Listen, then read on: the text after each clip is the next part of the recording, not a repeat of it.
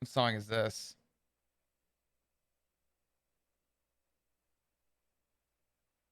I'm kind of winging the music. Bear with me.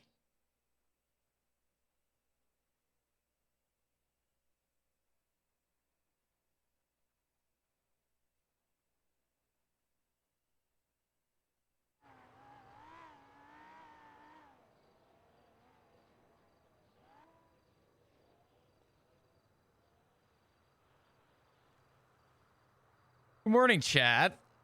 What's up, dudes?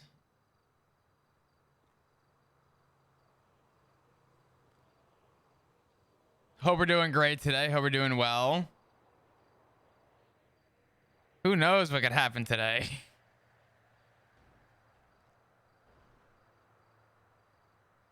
So glad I don't have to work tonight. Oh man, I don't know what the fuck I've been missing. I've become a DGen. Well, it's good to have you here. Good morning, everybody. Good fucking morning. Happy weekend. I hope we're doing great. I hope we're doing well. I guess we'll see where things go today. Who knows?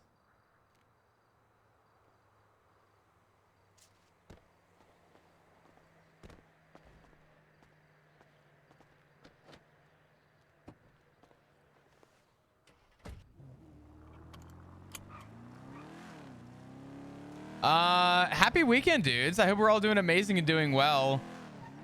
Sorry, I'm kind of just running through some thoughts, but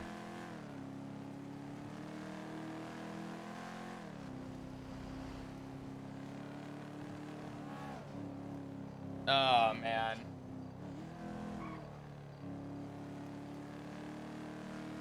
Any thoughts you can share with chat? Nothing super like in particular this second, but I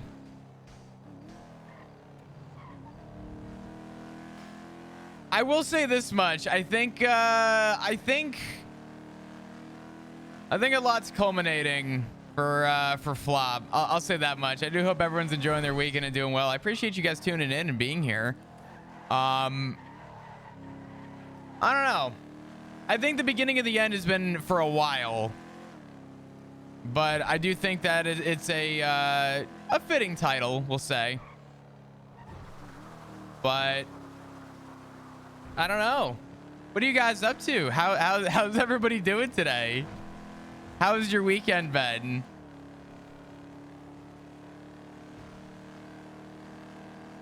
Oh man. Please feel free to share. I'm gonna refrain. Insomnia's a rough one. I do get it though.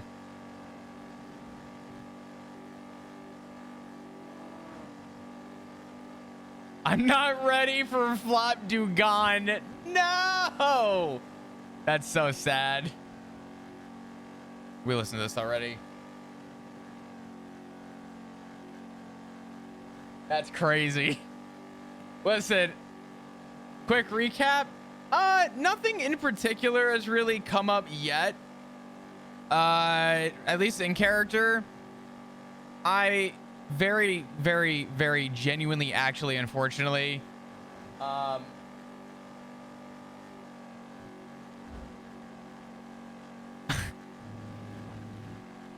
I don't know how much Flop really knows. I will tell you that I, unfortunately, and I mean this actually like in the most unfortunate way, have a sniffling, we'll call it, of possibilities in the future. But that's all I'm gonna say. I did not get too detailed at all, but I'm sure things will unfold. I avoided it as best I fucking could. But, yeah. I think Flop's gonna start his day off a little somber. But, yeah. No, I mean, I think roleplay might be a little interesting. Quit beating around the bush, Chris. Swear to God, had no intention. I'm not even gonna mention where I saw it. It was an accident, but it's all good. It wasn't. I didn't learn anything out of character. I just know that. I'm gonna hope I'll be around late enough today. We'll say that much. But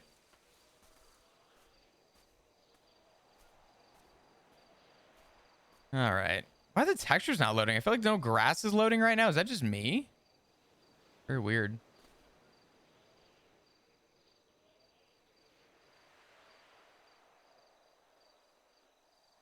Please be around late enough today.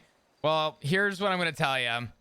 I have not my family, but I actually have friends also moving. And I was asked to be around to help out with moving for them later. So I'm going to see how long I go, but it'll be an interesting day. I'll see what kind of happens, see where things go, but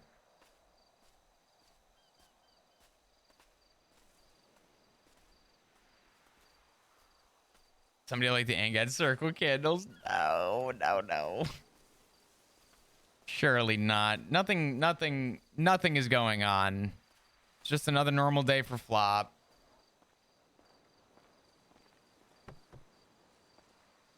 I am going to say this much. For every day that Flop has not heard from Remedy, he is increasingly more worried. But I think that there is that little bit of info for you every time the Remedy thing comes up or Flop is on the mind of the Remedy thing. I will say that I have been increasingly giving Flop that little bit of anxiety, that little shot of anxiety and concern and fear and all those beautiful, wonderful words. Let's see if Rue's around. Oh no, she's in my phone as Bush Bash. I forgot. I doubt it. I'd be surprised if she is. I'd like to know that she is, but we shall see. Not looking like it. I guess damn. We'll have a slow start to the day, but yeah. Rue's not around. Has Flop asked anyone in the club yet? For what? About Remedy? Flop doesn't want to know. Flop knows. Ed has offered to have a conversation about the Remedy thing, but life or death question. Do you put ketchup in the fridge or the cupboard? If you're not a fucking psycho, it goes in the fridge. I said what I said. About Rem, yeah, no, Flop hasn't asked.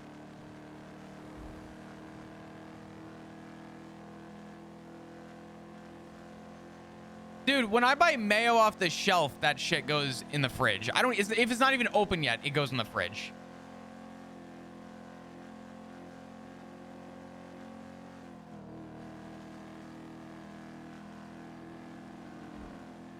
Bread, I'll be honest, bread I leave out, but I should probably start freezing bread because I don't go through a loaf of bread on my own. So I should probably start freezing my bread. But I'm trying to think, what did I do today? I didn't really do anything crazy. I had a cigar today. Why am I getting a call? Oh God.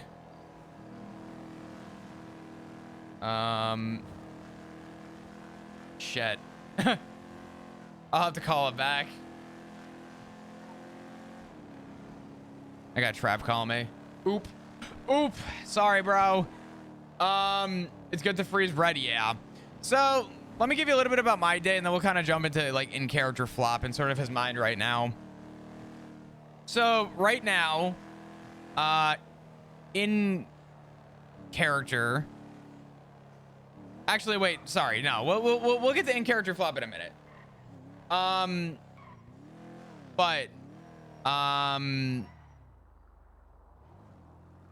My day consisted of not much. I had the coolest thing sent to me. Did you guys see my Twitter today? Hold on. I need to show this. So I don't know if you guys saw my Twitter today. I had probably the coolest thing ever happened. So I have a friend who's at a convention right now and got this on recording and just showed it to me. And if anyone knows me, you know how much I love Trailer Park Boys, but they did a whole thing. Boys, Chris and Simon, say hi to them. This is so fucking cool. Everybody's all right. Hey, cheers, guys. What's going on? The Dickies and Chris and Simon can go fuck themselves. Ricky? I heard Simon's a bit of a Navy dick, so he can go fuck himself. So cool, man.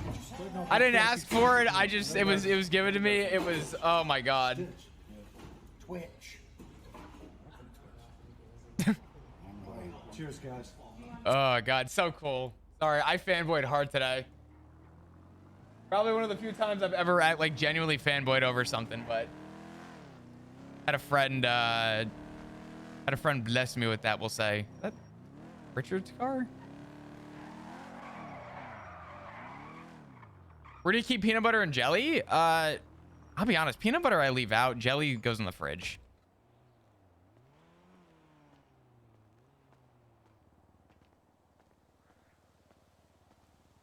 All right.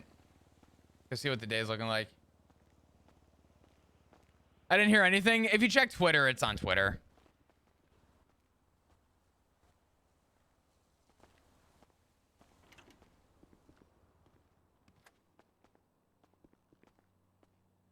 I don't know where our cars are. Why they weren't at the hospital. Oh, hi, Flop. Hello. And we're getting followed. I guarantee it. There it is.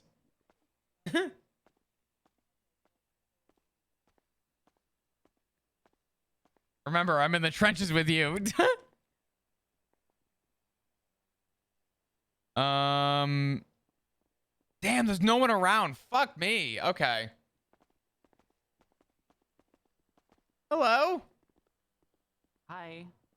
How you doing? Better. What'd you say? Said better. That's good. Hey, welcome to the shit show. How bad's the shit show? You know what? Hold on. Let me tell you with a picture. Why is my Scott up there? Where is your scout? Because I had a CVP on, but I don't know where it's at, and it was shared. It's up at the old courthouse. Mine too. Did something happen there? Woo! Excuse me. Sorry, I sneezed. You mind if I Dad offered me a ride too. After he let's to go up there. Let's go get him. Get our vehicles. I don't know what photo you're trying real to quick, Plop. text me. Huh? What? Real quick. Oh, 1 sec. Oh. I didn't get the text. I have another number. I have a work number. Oh, right. I forgot. Hey, Belle, what's up? I was just gonna tell you that kind of the talk that you and I had.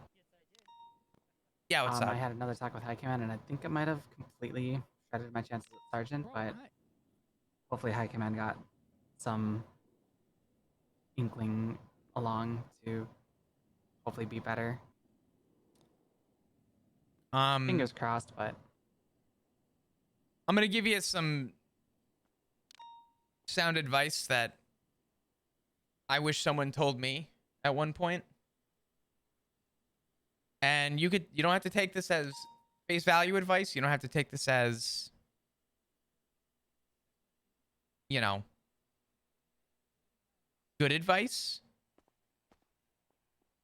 If there's one thing I wish I never did, it was put my heart and soul into a place that didn't have their heart and soul into me. And in saying that, I have burned the bridge entirely of ever wanting Sergeant again, and I laid that line down in the sand. That line was drawn. And it was drawn with the intention of knowing that while people care about me, there's a very, very, very small portion of people who will actually have that recognition. Or will see that recognition from you. This place is a phenomenal place to work. This is a job that I love. the people have their moments. And unfortunately, it's the smaller moments that paint a bigger picture. And I've learned to keep my head low and do what I enjoy. And I do that at the senior level.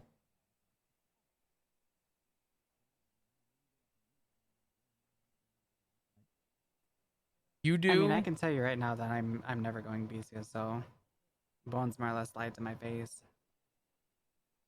Hmm. But no, that's a very good outlook. Like I do love what I do, but when the people above me, like I'm not saying McNulty, like if it wasn't for McNulty, I probably would have turned my badge in. I'm just gonna be blunt with that. But speaking with high command, like you know how whenever you're scolding somebody and like the people that are guilty are usually like looking down and like being quiet. Mm-hmm. I got that from Barrick and I got that from Bones. Ruby and Cassidy were the only two that were like apologizing when I was saying what I was saying. What kind of a scolding are we talking about? Like just a generic scolding. Like whenever you're yelling at somebody and they're guilty, like just in general. Like they usually have that tell that they're looking down and being quiet. Do you want to go off duty and talk? Up to you. Like I feel like I've kind of made my bed with that. I mean, I'd love to know, I guess, your side. I mean, are you gonna be on duty? I plan on being on duty at some point today, yeah. I have a car. Okay, we could take a I was short supposed drive. Do you want to stick around for an SOP quiz with Shields? Because if he passes it, I want to push him to PPO. Sure. Okay, after that, then we can drive. All right. I'll stay put for that. Where did I Jeff just... go in here? What's that? No, if I'm being quite blunt, like during that high command meeting, I was just mainly looking for like guidance. Like I thought I was kind of following what they wanted, but with the That's why I conversations had with never... Penalty and Bay getting promoted, I'll admit I was frustrated. I'm sure with full Ricky, expectation. we'll get some vehicles and help you with that. Okay, I'm gonna. Are you about to do your quiz now, or are you responding to a call? What's going on? Ricky's in the 38 or 80 was something. Do you... Let me grab my gear. It'll take 2 seconds. Grab my uniform. I'll hop in a car with you. Okay. You want me to meet you in the garage? Sure. All right. What?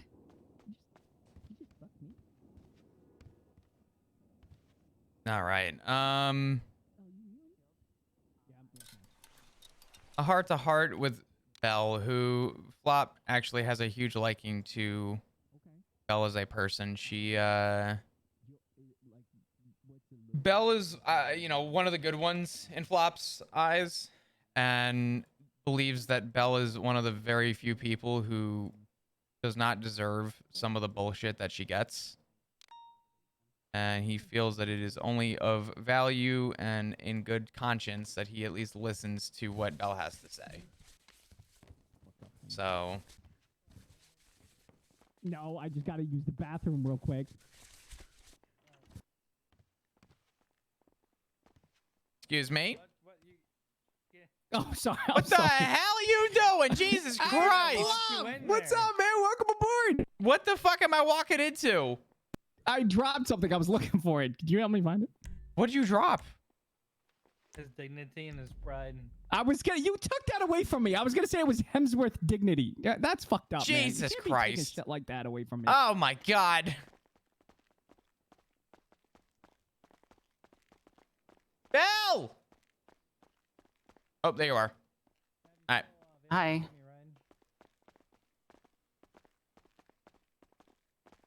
Excuse me.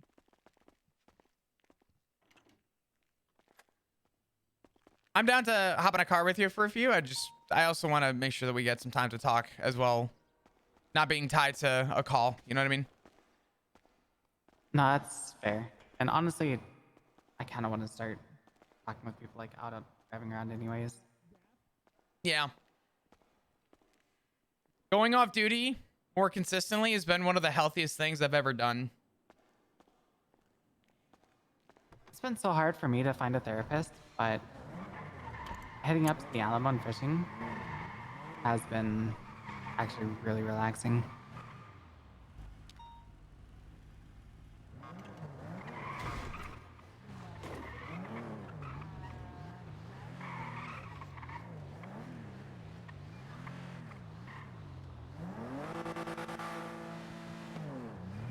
All right, I can't remember. I remember talking to you. I just don't remember about what.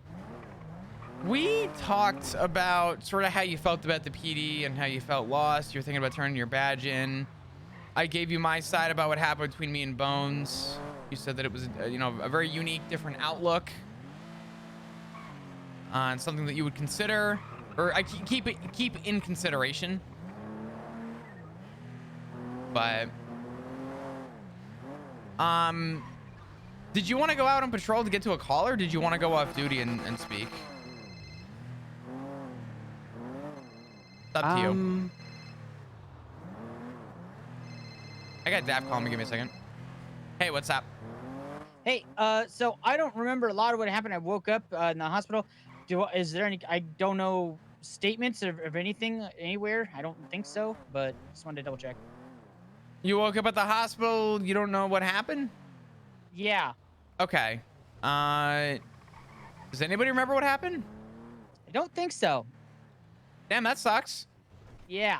I hope you recover. Say again? I said, damn, that sucks. I hope you recover. Thanks, me too. Quick question. Wait, what was the other quick question? Oh yeah. Vests. I don't see them in the SOPs of it, but they have serial numbers. Do we record those in the Yes. registry? Yeah. You Okay. want to record your serial number of your PD chest armor in the directory for your appropriate shift. Okay, perfect. All right, that should be changed, by the way, because vest is nowhere mentioned in any of that. So. Okay, I will bring it up with a member of command this way. Someone can add that. Okay, see you later. Not a problem. Talk to you soon, Daph. Bye-bye. Bye. All right, sorry. No, you're fine. So laying everything out on the table, I feel like it kind of all started like a long time ago. There was a scene that became very chaotic. I wasn't the only senior. Hell, I wasn't. Like there was even a sergeant there. But I thought I was the only like high-ranking officer there. The scene went south. Ruby asked if it was my scene. I said no. Decker was leading it. Decker was an officer at the time. Yes, but you were the highest on scene, right? And I said yeah. And she didn't say anything else after that. So I thought like I was kind of like strike one, so to speak.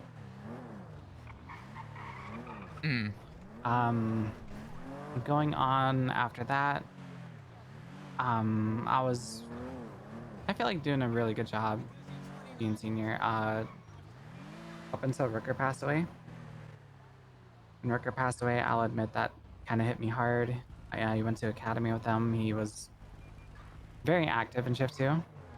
Like he was kind of like one of those faces where you'd clock on duty and chances of seeing him were pretty high. So that was kind of like a kick to the gut. I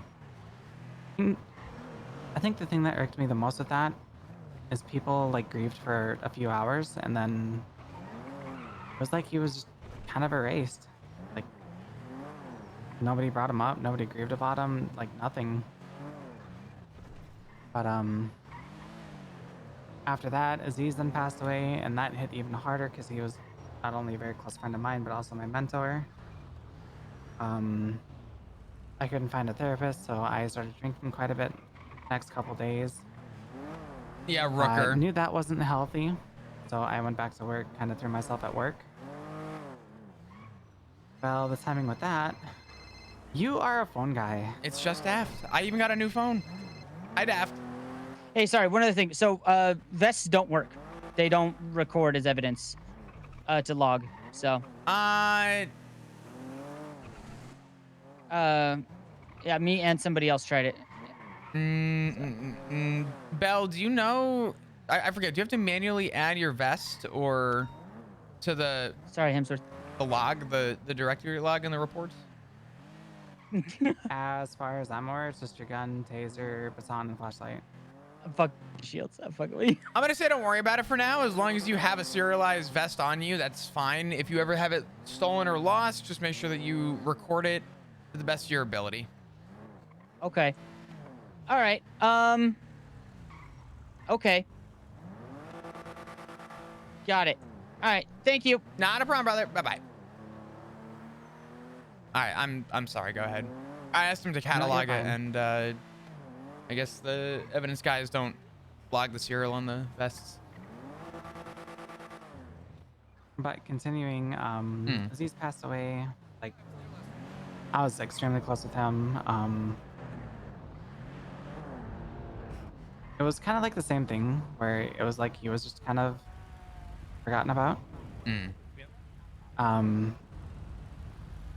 threw myself at work again after that Dugong court case came up. And then all that happened. Yeah, with the Dugong court case, McNulty was asking if anybody wanted to be like in the courtroom because he said it was going to be boring. Anybody outside in the hallway. I volunteered for all of it, got overlooked on all of it. Thought, okay, maybe Sax could use some help. Oh my god. There's no shot that's staffed again. It's not. Hello? Hello. Alto. It's me, but I want to start off this conversation by saying my disappointment is immeasurable and my day is ruined. Our yard dick turned into trash. I am so sorry to hear that. How you doing, kiddo? Thanks for answering my message. No, you're good. You're fine. I figured I would forward you my number this way whenever you were available. I'm actually in the middle of a conversation right now. I was gonna say, you want to meet up after Storm? I need to make tacos and I have some meetings I have to go to. You know what? Yeah, let's meet up after Storm. All right, are you gonna go to your meeting? So I should shoot for 3-ish, or I don't have to go to the meeting. All right, I'll meet you up after Storm then. All right, you want to meet me up at the house? Do you know where the house is? I don't have a car. Where can I pick you up then? I'll run to the sheriff's Sandy station. I'm at the Tiger House and we're in Sandy, so. Okay, and I will talk to you then. I'll get you. I got a new number, so let me get you in my contacts, and we'll go from there. All right, we'll talk soon. Okay, kiddo? I'll talk to you soon. Thanks, Balto. Bye-bye. Bye-bye.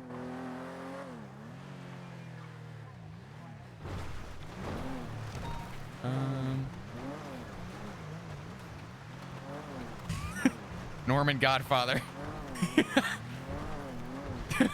Actually, wait. The Crow Father. All right, go ahead. Okay, so then I wanted to talk to Sax, think about like going undercover for that court case. You have cigarettes? Sax is like already. If not, it's okay. I do. I'd love one if you have one. In the glove box. Thank you so much. You give me the pack, or do you just want me to grab a cigarette? You can have either. There you go. But after that, Sax already had like 4 or 5 people already for the undercover work. Like I felt like I was overlooked for that. Like especially considering that I had spent like 4 or 5 hours typing stuff for SOPs. Avery, I told Shields that he can patrol alone for a little bit while I have a talk.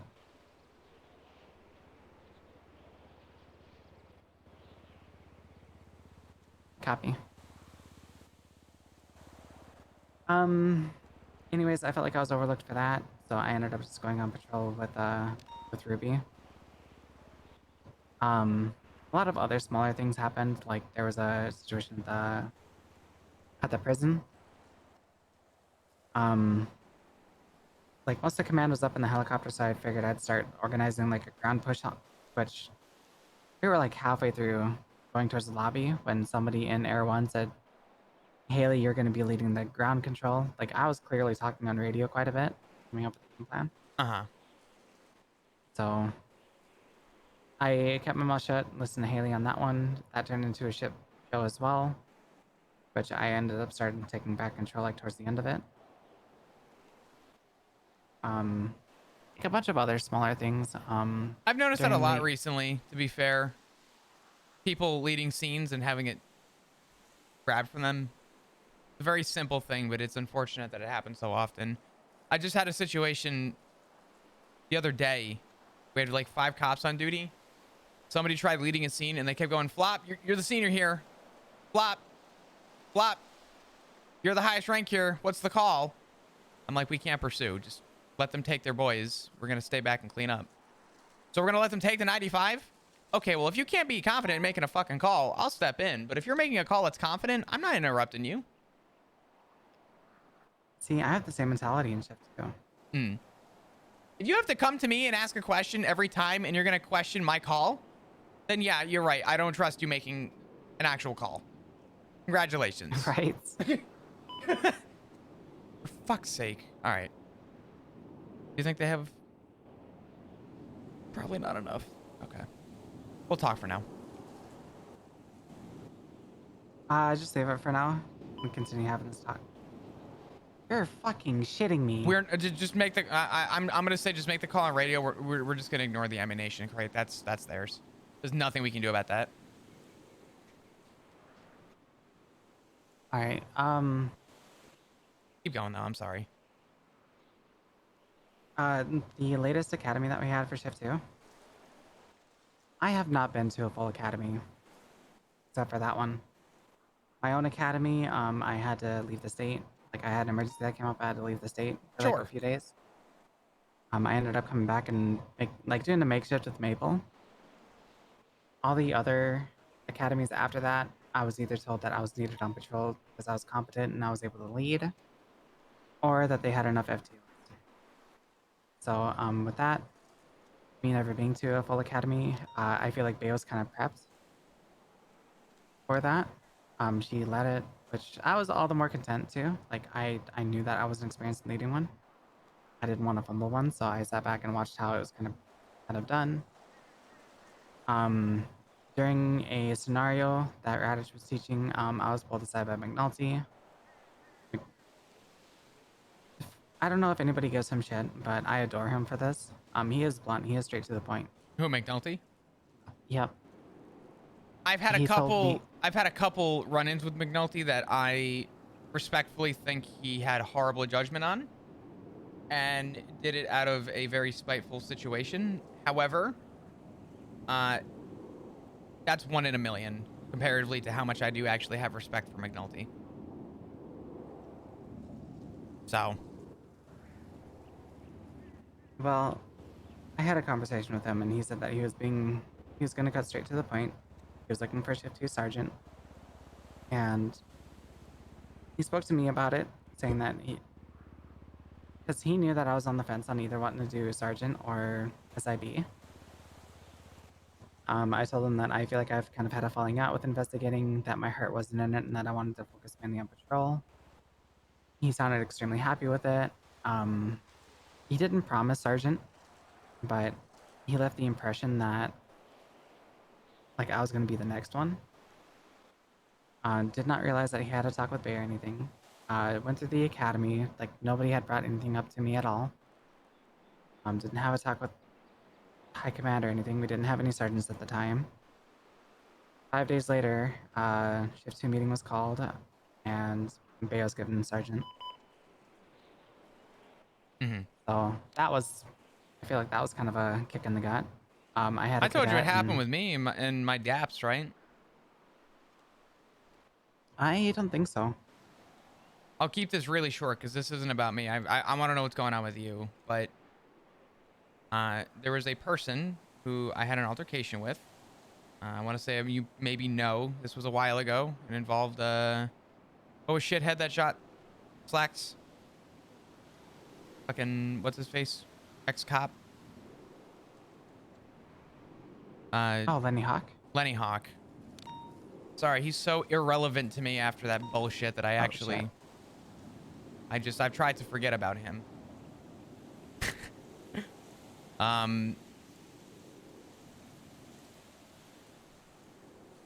I did something that I still stand by that I would do again if given the opportunity again. And without the context, I think I made the right call. With the context, I understand why it was seen to be a bad call. Person who I had the altercation with motherfucked me, cursed me out on radio, the whole thing, told me I was a useless paper pusher and all this other shit. Declan Crane. Will not confirm nor deny. Pop, I was there for it. Will not confirm nor deny. You can confirm it because I 10-3'd him after that. Confirmed. I was brought into a room 2 weeks after, on recording, asked questions about the reminiscent of what happened that day. And I couldn't answer most of the questions. I tried to recall it as best I could, but I really don't remember the actual altercations that occurred. There was the scene at, outside the hospital, the scene inside the hospital, the scene in the cells, and then the scene on radio. And I, for the life of me, couldn't recall what happened. I did my best. I recollected what I could. Declan pulls out a notepad and starts going, no, that's not what happened. And I finally looked over at the command. I said, are you guys the ones asking the questions, or is he? Am I being interrogated by 3 people, or am I... Are we telling sides here? What the fuck is going on? Because it started just becoming a triple team against me in an interrogation room. Got called a liar. Wait, the whole when thing. was this? This was right before I got my DAPS for what happened that day. I don't care about the DAPS, Bell. What I care about is that I made a call that I wasn't going to go to the meeting. One of the various command members at the time stepped out of the meeting room, was like, Flop, you coming to the meeting? I said, no. Asked me if I was all right. I said, I'm about as good as I can be after what just happened. And I was then told by this command member, do you want to know your punishment later or just now? I said, I'd rather do it before the meeting. Pulls me outside. This command member proceeds to dap me. I said, that's fine. I said, I understand. I own it. It is what it is. I'm all good with taking a punishment. Don't bother me. I said, can I ask a question? Yeah, what's up? Is Declan going to receive punishment for the things he admitted that he did wrong too? There was about a 5-second pause, and I'll speak with command. Essentially, was what it came down to. Who was the command member? I'll get to that in a second. I walked into the meeting room. Meeting started, and in the shift 3 meeting, I had 2 members of command in shift 2 called Declan to the front of the room to congratulate him on his promotion. Not 5 minutes after I received punishment and was berated in an interrogation room on recording. Shut up. You got promoted when you got... 5 minutes after. I asked if he was going to get punishment and that there was at least some fair line in the room. That happened. I didn't show any emotion. I didn't show any, disregard. But it was at that moment, Belle, I realized that I don't ever want to be in command. Because I realized that command for me was not the title. Command for me was a position of responsibility, giving people equal treatment and being the absolute best that I could in my position for the betterment of the PD. You didn't want to come on duty, I wanted to know why. You didn't want to be around, I wanted to know why. If you weren't happy, I wanted to know why. I did that sergeant thing. And not to, blow smoke up my own ass, but I was pretty damn good at it. I really enjoyed it. The reason I didn't go with command this time around, and when I was brought up to it by Barrick, I told him when he asked me my interest, I said, respectfully, I know that you're going to have open positions soon with things going on with Sky and, everything and, the lieutenant thing. I said, respectfully, Barrick, I don't want it. Now, the answer I gave him was not untrue. But the other layer to it is what I'm going to tell you. The truth that I told Barrick was I see myself at my best capacity as a senior. And that's fact. What I didn't tell Barrick was the way that I was treated so poorly by command made me realize that I don't share the same vision as command. Because what happened to me was incredibly petty, spiteful, and meant to get a rise out of me, looking for an emotional reaction. I'm not an idiot. They were light on my punishment. They wanted more out of me. There's no two ways about it. But the reality is the command member. One of them's the lieutenant and one of them is the sheriff.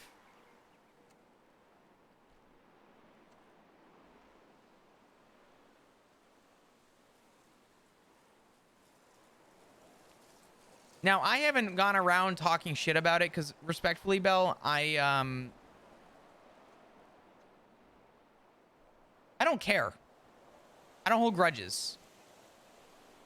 I don't look at McNulty any different, and I don't look at Bones any different. I still have a lot of respect for them. I really do. I can look past a situation. I can look past emotions. I can't look back on poor leadership, though. And the reason I didn't go with Sergeant was because if I became a member of command, again, I would essentially be working under the terms that I was treated under. And I don't see that vision. I don't see it anymore. I don't see the thrive for it. I don't see the drive for it, the passion for it. At the end of the day, Bell, I just want it to be a good officer that people could rely on with a good head on his shoulders and not looking at everybody as a criminal, but looking at people for who they are. When I look at you, Bell, I don't look at Officer Callista Bell, right? I don't look at Senior Officer Bell of the LSPD. I just see Callista Bell.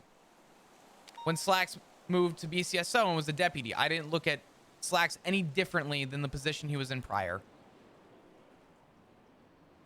You earn respect. And if there's two ways of being a leader. There's earning respect and forcing respect. And I hate to say it, when you force respect, that shit dies. That shit burns. And it's never real. But if there's anything I do know in the position as a senior, the leeways I have to be able to have the confidence and control of a scene while not having the burden of what I feel like command stands for nowadays. And respectfully, there's a lot of great people in command. There really is.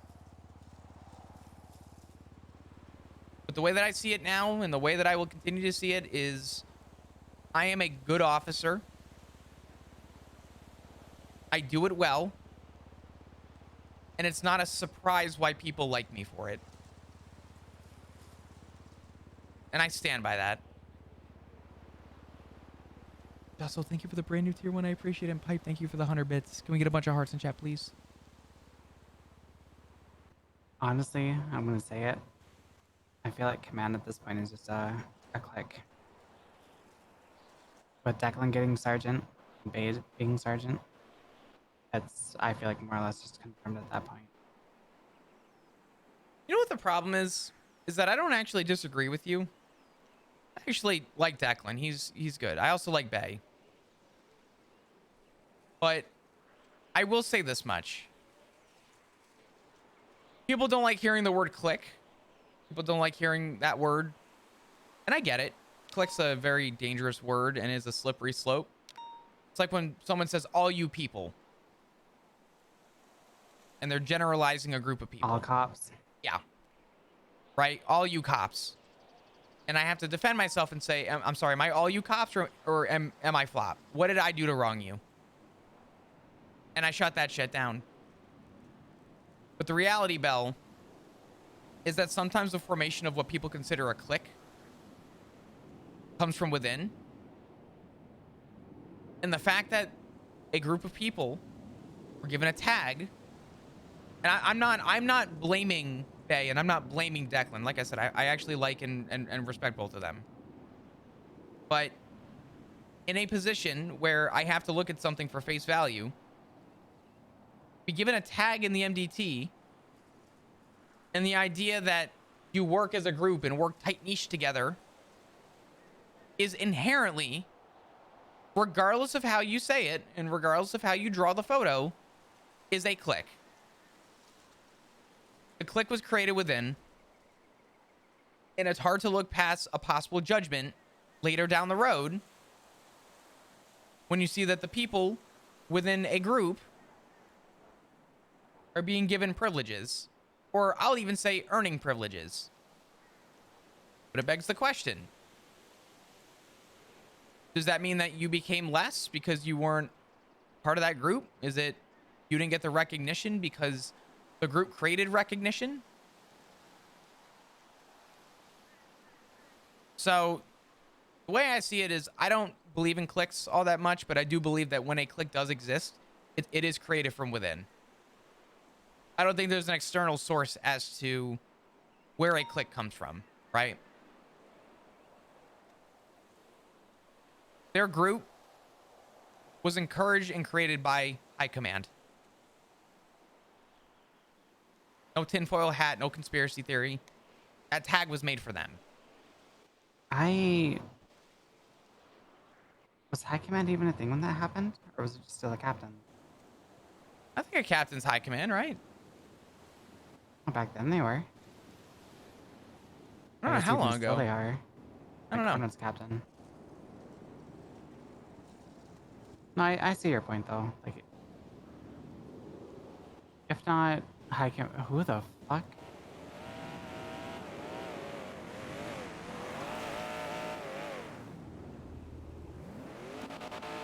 I don't know. That's surprising.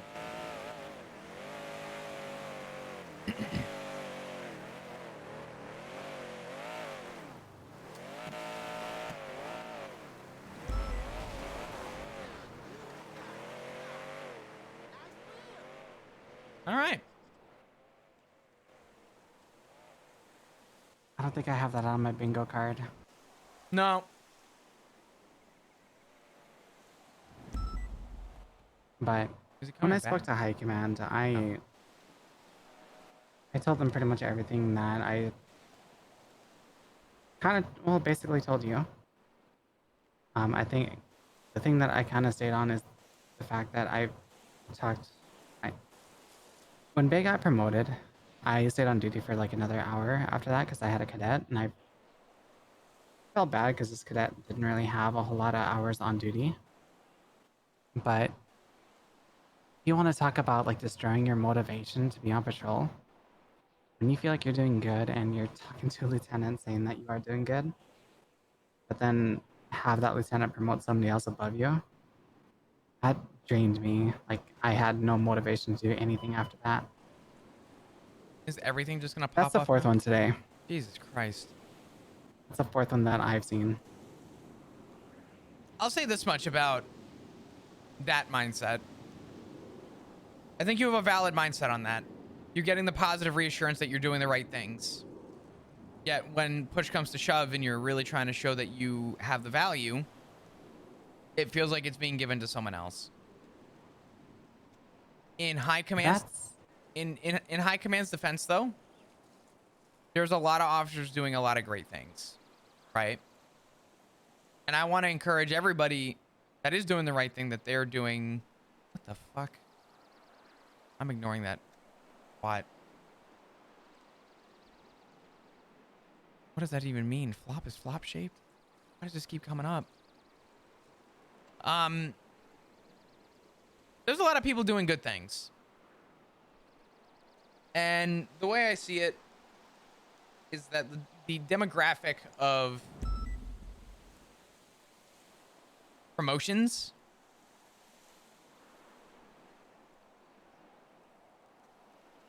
the problem that we run into, at least in my opinion, is that I think there's a lot of people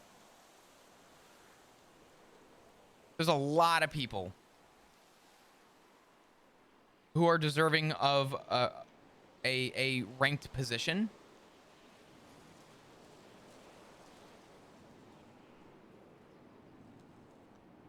What happens though is, I'm going to put it to you like this. I'm going to give you an example, right? Engineering degrees. Tomorrow, engineering degrees are free. You can go to school and go for 4 years and get your engineering degree. Right? But the next 4 years, if you choose to go beyond that, you pay out of pocket. Everyone's going to go get their engineering degree. Not many people are going to go past their 4 years because I have a degree. What do you think the stipulation is going to be for a job market looking for an engineering degree? They're going to want the people that go above and beyond. It's going to go past the 4 years, and they're going to offer that to somebody who went the 8 years. I'm sitting here still thinking, like, who the fuck would go to school for 8 years? That's what I'm saying. Seems like hell. Who the fuck would go to school for a year? Fuck that place. That place is a prison. But now apply that to the PD. A lot of people deserve positions. If everybody on my list of people that I think are worthy and deserving of senior were senior, we would have very few officers. What happens is when you have a line for command that becomes too top heavy, you have an imbalance in the PD, and that is inherently what started the restructure for us many, many years ago. When the restructure happened, they were very, very, very short picked to the point where it was the idea of rank was minimized. And I think in your case, you do a lot of great things. Bell, I think you're one of the best officers in the PD. And I'm not just saying that. I would not say it unless I meant it. I think you have one of the best positive spirits about you. There is a chance, based on how it sounds, that opportunity was between you and one other person, and sounds like it was more of a 50-50. But on paper, it looks more like favoritism. Right? When I talk to high command, I don't know, I felt like I was in a snake pit, because on one hand I had Barrick telling me that even before they approached McNulty saying that they wanted to promote somebody to sergeant, I was on the front of that list, like on the top of that list. But then like everybody else is saying, well, we had our reason. Like, it sounds like there is one reason, and I could not get it out of them when my Bay got it and I didn't. There was one reason that defied Bay over you? That's what they made it sound like. Congratulations, Command lied to you. Exactly. The reality is this: if there was only one reason, it had to be an overall and overbearing big reason. But I don't think there should be any spite to Bay for that. I think the way that you should look at it for that recognition is to turn around and just tell command and just say, hey, which you've done, to turn around and say, hey, you know, recently based on X events, I feel like I am being thrown under a rug and disregarded at every step of the way. Whether that be true or not, if that is your true feeling, that should be voiced to high command. And anyone who is actually good in their position in high command, I'm I'm gonna say that again. Anybody who is actually good in their position, in command in general, will take your concern seriously and will do whatever it is to make it right, to give you the reassurance that you need based on facts and evidence. But you and I both know that that probably didn't happen, right? Well, that's where I'm going to hold Cassidy up to his word. Because Cassidy apparently made it sound like he wants to start doing like bi-weekly meetings with seniors in command. What department is Cassidy in? BCSO. Now, is he looking to overlook sort of command within LSPD as well? From my take from the conversation that we had, sounds like it's where I'm confused, and I probably should have clarified it more, but it sounds like we're all, like they're aiming for like we all on being like one huge PD force, but just the only thing that makes us different is the uniforms, which makes no bloody sense to me. Yeah, there's a little bit of touchy-feely with jurisdiction and stuff like that, but overall, I have treated it as no one is any different. It's just a different uniform. Well, past that fucking highway there, we don't have jurisdiction. Hmm. Nobody does. All us up there. But That was the whole thing with the with Kelso the high, case. yeah, with the rest of the talk with High Command though, like I even talked to Bones, when Bones is starting up BCSO.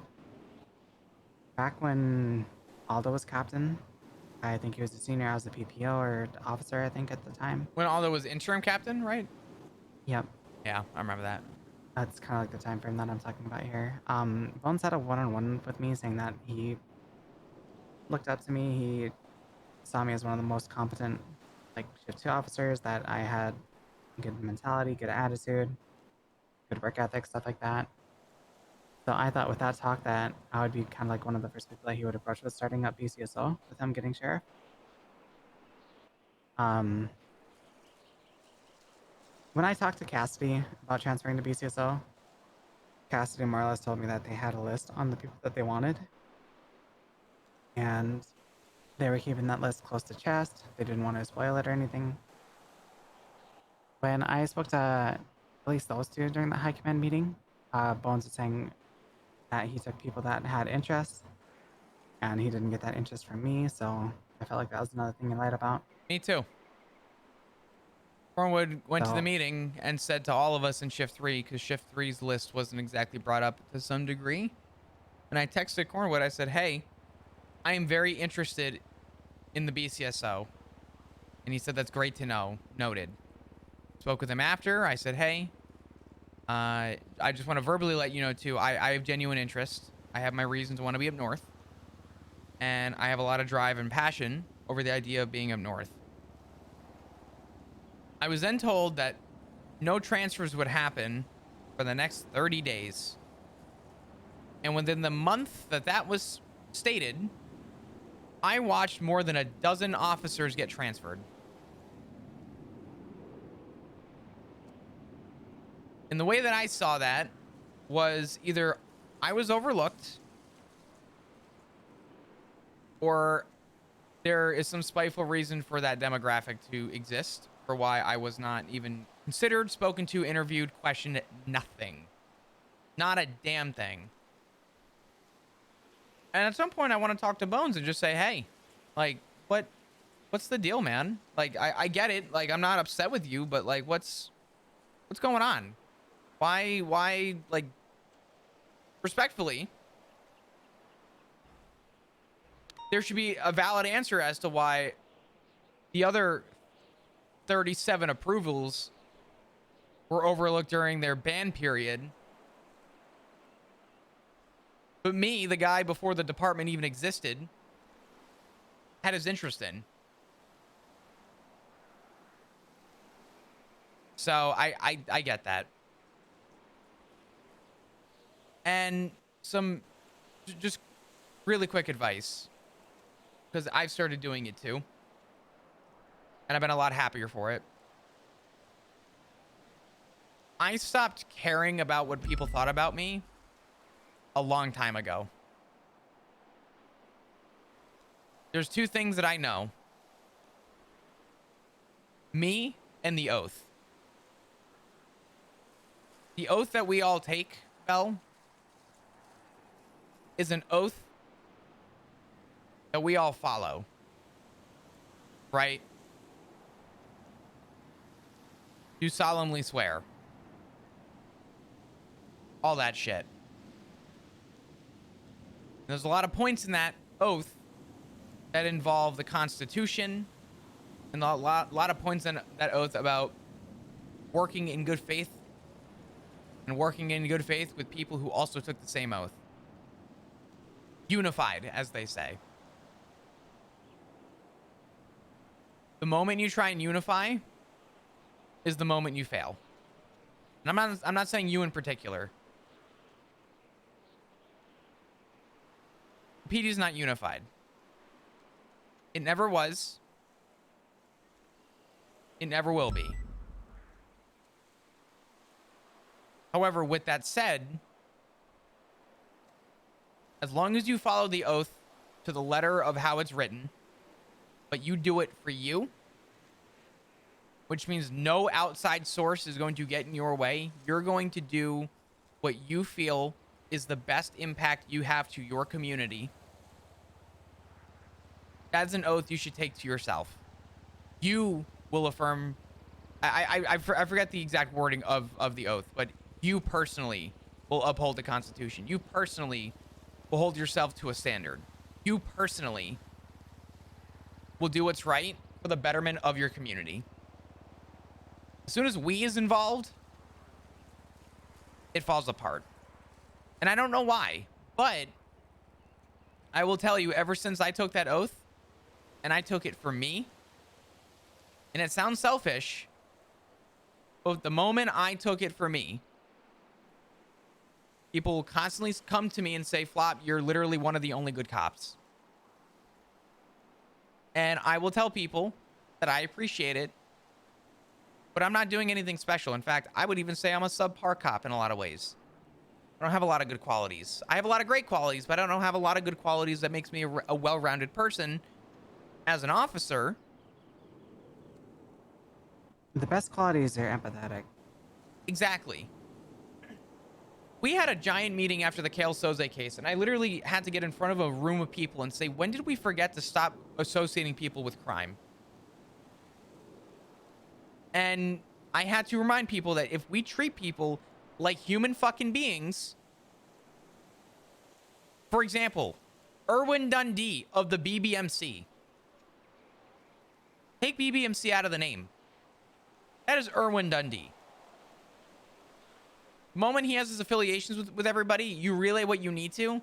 But if you're having a one-on-one conversation, that is Callista Bell talking to Erwin Dundee. That is Flop Dugong talking to Erwin Dundee. If I look at somebody affiliated in any other various group, I think St. Clair, or whatever the hell his name is down over off a forum.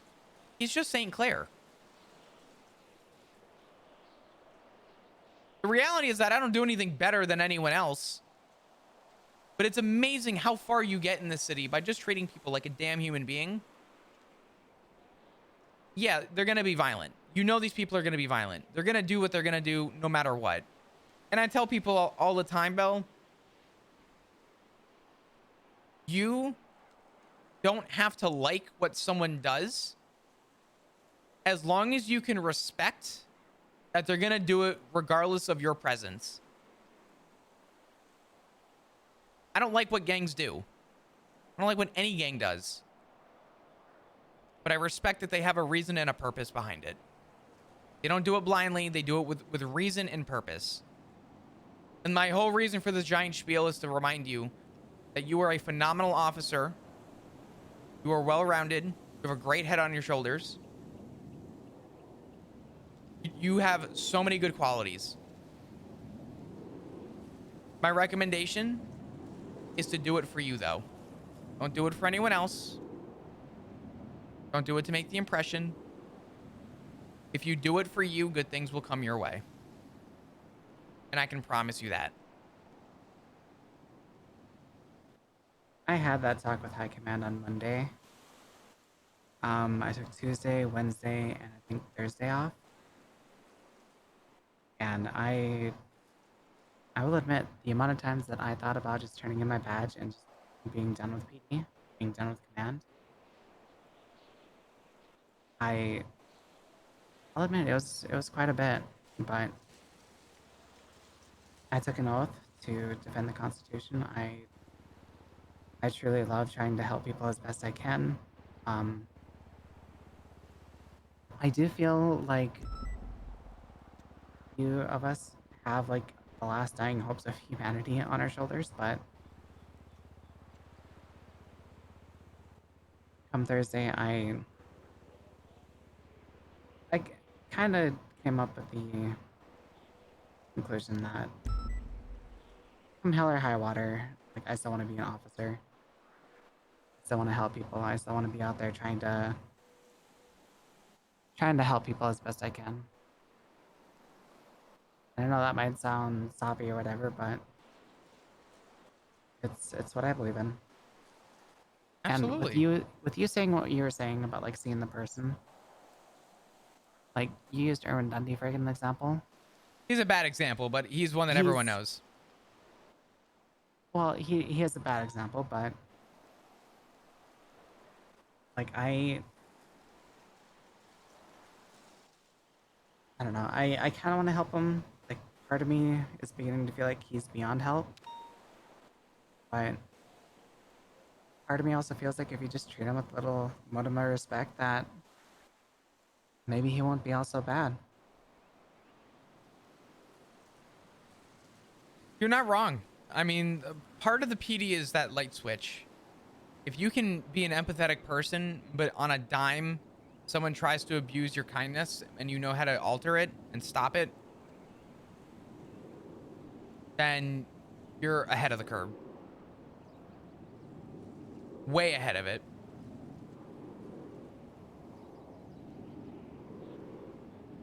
There's such a thing as being too nice and people abusing your kindness. It's the minute that someone tries to abuse your kindness, you're able to flip that switch and say, no, abso-fucking-lutely not. Not a chance. Started yelling at someone on a megaphone. Hey, don't approach the fun house. Don't approach the fun house. Ratchet gets out with a gun. I get out with a gun. And I said, Ratchet, I will blow your fucking brains out. Drop the gun. Put it away. Get in a car and get the fuck out of here. If you turn toward me, you're going to get shot. He goes, I didn't do anything. I said, I'm not the one that got out of a car with a gun in his fucking hand. You want to play this game? You want to find out? You want to run from the police for 2 minutes and then wonder why I have my gun drawn? As long as you're able to put your foot down, it's amazing how far empathy gets you. And that was the other factor too. I'm doing a lot of talking. I'm so sorry. No, you're fine. Like, I feel like I'm not in the same boat. I feel like in shift 3, like you're kind of in the same boat of like being underappreciated. Shift 1, Haley, I think, is another one that's overlooked a lot. She's great. But no, another reason I'm still in uniform is like I can't teach people how to be human, but I can at least point out some things that will hopefully awaken that empathy in them. Absolutely. And I feel like that's something that shift 2 is lacking, that empathy. So if I can do my part, teach the next cadets to show a little bit of empathy, then I'm happy. I have a rule of thumb that I have explained to people, and it might even be why I am not part of PNT, besides the fact that I don't think I'd want to do PNT. I'm an FTO, but I'm not PNT.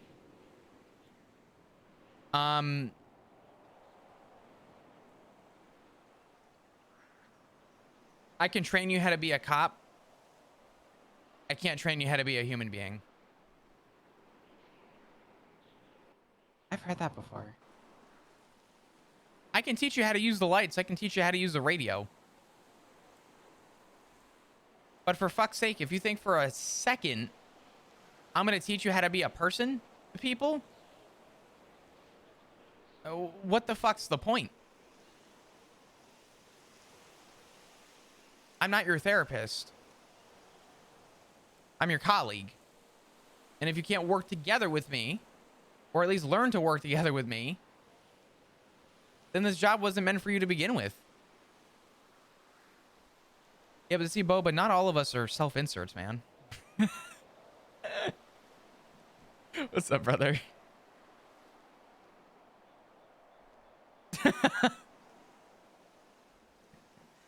Oh, man. That's fucked up, man. I love you. Don't worry. I love you. I promise.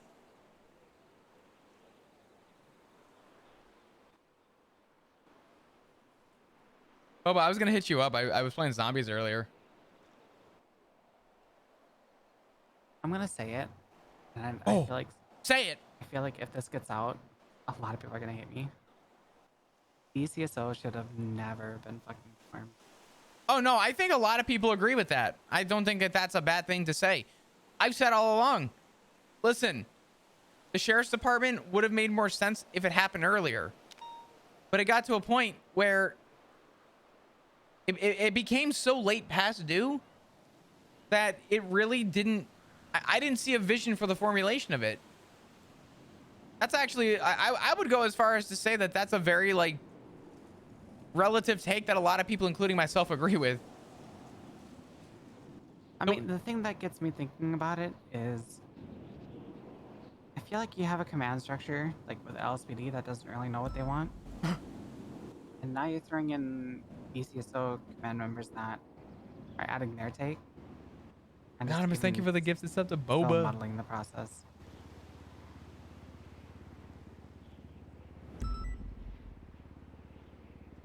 I mean, the reality with the BCSO is I like the vision of knowing that they are, you know, they focus more on that county patrol. But at the same time, there isn't a lot of stark differences between the two. And for me, at least the way that I envision it and the way that I see it, is that if the departments are going to run relatively similar, then yeah, I happen to agree with you that, you know, I don't think there was really a big reason to push it this late. Now, the reality is that it happened, shit happens, it is what it is, and we just kind of got to deal with it now. But I don't think that your take is bad at all, and I don't think people are going to hate you for that. I mean, the timing too, like right after the Schengen court case, literally threw gasoline on the city and lit it ablaze. They're like, you know what? Fuck it, we're gonna go up to county.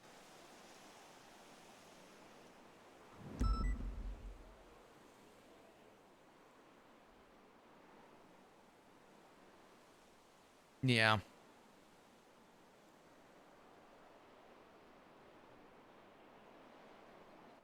I don't think it should be the size it is either. There's like so many deputies. They had another 7 or 8, I think, today. Onboarded today? Going through academy. Oh, Jesus. Well, hey, shit, good for them.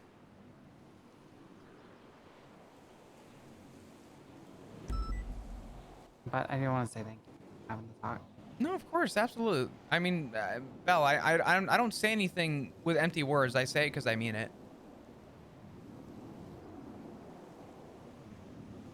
Well, in today's day and age, it's getting a little bit harder and harder to find people.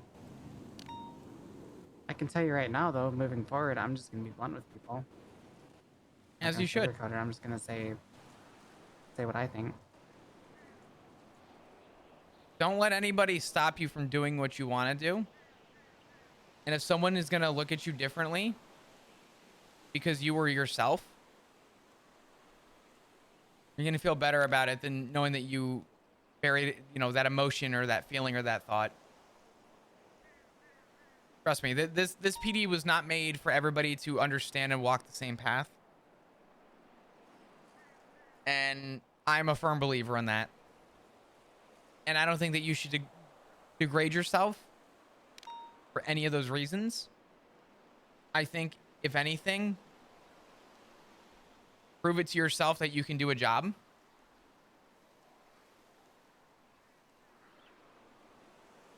And don't do it for anyone else. If people actually see it, they'll recognize it.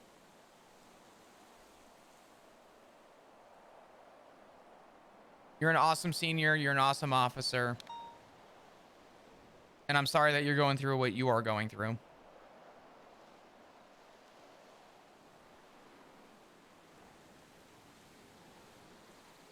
Just know that people do recognize and see your qualities. May not be the people that you want, but I definitely see them. Speaking of seeing it, I can't help but feel like another reason why they got it. I guarantee that they probably looked at reports, like senior reports, written reports, whatever, and looked at all the paperwork that she probably had over me and thought, yeah, she's good, like on paper. Flop, when I got on duty, my phone was like your phone. We were having the talk, like, I'd get done with one conversation, somebody would call me about another thing.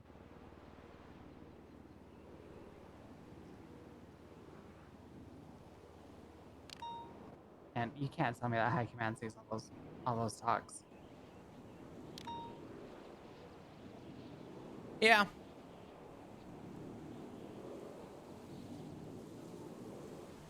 Listen, but either way, oh, go ahead. Like, I feel content with what I did. Like, I was dreaming of being a sergeant on helping on a command level, but I mean, if I gotta take the fall and let high command know what they're doing is a bit fucked, for lack of better words, then I will happily take that fall, just as long as no other officers have to feel this way. Don't feel like you're falling on the sword. Here's the reality. I want you to do what you feel is right for you. Don't let my somber fucking ass ruin that for any reason. What the fuck is going on outside? Jesus. No, it's not. Like, I said it a million times. If I could you sit hear here that. for shift 2, I would. Because you are... Like, your empathy for people is... And I know I keep using it, but it's something that shift 2 needs.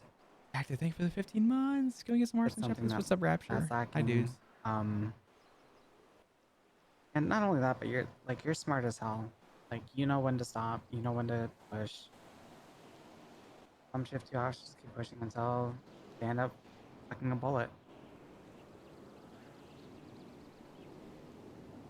Empathy has saved my life more than any other tool or any other form of training I've ever had.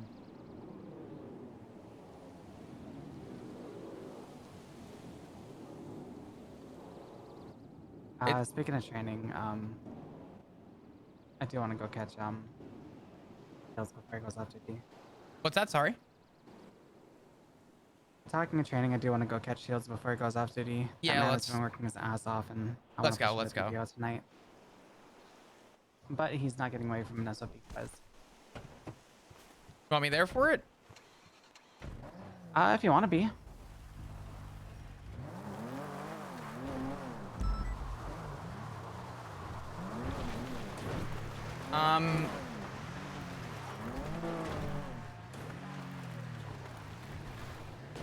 It's unfortunate for my stance on everything recently because I have a lot of stuff happening.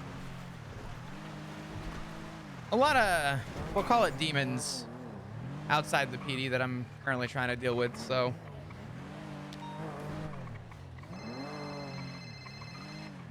Go and take that, you're good. Why is that my phone? Yeah. What the hell is this? Yeah, hello?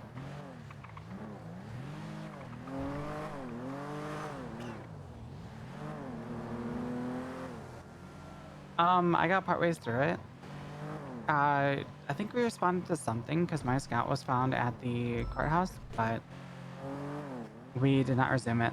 I'm actually headed down right now to do it. I think that was a good conversation. I know that was kind of a long one, but if you want to be there to pop some questions, go ahead. Like I've just been Flop going does through not hold SOPs and any like asking, ill will like, or negative feeling toward really the random PD, but questions. Flop has lost the empathy to PD and has the empathy Okay. for the ones that. I mean, we do have an hour and a half before storm. Nothing crazy is gonna happen, right? To the ones who need to hear the empathy, like Bell. Flop is empathetic to Bell. Okay. All right, appreciate you. You're doing amazing.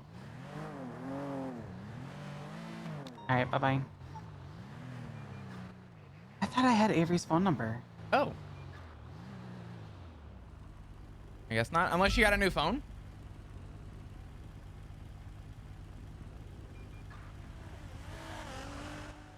Oh, the contacts didn't update. Okay. All good.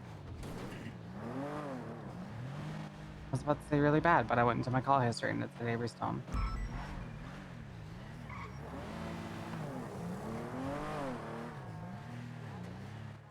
$615 from 252.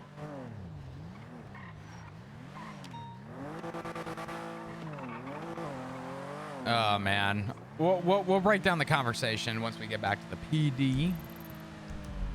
The payday.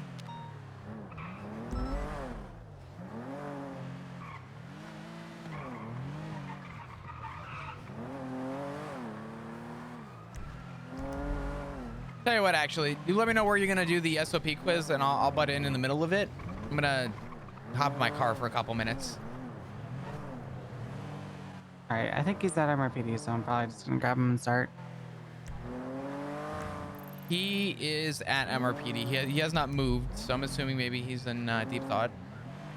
Or maybe he's lost in the sauce doing his reports. Oh man. Oh, that was a good conversation. I actually wonder how he's gonna fare with that, because apparently he is a one-track kind of guy. Like he can only focus on one thing at a time. Really?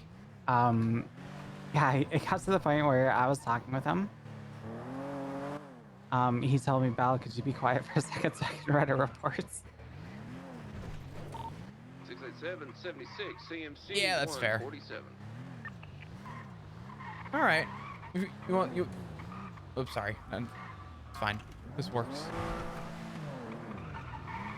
Well, I wish you the best. I will be up to kind of chip in there in a few. I'm gonna take care of something real quick. All right, I appreciate the talk. Absolutely, Bill. If you ever need Sorry. anything, give me a call. Also, I have a new number. I don't text on this number, but take this number down. This is I my have it. work number. Don't tell me it's a third number. Should only be a second number. I have 5808 and 4029. Okay. Could you just call that number real quick? Wait, I have your number. Actually, I could pull your number from my old contacts. It's fine. Oh no, I do have your number. Why did it not come up? What the fuck? I called you at a cast exchange to yell at you about our fishing trap. Oh yeah, that's right. True. Go call. All right, I'll talk to you soon. I appreciate you. Sorry that you're going through the same stuff. It's all good. Don't worry about it. Oh man. Yeah, so that conversation was a very real, just heart to heart with Bell. Like, Flop has lost faith in the system, but also still loves his job. So while Flop may not understand the grasp of where people see stuff,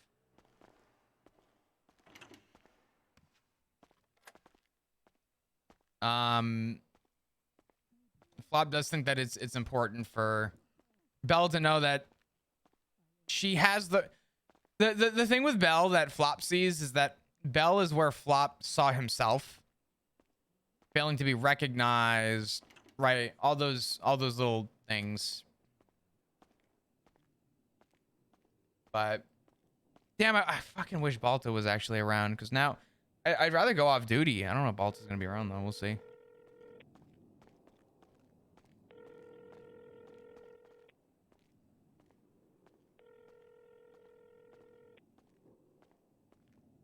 No.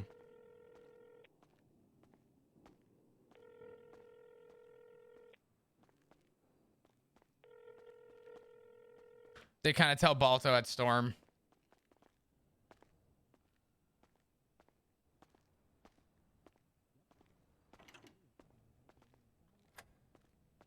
Nah, I'm good, Deb. Bob's been doing a lot more off duty than he's done on duty recently.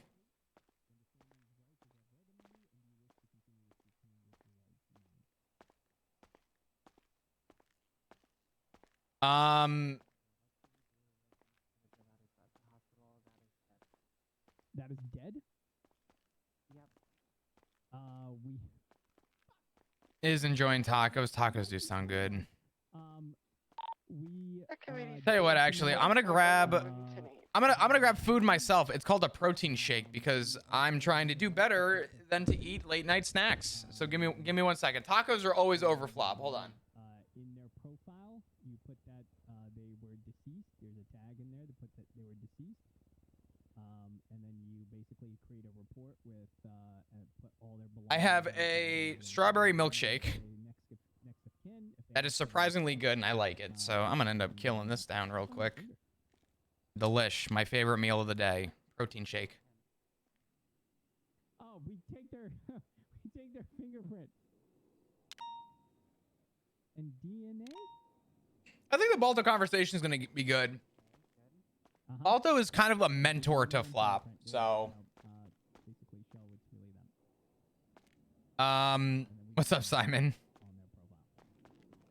What was I gonna say? Does anybody have any questions about after that meeting with Bell, or that conversation with Bell, I should say? Because they expired, and we get to kind of be picky, not picky. Before we go on duty, I'm just taking a quick minute to have my protein shake. Yeah, that's sad. Isn't that sad? Oh man. That is sad. Yeah, we get to see like all the. How do you run a hot gun? So you take it up to the armory. You put it in. No questions at all. The gun spot. You'll be able to figure out who issued it and all the serial number of it, and then you could search that serial number. I'm surprised, to be honest. To find that. There's gonna be a lot more conversations coming forward, but I do want to thank everybody for the new sub, by the way. And there were a couple gifted subs in there too, so thank you to all of you who have gifted subs. I saw a few anonymous gifted subs. I saw a brand new sub and a couple resubs as well, so thank you. From the bottom of my little heart, thank you to all of you for the support. It does mean a lot. Thank you.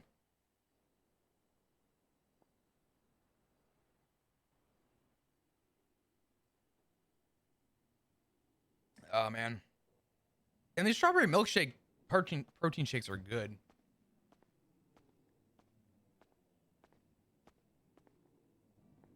I wish they didn't go down so easily. I've been trying to have a protein shake instead of a meal. I'm trying to do a little bit of like a calorie deficit. Oh, dang. Thank you, Jason, so much for the 6 months to half a year. Thank you. Can we get some hearts in chat, please? Thank you. Welcome back. Thanks for your support. Is what? I'm sorry?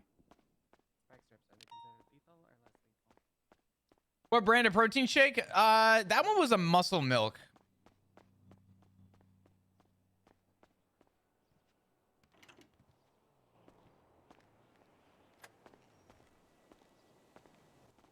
It's just a premix. I know that there's, more fillers in the premix and not as good, but 160 calories for a protein shake, and it holds me over a little bit longer than if I were to eat a whole ass meal. I'll take it. We'll go on duty for a couple. We'll kind of see how the... That's what she said? Not really. I mean, oh, God. The strawberry milkshake protein shakes are so goddamn good. They're so good. Is our daughter around?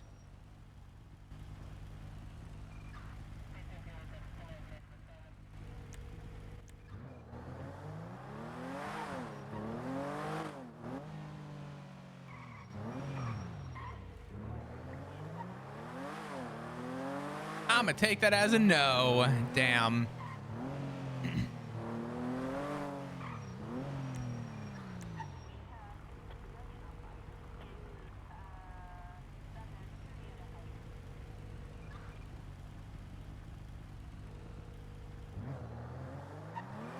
Here's that work. All good.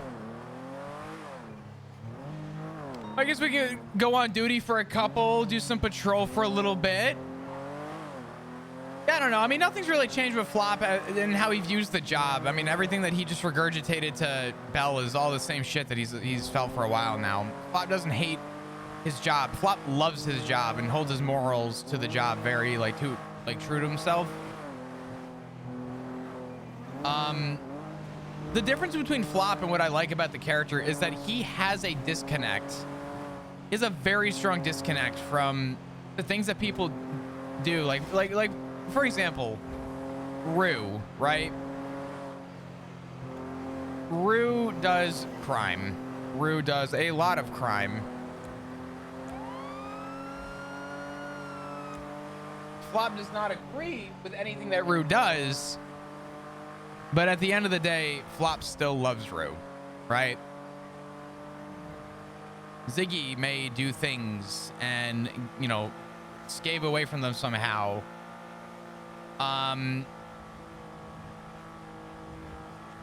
Flop does not agree with what Ziggy is doing.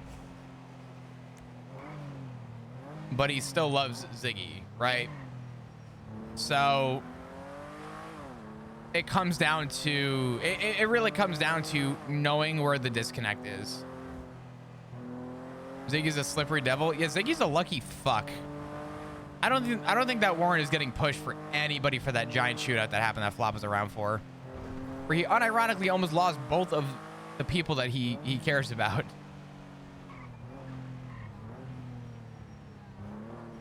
You don't have to love what they do, love who they are. Well, I mean, the thing with Rue is Flop doesn't actually inherently agree with anything that Rue does. But what Flop does know is that Rue, at face value, to get to know Rue and know her, put simply, traumatic life, you start to understand, like, the characters start to understand the empathetic side.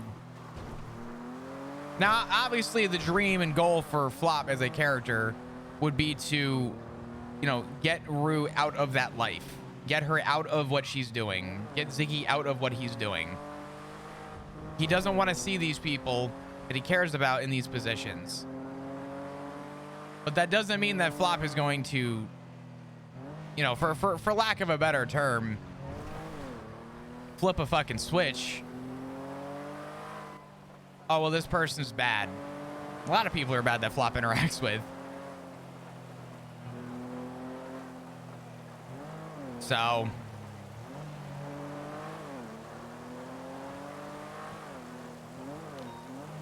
I don't know.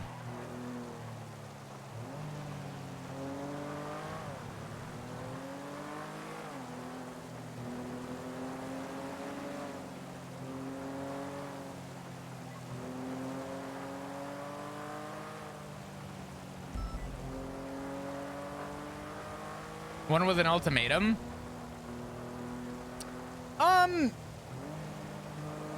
I think if an ultimatum presented itself, it's one of those, like, I'll cross that bridge when I get there.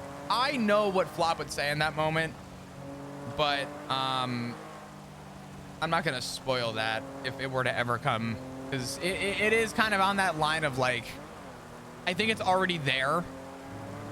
If it's gonna happen, it's either gonna happen soon, or it's gonna either we crossed the threshold already, or it is building. Because unfortunately, Ziggy, as much as, you know, there's the defense for Ziggy, what Ziggy did was fucking stupid. He sat in the middle of a room, panicked for his life, wore a disguise, and then went fucking ape shit, grabbed a gun, and went to go gun down CG and BBMC. Oh my god.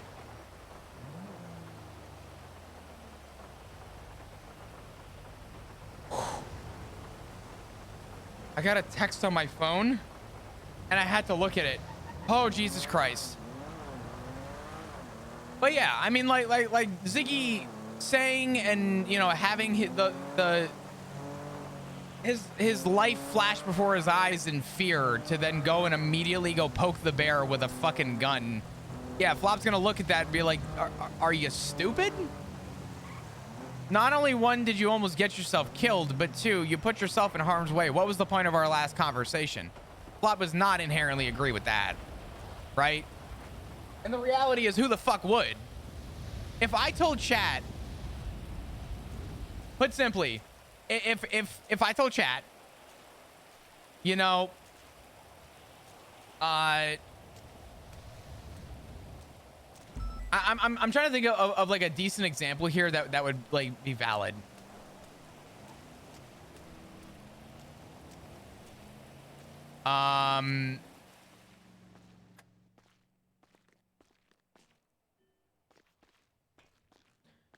He fought back, yeah, but what? Boy Who Cried Wolf. Boy Who Cried Wolf is the only example that really comes to mind right now. In this room, you have a man like this. Sorry, hold on. Like this. They're after me. Oh my God. I think they're after me. I'm scared. I'm scared. I'm scared. I don't know. I don't want this to affect you guys. I don't know. I don't know what I'm going to do. And Flop turned around and essentially told Ziggy, cover your identity. If something comes your way. Oh, fuck. Flop pretty much said, if something comes your way, that's one thing. Finding Ziggy and Vespucci was not coming your way. So Flop's going to look at that, regardless of what the intention was for fighting.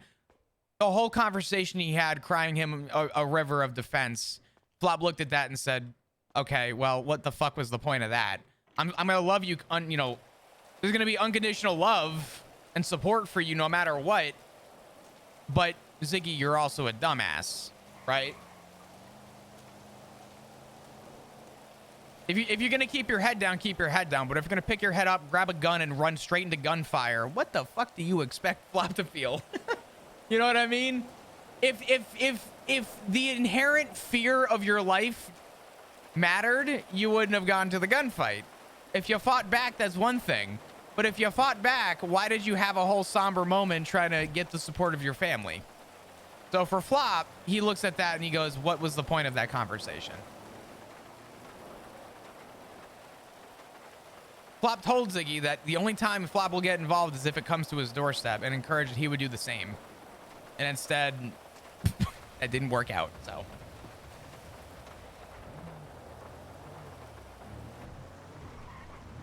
But that's sort of the point I'm making. Flop doesn't inherently agree with what Ziggy did. Now, we can go back for a minute. Flop asked, did you win? Smile, right? Haha, tee-hee. The reason Flop did that, if anyone remembers, I was saying that in the moment when Flop feared that he would lose his family and that something would happen to him, Flop's fear is that in the moment of scarcity and sort of his, I guess we can call PTSD that we've discussed pretty extensively,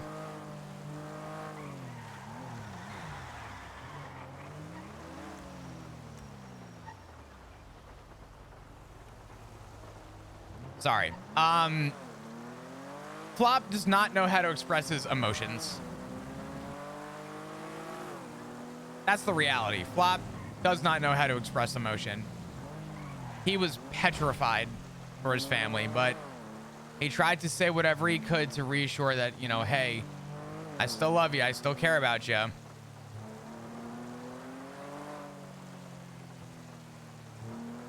the fuck did Shane go? Surely he's not at the house, right?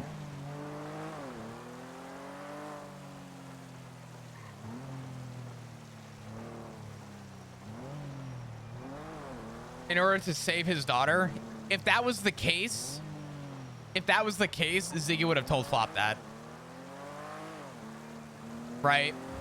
If Ziggy had just come out and said, listen, Rue was going in and she was in danger and I panicked, I didn't know what to do, you know, Flop would, you know, turn around and say, you know, hey, I understand where you're coming from. And while I don't like either of you fighting, you can't be surprised that it's going to come your way, right? Now, if Ziggy had expressed his fear for Rue's safety, I think the conversation could have gone differently.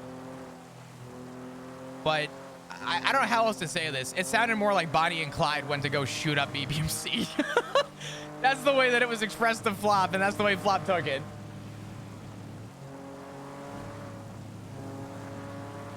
It sounded less like a hero mission and more like a let's be as reckless as humanly fucking possible.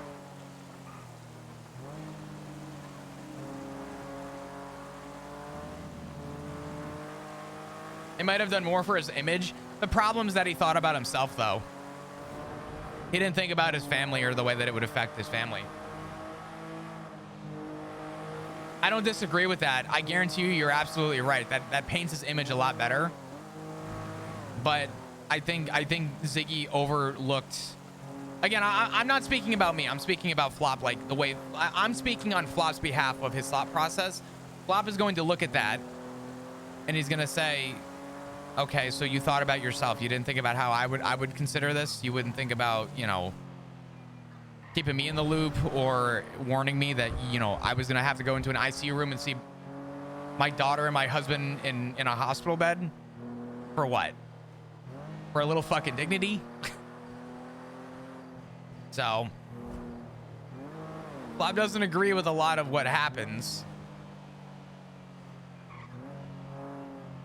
Image of him as a snitch is protecting his family, just a more extended way. Again, though, that goes back to the exact same question, though, Book. Why did Ziggy have the poor me approach to then turn around and do a complete 180? Right? I don't disagree with you. But the way that Flop's gonna view that is okay, but again, you thought about yourself.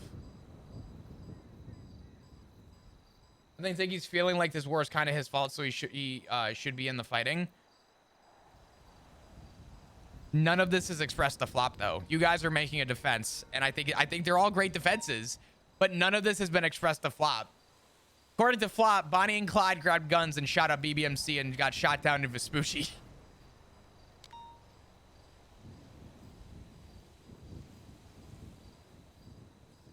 No, Flop knew that Ziggy was not going to be...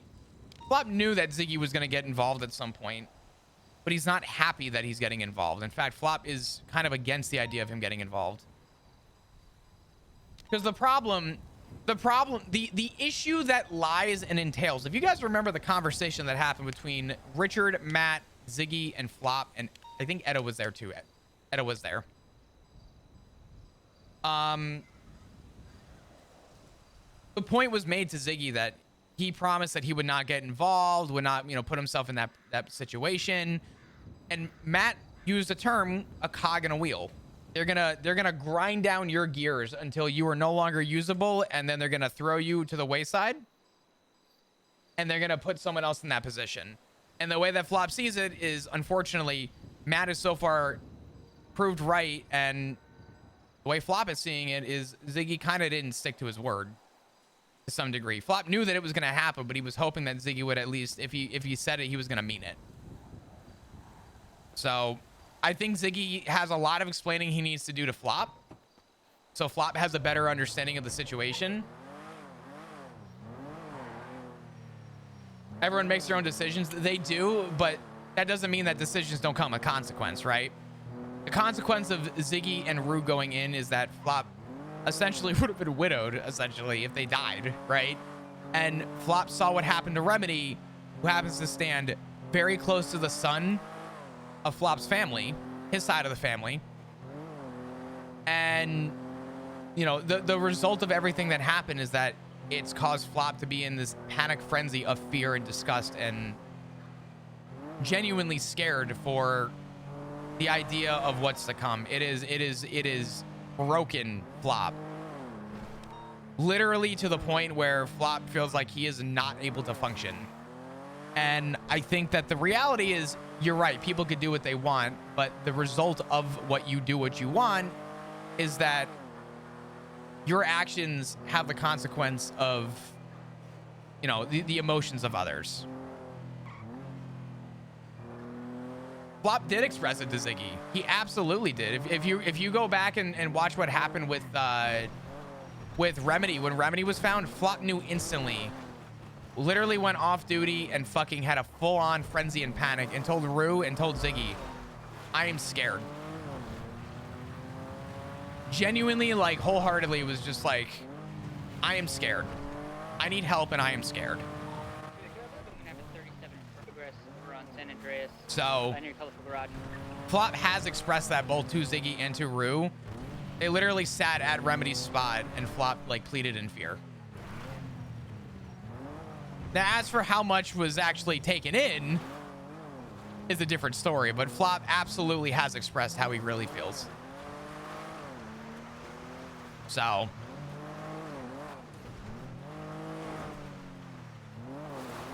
but it's very complicated. It's hard to kind of like recall all of the emotions my character has, but overall everything I'm explaining is pretty like clear cut.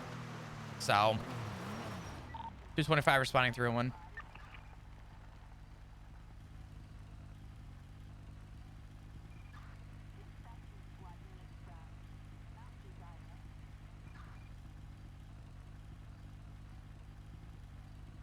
I think I actually I'm gonna say something. I think the conversation with Rue and Ziggy over Remedy's favorite spot was the first time Flop actually expressed his true emotion.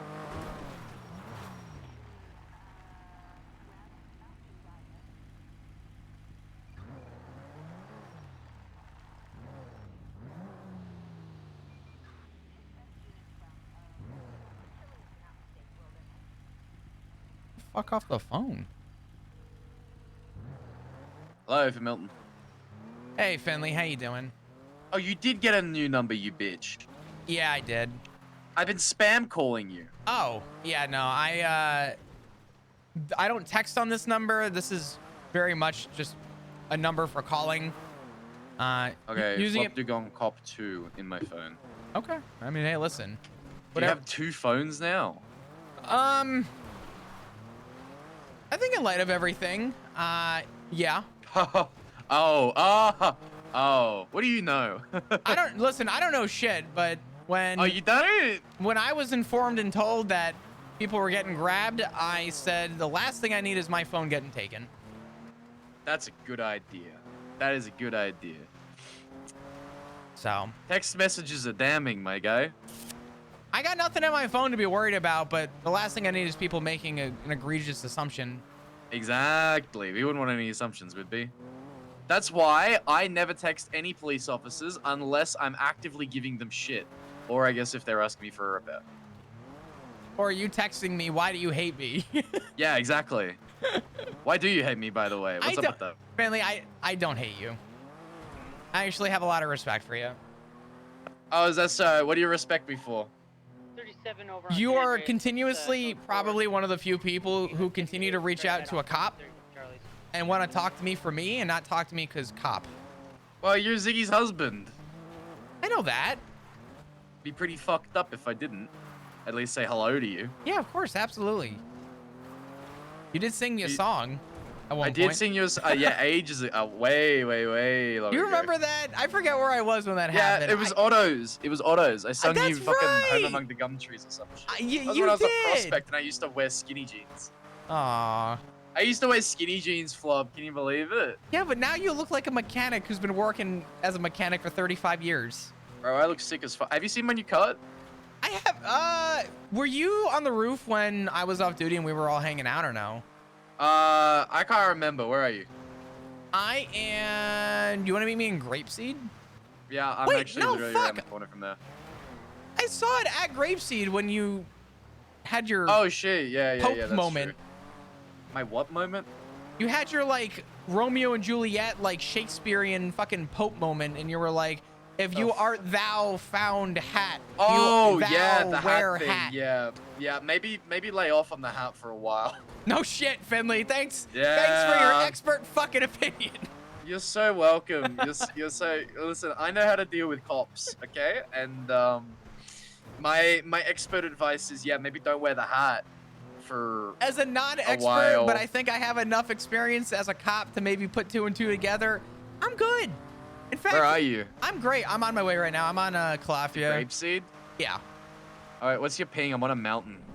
Oh shit. I am 991. 991. Okay, I'm in a mountain near Grapeseed. I just don't want to be on the main road for no reason whatsoever. You see, I have a lot of family in town. Family came over recently, and they're out looking for me all the time, and they require a lot of my attention a lot of that time. So sometimes I just gotta get some alone time to myself. You feel me? Of course, absolutely. Let me just. Do I have a warrant? That's what I'm checking. I don't. I got arrested today. I'm clean. I'm clean. I'm just making sure. I'm clean. I'm not saying you're not clean, Finley. No, like my warrant status is clean. I ain't Your got shit. record's as clean as a mesh condom. I don't know what that means, but yeah, probably. It's not clean. The fuck is it? What? Your record ain't clean. You clean right now. You know what I mean? It's like. Yeah, I am clean. I don't have a warrant. You took a shower today, but what the hell are you talking about? You took a shower today, but you don't always take a shower. Sometimes you're a little smelly, a little dirty. Yeah, sometimes I skip a day or two. And what? At least I'm not fucking washing my hair in the ocean anymore. Yeah, but if you smell dirty, then I gotta fucking avoid you because I don't want that well, stench. I'm better than it used to be. I used to only fucking shower in the fucking ocean. And I'm not that high anymore. I know someone that's showered in the fucking ocean recently. Who? Don't worry about it. Man showered for like 8 months. I used to use the sand to exfoliate. That's not a bad idea. Listen.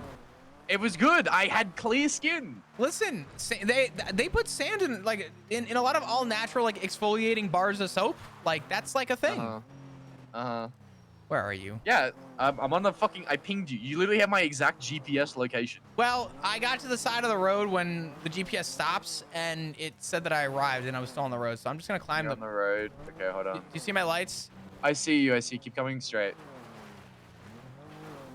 Oh, and yeah, just follow that trail. Yeah, I'm up on the hill. What you doing up here?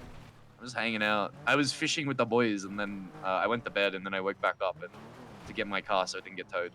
Oh, you're good. What should I save you my phone as? I don't know. Didn't you say I was Finley fucker or some shit? 38. I'll do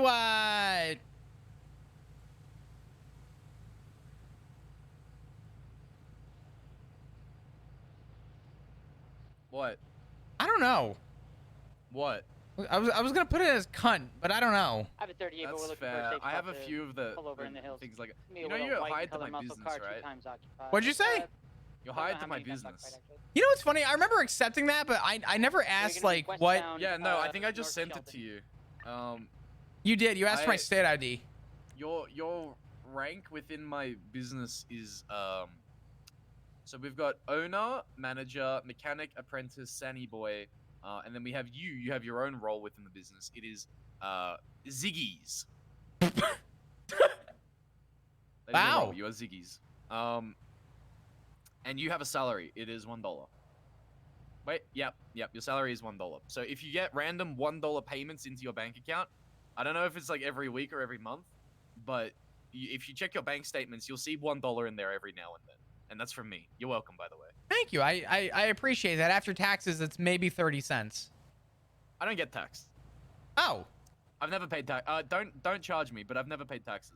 I don't know. Ziggy told me not to pay taxes. There you go. Ziggy told me not to pay taxes. Now you can't charge me. That's not how that works. Well, I'm saying it is. Okay. There you go. Ziggy is literally your rank within my business, so you can't actually charge me for anything business related because you are by inherently conflicted because of your position within my business. So. How's things been? That's not how that works either. But how's things been? Things have been great. Great. I mean, that's awesome. How's Judy? Judy? Yeah. Like, how's shift? Catching criminals? This weekend, no. This weekend we're not doing dick. What do you mean? No one's around this weekend. I'm around. I mean, we had a shit ton of the club around. We had like 7, 8 people. That was pretty cool. I mean, shit, it'd be nice to go off duty and have a quick hangout, but God for You want to fucking hang out? Dog, I've gone off duty to hang out and hang on the roof with you guys. Let's go to your house. Probably not the best idea right now. Why not? Probably I not can't go to my house. Probably not the best idea right now. I don't want to go to my. Why not? Finley, I'm on duty. Yeah, go off duty. I'm on duty. Okay, so go off. There's I gotta There's make like money. fucking 50 minutes left to stop. What do you mean? You make $3,500 an hour. You're not pressed for money, bro. Yeah, but listen. Yeah, $3,500 an hour. You know how many fucking cars? Really, I have who to do you think fix pays to the make club that much dues for money? Ziggy? He doesn't pay dues. He's exempt. If he's asking for money, he's lying to you. He's exempt. He's literally exempt. Really? Yes. Oh, did I just cause drama in the marriage? He's literally exempt. No, I knew that. Yeah, did you? Yeah. I can't wait to remind him that I know that. No, don't. Just keep letting him take money from you and then pull it out This cheap at the fuck. divorce. What do you mean? Well, okay, to be fair though, that man's gonna have to become a prostitute if he ever wants money from me again. He doesn't make money otherwise. So he does actually need that money to survive. He does actually need that money to survive. Is his profession a professional throat goat then? Because that's the only way that man's making money. Ask Barry. What'd you say? Nothing. I said I don't ask him where he gets his money from. Yeah, me. Congratulations, cat's Well, now out of I the know. bag. Now, okay. Well, honey, now I know. Honey, I need $5,000, please. Money's tight right now, honey. Okay. Well, honey. okay. Okay. All right. Listen to me. Listen to me right now. Okay. Listen to me right now. Even with his dues subsidized, he still has no money. So I don't know where it's going, but it's being used probably to buy radios and shit. You know.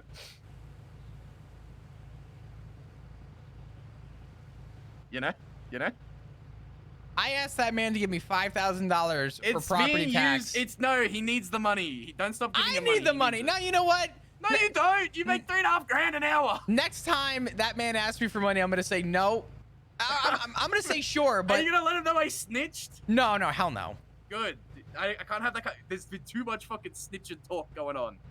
All right? Even though I genuinely... I did rat him out a little bit.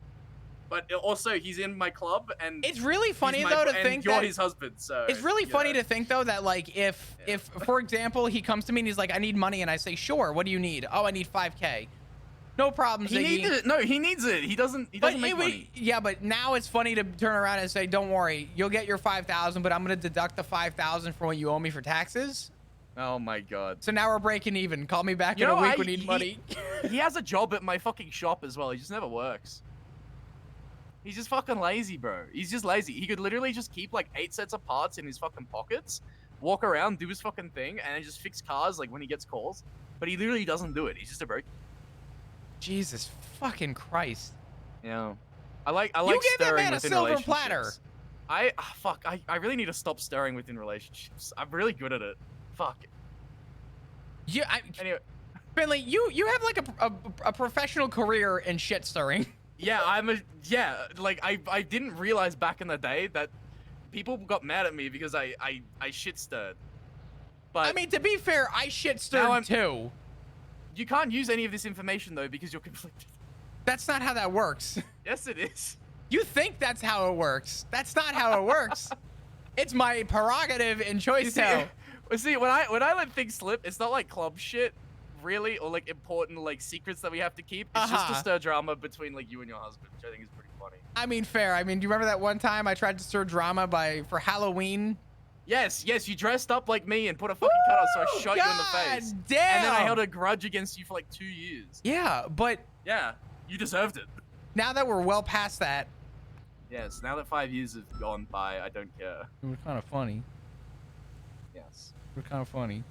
I will shoot you again. Please I don't care. I will shoot. I'll send this entire thing down the fucking drain if you do that shit. What? Put on a cut? Yeah. Well, yeah. I will shoot you again. I will do it. Bruh, listen. I was funny at one point, but now I'm funny with a little bit of IQ. Not a lot of IQ, but enough to know not to run it. I know how to not let history repeat itself. Okay.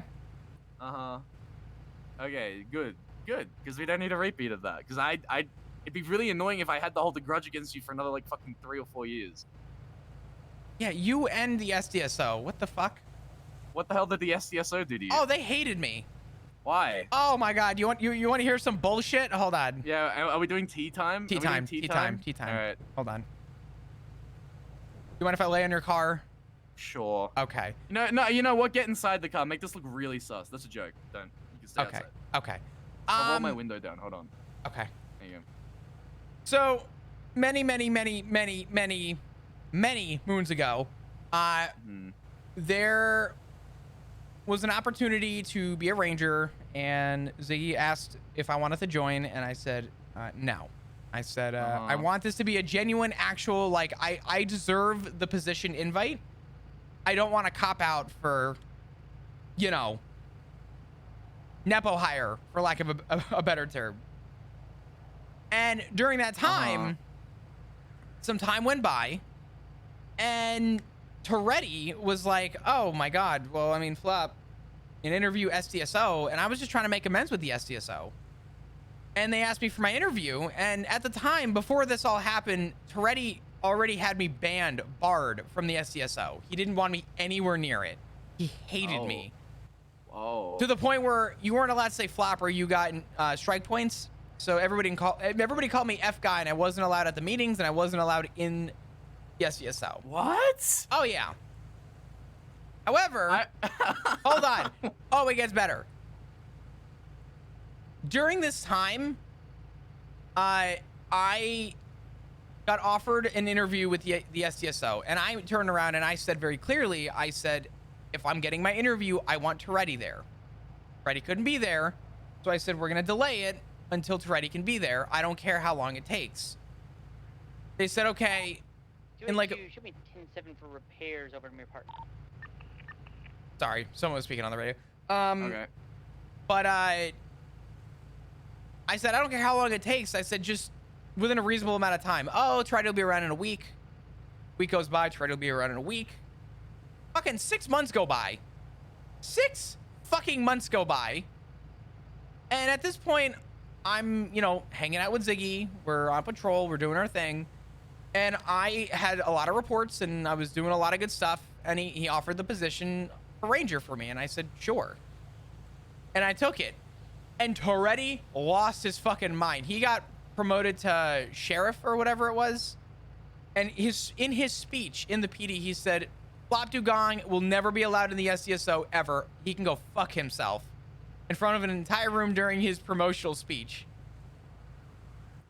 And he got mad at me, and I'm like, bruh, you waited half a year for my interview. You couldn't show up at all? And the one time that he tried to be around, I was in the middle of an investigation. So I turned around and I said, nah, fuck that shit, dog.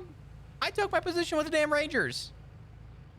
Carry on. Okay, thank you for the genuine 60 question. months. Genuine Appreciate question. ya. Can we get some hearts in chat, please? Thank you. What's up? Why How do you doing? put up with all of that shit? Anybody available? Because I don't do the job for anyone. I do the job for me, You dog. yeah, you do it to help people, right? Because you feel good about helping people. I like helping people, but the reality of the situation, Finley, is that it's not about. I'm not out here trying to please anybody. It's not a fucking shocker that people come to me and they're like, Flop, you're literally one of the only good cops. Mm-hmm. And I'm like, dog, I'm not special. I'm not the best at my job. That's just the reality. I'm not. I mean, you're an outlier for sure. I see where this is going. I'm gonna tell you now. The only way that it'll. You got no idea where this is going. I'm literally I'm saying just what my opinion is of you. Okay. Well, I appreciate it. I'm not fucking swaying you one way or the other. If you think this is going in a direction for me to convince you of something, no. I'm just pointing things out that exist already. Holy shit, you're the only person. God bless you, Finley. Bro, I don't give a fuck what you do with your life, cunt. I really don't, because I'm not making a decision for you. No one can make a decision for you except for yourself. So why bother me try to fucking sway you to one side or another? How the fuck is it possible that out of everybody I've spoken to in the club, you're the most reasonable motherfucker? Because I'm not an idiot. I'm dumb, but I'm not stupid, you know? You know what? I can agree with that. I can actually agree with that. But yeah, no, I get it. Listen, the reality is this. I don't do anything better than anyone. The reality is I don't look at, I just explained this to another officer because they were going through something. I said, let me explain something to you. I said, the problem that falls in line is that when you refer to everybody as a criminal, Finley, I know that you're a criminal. That's yes, a fact. I am. No, I'm very proud of it. Of course. But I'm not going to look at you and go, Finley Milton, the criminal. You're just Finley Milton. Yeah, that's rare. You know, actually, I wasn't a criminal when I came back to the city. I was EMS. I remember that, regardless, actually. I was still treated like a criminal when I didn't have a record or anything. Of course, absolutely, because people can't put their differences aside for 5 fucking seconds, and then they want to know why. I had to make this point to a room of people. I said, when did we stop pretending to be humans with people and start treating everybody as hostile? Here's the reality. Yeah, I mean that's the thing. Everyone is treated as me and EMS was treated as hostile. Me and EMS with no record at all was treated as hostile. I got it's that. Crazy. I got a warrant put out for me for assault and battery because I threw a paper cup full of water into the corner of a room. And somehow that story got spun into assault and battery, which resulted in a felony stop and guns being drawn on me for a traffic violation, which resulted in me fleeing because I was under fucking fear of my life, because that's what I do when I have like fucking guns pointed at me, you know? I try to evade so I don't get fucking shot by the cops. And then that led into even more charges. So a falsified warrant actually put me into this life again, which is great. Yeah, the crazy thing, I explained this to a whole room of people. I said, the moment that you approach somebody, I used Irwin Dundee as an example, right? I said, if you approach Irwin Dundee, and he may not be a great example, but he's an example that everyone knows the name of, right? If you approach Irwin Dundee as Irwin Dundee, and not Irwin Dundee, BBMC criminal, then you're treating him like a human being. But if you walk into a situation and go, BBMC, Irwin Dundee, the criminal, yeah, Dundee's gonna look at us and go, oh, the cops.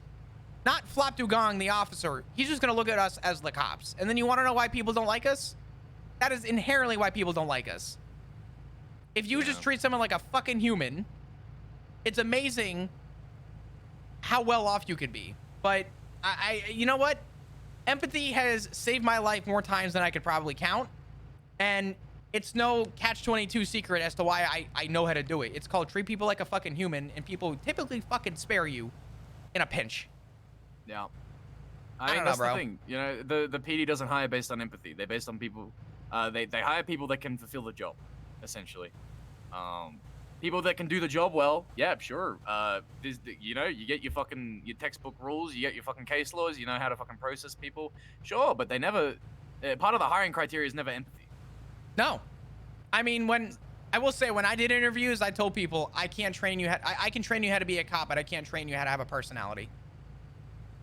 No, literally. Which is a terrible take, but at the same time, it's an honest take. I've told people, I'm not your therapist. I'm your colleague. If you can't treat someone correctly, with a little bit of fucking dignity, how am I ever expecting you to treat the responsibility of being an officer with any amount of responsibility? Mm-hmm. So, mm-hmm. I don't know where my future lies, Finley, but I try and stay as one of the good ones. You do your thing, bro. You do whatever you think is. Yeah, I genuinely know that you want to help people, so you should do whatever you believe helps people the most, honestly. And wherever you are, whatever you can do to help people, that is what you should be doing, essentially. Whatever you believe, you'll be the best at doing that. So. I appreciate that. I'm here until I'm not. I can assure you, it will not be me walking out the door. They'll have to find a really damn good reason, and I'm gonna say this sparingly to you, but I don't ever want the PD to have to go into a room and tell people, yeah, Flop decided to quit. Dude, you said low key, you kind of sound resigned to the fact that you're gonna get fired. Is that something that you think is gonna happen, like, seriously, or is it just like kind of doom spiraling? I don't know if I'm ever gonna get fired, but if they ever needed a reason to get rid of me, they're gonna need a really good fucking reason. I can believe that. Because if anyone asks the question, why was Flop fired? I would like a command member to have to stand in front of a room of people and tell the truth. I will not walk out willingly and give them a reason. Yeah, no, that makes sense. I do it for me. I don't do it for any of them. So. Who else is fishing right now? I clocked. I don't Shang know. earlier.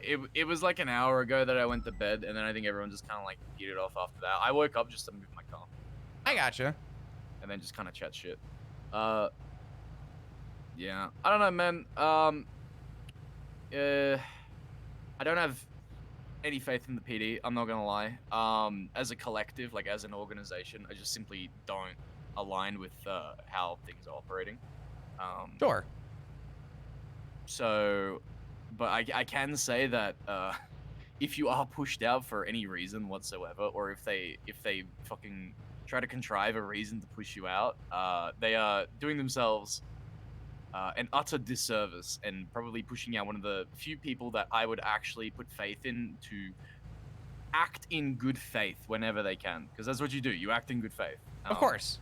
It's not something that is, unfortunately, that's not in good faith is not something. Everyone. Yeah. Yeah. It is. Yeah. It is not the standard. Acting in good faith is just not the standard. So, it's a rarity that you find cops that do that. I appreciate that. If the opportunity ever arises, I mean, listen, I've said it before. I forget who I said it to. I was talking to someone just recently, but I was saying to someone, I said, I don't like what gangs and groups do, but I respect what they do. Similar to your side of life, you could say, compared to my side of life, you follow a standard operating procedure. You have a list of criteria where things need to happen for your system to function, just like my system has things that need to happen for it to function. The actual like parallels are very strong. Not all of them. I mean, yeah. I mean, we've got our fucking rules and our fucking absolutely shit that we live by. We've got our Thank literally. You so much for the gift subs, I fucking write up a lot of this shit for the club. We literally have our own levels of force matrix and how we apply force in certain situations. You'll find that, especially a lot of the shit ADMC does in particular, we're very reactive with our levels of force. So if things are escalated, we will match escalation, and it's very rare that we actually escalate ourselves. We're usually just matching aggression. Like we don't just go out shooting cunts for no reason. Like that is just something that just whenever we do something, it is usually in response to something else, you know. So yeah, like for example, I'm not gonna shoot a cop just for them existing, like just going about their day driving around or whatever. I might shoot a cop if they head into the yard and I say, hey, get out of here or you're gonna get shot. This is my area, and then they either fuck around or refuse to leave. Then they're gonna get shot. But it's like a reactive thing, you know, like on fucking chases and shit. We're not gonna start like pitting super aggressively unless things are getting like really dire and we're getting pit, you know, or we're not gonna like turn to a shootout unless there's literally no other option to get our people out and get them safe, you know, depending on like what we're moving or like what the job is, that sort of thing. It's like you know, it's not a light thing when you escalate towards like violence, especially. So it needs to be for good reason. That's why, you know, a lot of the shit we get into, you won't see us shooting cops for no reason. Dog, I'll keep it a buck with you. I knew that you were all different. I'm gonna use the word different, and that's not a bad thing. It's actually a compliment when you hear what this is like standing with. I knew y'all were fucking different when Dundee had his rage boner at MRPD, and I got the call from I forget who saying, hey, we're on the roof across the way. We want nothing to do with this. We're just spectating. Yeah, that's the okay. The only fucking gang, by the way. Raiders came over in the end, but they were there to begin with. Sure. And that's a whole nother. Yeah, I don't know what the fuck happened with all that, but I just know that it was a waste of time. Yeah. Uzi, thank you so much for We another gifted sub. I'll give you a little insight into the way we operate. If we're gonna make a stand against some dumb shit, we're gonna do it on our own two legs, and we're not gonna be like fucking peacefully protesting at MRPD about it. I'm not gonna lie. If we want to make a change to the fucking government or the way things operate, we're gonna do it on our own terms, with our own people in the way that we want to do.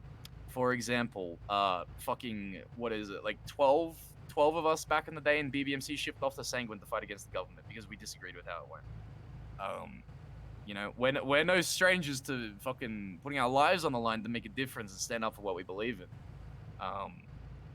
But damned if we're not gonna just follow someone else doing that shit. We're gonna take the fight into our own hands. You know? Sure. Because yeah, fundamentally, I might agree with what Dundee says and like cops XYZ yada yada yada. I mean, I didn't really agree with everything he was saying. He just wanted to fucking push drugs or whatever without cops coming down to Vespucci. I don't really know what the fuck that was all about. But he was mad because cops are in Vespucci or whatnot. It's like, yeah, but the thing is, cops are always gonna respond. There's always gonna be dumb fuck cops. It's just about, in my opinion, if you want cops to respect a certain area or a way of living, there needs to be both communication and action if that communication is not followed through on. Like, take for example, I used to chat with Dark back in the day about the boundaries of Vespucci and shit like that, and having his cops down in the area. Certain cops we would chill with if they were down like a certain area in Vespucci patrolling the businesses and shit like that. This was after Dundee left BBMC and everything. But there were a couple cops that were assigned to the precinct. It was like the precinct idea thing. That would intentionally come down and stir issues and cause drama. One of our members rejected the advances of another cop. I think his name is Jigs. And Jigs went super psycho ex-boyfriend mode and tried to ruin her and everything. So he'd come down and try and stir drama and get shot. And basically, I had a one-on-one chat with Dark. I invited him down to the billy and I kind of laid out the boundaries. And I said, listen, if this cunt keeps driving around Vespucci, instigating shit, he's going to get killed. And, you know, we don't, like, if you're doing this fucking precinct thing, whatever. If you're going to have community cops, whatever.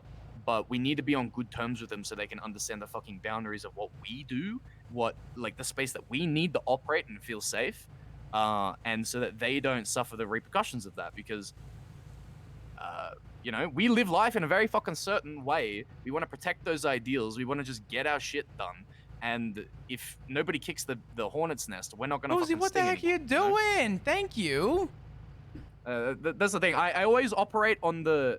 I always operate. Another and I impress this a bunch of hearts, please. You guys are way too sweet, man. Thank you. On speak first, define boundaries, set expectations, and if those are ever crossed, then the consequences are very easily known. People need to know why things are happening. It's very important. You operate on, I think, the best term basis. You verbalize what you need to verbalize, and it's the same. I mean, I'm honestly, to some degree, I expect that from cops as well. I do the exact same thing that I would expect from cops, like on a job or something. Yeah. If I pitch someone to the fucking moon, they say, if you do that shit again, you're getting shot. Okay, chill. I'll back off. Like, that's fine. I will respect that, you know? I had a guy a couple weeks ago. There was some shit going down somewhere. It's still within statute, so I'm gonna kind of dance around this. But we're chasing a car up the highway, and they caught off road, and a guy gets out with a gun. And I get out with my gun. I'm like, bro, put the fucking gun away or you're going to get shot. I was on the megaphone telling him, hey, just pull over. Let's talk. People are getting shot. If you don't let me do this, what the fuck did I do? Why would you shoot me? I'm like, you're the one that got out with a gun in your hand and you're surprised why I'm drawn with lethal right now? Like, what? Like, I make it clear. If you do this or you don't do this, I will do this. Yeah. Like, that is... Yeah. When it happens... Don't come crying to me and saying, why did this happen? Because I told you it was going to happen. Dude, fuck around, meets find out. I will tell you, like, I'm the king of fucking around, okay? I will push boundaries. I will Thank you guys so much for the gift of subs and all the love. I appreciate it. I will get into a chase. I will do fucking dumb shit because I know what's gonna happen, but I do it anyway because either I need to or because, you know, fucking... Oh my God, Jesus. My inhibitions, my emotions, whatever the fuck you want to say, get the better of me. And Beetle with the gifted sub, thank you. I get, you know, heat of the moment, shit happens, you know, people get hurt. And I'll freely admit to that. I'm pretty fucking hot-headed when I'm in the thick of things. But if I fuck around and then I find out, I'm not gonna fucking bitch and moan What about are you guys shit, you know? doing? Fuck.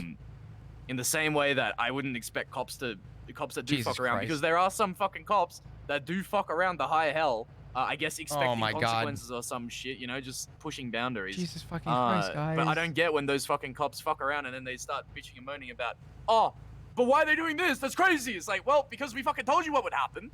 And if you wanna press that after, like, I'm gonna fucking stand on my word. Like, wait, Of you course. want me to be a liar? You want me to lie? I'm gonna lie? You want me to go back on my word? Yeah, I get that. Like, what kind of fucking listen, if I outline a fucking boundary, I'm a fucking uphold Thank you, it. I ain't guys. no Thank fucking you. pushover, cunt. I'll fucking fight and die. Han, to thank you for defend the what I brand new believe. tier 1. I appreciate you. I don't know.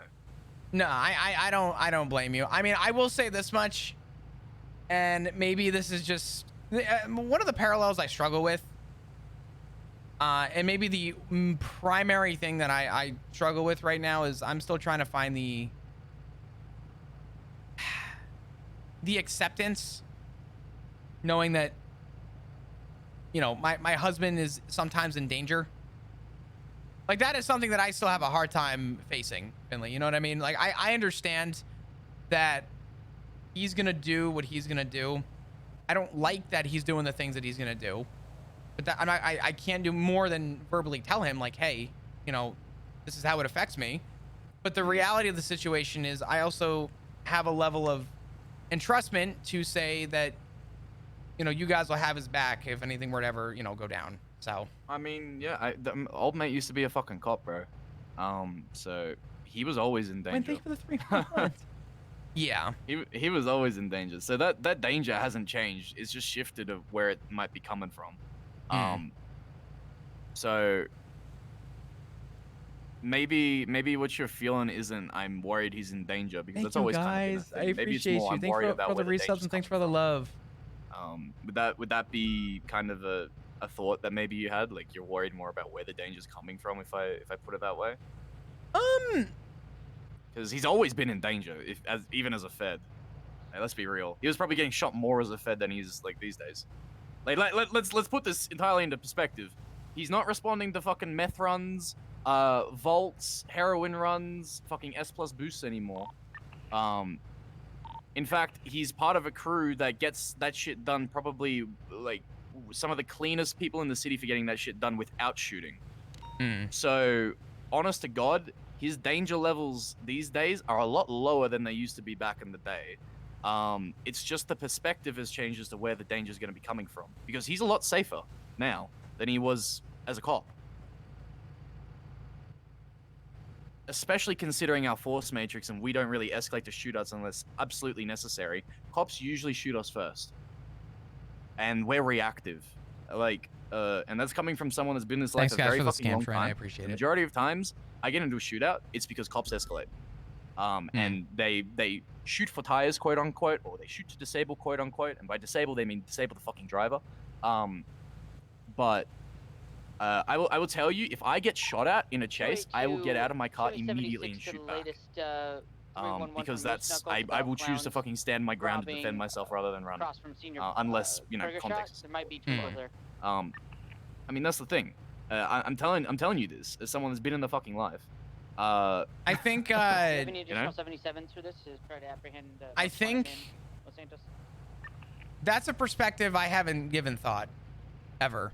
But you're not inherently wrong.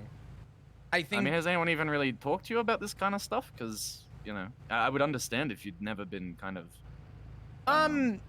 talked through the way this shit kind of works from our POV. Yeah. And I guess Ziggy's POV now as well, you know. I mean, I haven't really like asked per se. I think the problem that I fell into was that the moment I started having an understanding of kind of the situation that everyone's in. I mean, even Rue, right? Like stuff like that. The thought of like seeing, for lack of a better term, my family, and kind of seeing things kind of fall in line in a way that I was happy with, to 2 weeks later having to respond to the ICU off duty because my husband and my daughter are laying in a fucking bed, critical for their life. Like, I think that's what did it for me, was just kind of that, like, that impending fear. But The reality is, Do you know you're why? not. Why were they in the ICU? Do you know? Sorry, people in my fucking club ICU a lot because they're drama queens. But not saying that they're drama queens. I'm just saying This Denny was the shit that went down in Vespucci. Okay. Oh my God, Yeah. Listen, I Boozy! can't really talk about the context and all that sort of thing. We're in statute, Obviously. so yeah. Yeah. Well, I mean, regardless, I still wouldn't let you know. No, 'cause that's no. club shit. What Ziggy fucking tells you, I will never know. And I'm not going to fill in gaps for a picture that I don't know what is being painted. Yeah, just know that anything that Ziggy tells me, I am blessed to have it under spousal privilege. Yeah. So just know that that stuff ain't going so anywhere. that's conflicted. Okay. Gotcha. What do you mean? I'm just saying, if we have a conversation about something and someone asks me about it, I don't have to disclose it. Yeah. Listen, I'm not gonna talk Thank to you you, about Boozy, too for many the of those 10 gifted details. subs. Thank you. But just know that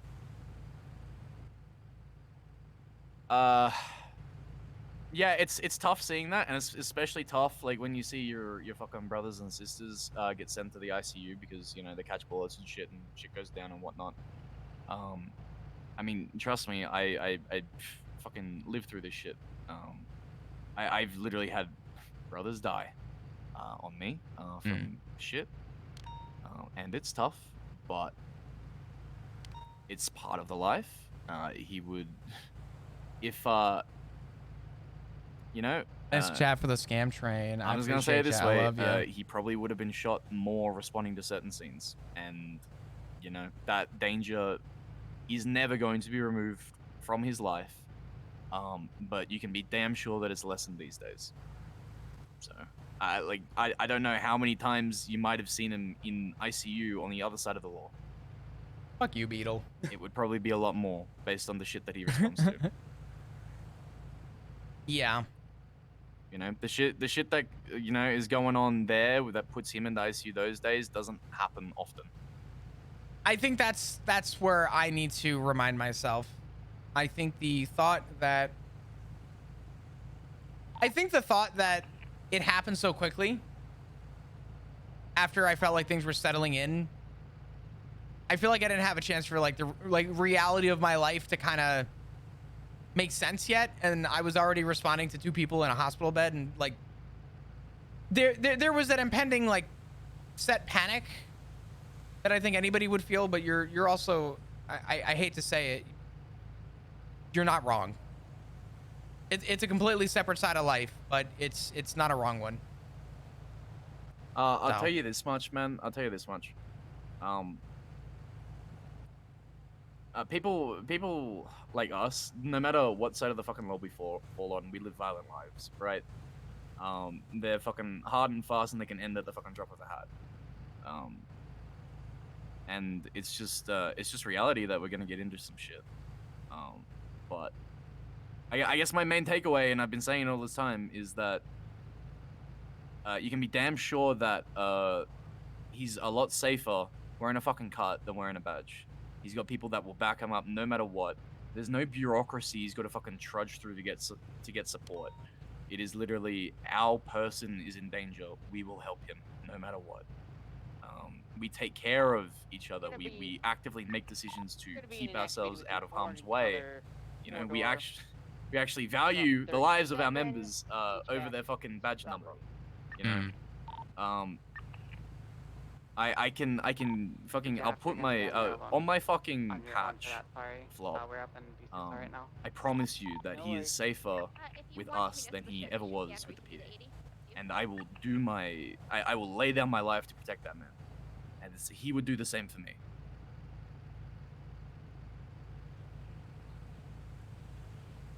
Okay. I can't argue that logic. I really can't. I mean, it's reassuring to, it's one thing to hear it from him and wondering if it's just, you know, hey, husband of mine, calm down. But hearing it from someone else, I think it means more. Yeah, I've been fucking doing this shit since I was 20 years old. You know, it's kind of all I know at this point. I don't really have anything for myself outside of my club. Right, so I live on these fucking principles, and I will die by them, and I will die for the other people that live by these principles, because nothing else matters in this world, except those people in the club. So you have my word that anything that I can do to protect that man, I will, to the end of my fucking life. And that same sentiment is echoed by everyone else that wears the same patch that I do. So he's in good company. He's being taken care of. Know that if he is hurt in the line of duty, quote unquote, it is for good reason. You know, he was either probably standing on his own principles, or, you know, doing something to defend the other people that would defend him in turn. Left, southbound. Power. That's fair. Right, westbound. Adam's Apple. All right. I mean, again, there's zero argument for that. That's if anything more admirable than I was expecting it to be, which is a compliment. I mean, that's just fucking that's just my life, man. I get that. I mean, you've been doing it for so long. I mean, I'm trying to think. It started with, were you in a group prior to BBMC? No, I flew into the city on my 3rd day. I got scooped up, and I was a hang around from day 3 in the city. Damn. So, I mean, coming from Sydney, I didn't really come from much. I was like, yeah, you know, I was out of home. I was fucking working a few jobs and shit. You know, but organized shit. It was my first real delve into organized criminal activity of any sort. When I came in and just kind of got scooped off the plane, you know. I gotcha. So, but yeah, it's been a long road. I've learned a lot. I've failed a lot. You know, I'm probably the biggest fuck up in the going history of old BBMC and the ADMC now. So I've made my fair share of mistakes, but I think that's also kind of strengthened my resolve in a way and kind of solidified my beliefs and shit. So the way I look at failure is a mentality. I just told another officer who told me that he failed to do something. I said, you didn't fail, you learned. And as long as you learn from those mistakes, then you can only do better. Yeah, as long as you can take ass tearing from whoever the fuck was on the job with you. Oh, absolutely. Holy shit. And next time, yeah, you'll be better. Yeah. I went up to an officer and I was like, yo, listen, I know what this is about. I fucked up and I own that shit. I'll take my punishment. And they're like, yeah. Really? You're that lenient about it? Do you not care about what you did? And I said, dog, I'm not here to get on my hands and knees and fucking beg for you and bark like a dog. Like, I fucked up, dog. Fucked up. I own that. So yeah, lucky Ziggy's pretty good at this stuff that he's been doing, so he doesn't get reamed too much, I'm not gonna lie. Well, I mean, good for him, I guess. Fuck, he's doing better than I am. I keep getting reamed out for dumb shit, but who the fuck knows? I do have to get down to the station before Storm. I don't want to be abandoned up here, but yeah, do you think? We'll catch up soon. Save my number and just give me a call if you ever need anything, all right? Yeah, you're flop Dugong too, sure. You're in my phone. Actually, well, I don't know what to put you in my phone as. I'm gonna go up the mountain. Okay.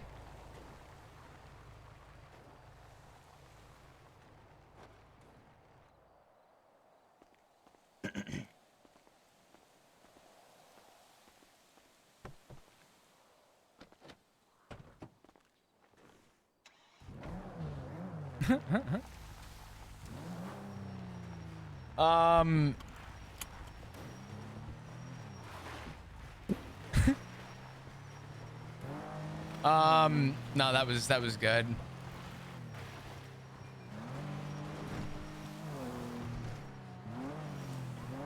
Damn. That was a very big change in Flop's thought process.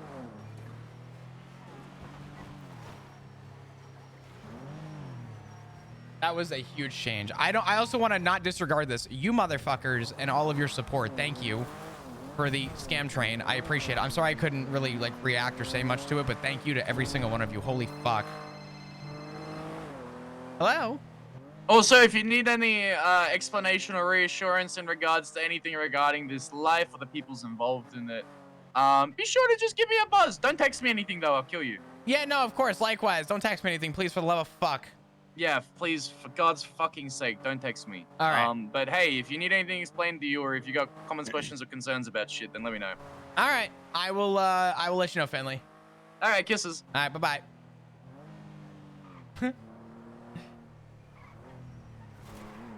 Oh, man.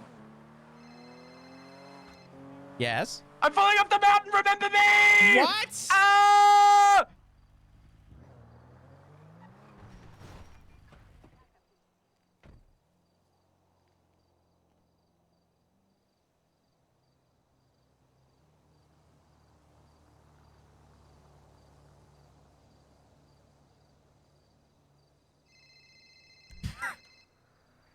Status?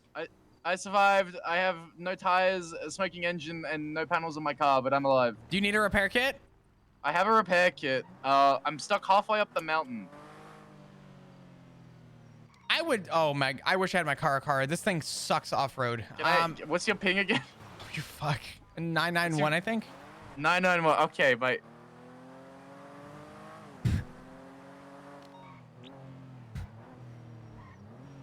God damn it. Bro, I'm not making it up that.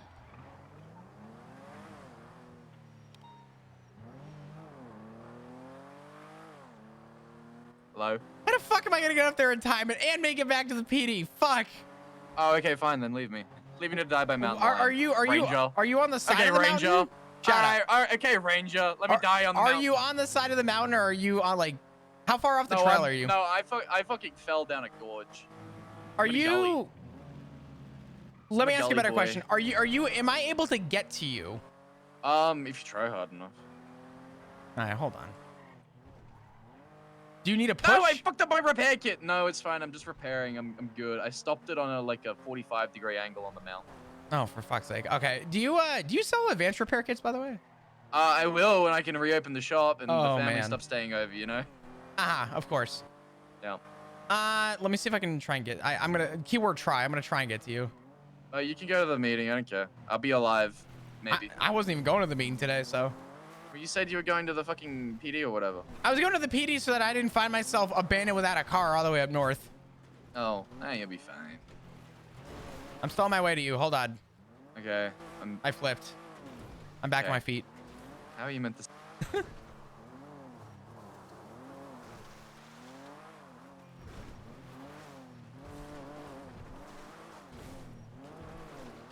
$22? Jenny, is it through Roll King? Patchy, thank you so much for the 4 months. I appreciate you. Can we get some hearts in chat, please? Thank you. Yes? Why'd you hang up on me? I'm trying to focus on not falling down the mountain. Oh, am I distracting you? No. I can't get in my car. It's too steep. Oh, never mind. I got on the other side. Oh, God. Wait, do I have to come up this fucking mountain? No, I fixed my car. I'm coming down now. For fuck's sake. All right. Wait, what? I'll talk to you later. Oh, okay, goodbye. Bye-bye.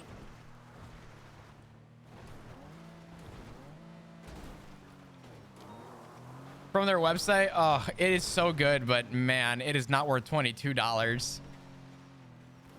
Patchy, thank you so much for the 4 months. Now that we have a minute, thank you to every single one of you for all of your support. It means more than you know. I appreciate everybody's just continued support. It's been immense. It's been amazing. Thank you. Number one. Number two, that was a good conversation, and Finn actually kind of changed Flop's. He didn't change Flop's perspective, but Finn just gave Flop a completely different perspective that no one has ever explained to Flop in character.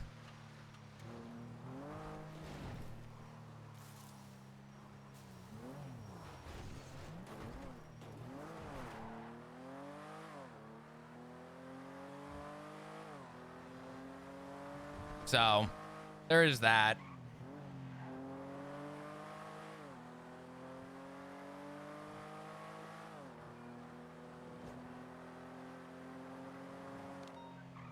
He cares about his members. I mean, it's what he knows, like he said.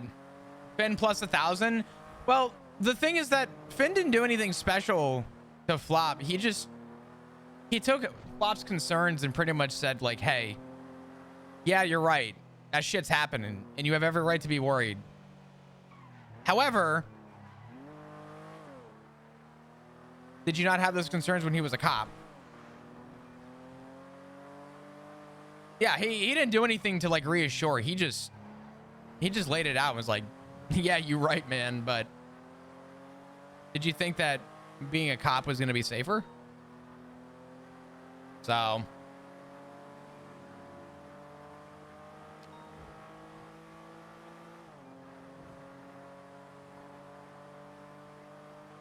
oh man, dude. I have a lot on my mind right now. Stuff that I'm worried about.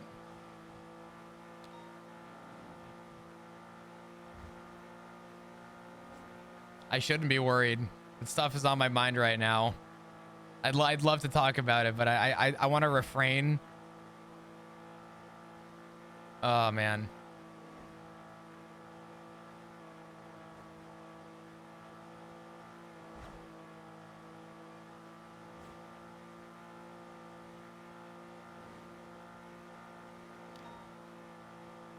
I'm not used to that. I mean, as Finley said, he said something along the lines of, I might be dumb, but I'm not stupid, or whatever he said, which, you know.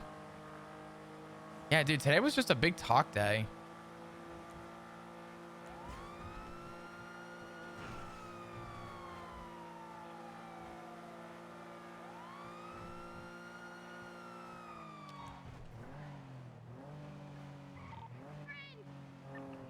Regular Finn W. All right. All right. Let's not give the man too much credit. You really like the song? I just let. Wait, what? I just let Spotify Radio play. I don't even pick the pick. I literally just let Spotify Radio go. I pick a song that I like, and I just trust that Spotify Radio is gonna. What's up, brother? How you doing? You good? Yeah, I'm just doing some recording. I got you all good. If you need anything, give me a shout. Someone stole my gas. I'm not gonna make it, Oren. I'm sorry.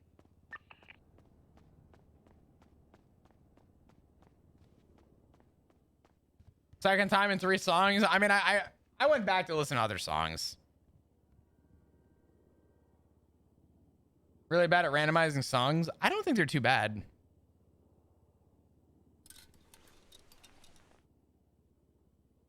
I literally just went back, listened to a song, and then cut back to this song and let the radio play. And the reason this is playing again is my fault.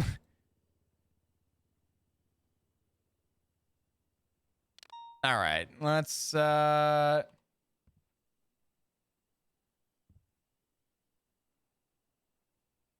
skip it because everyone's upset now. This song.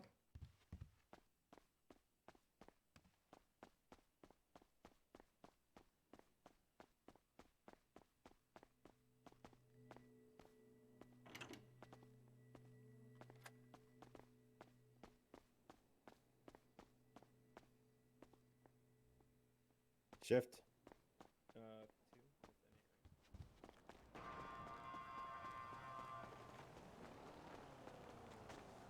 All right.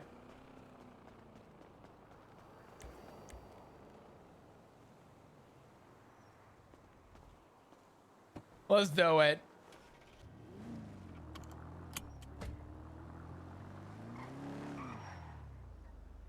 Yeah, Ben, I'm gonna save it.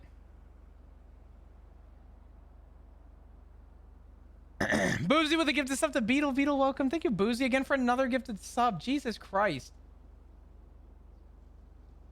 What the fuck am I looking at? What did you do to my character?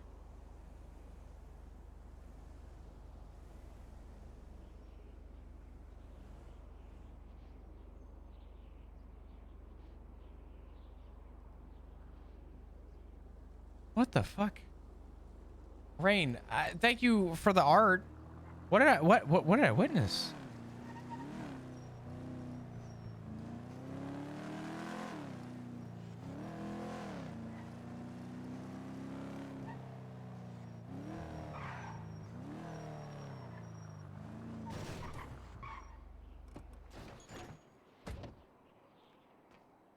Oh man.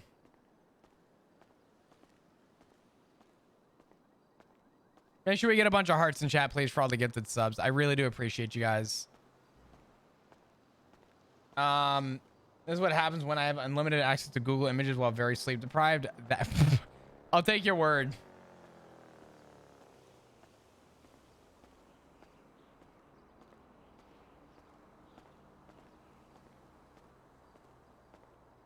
Oh man.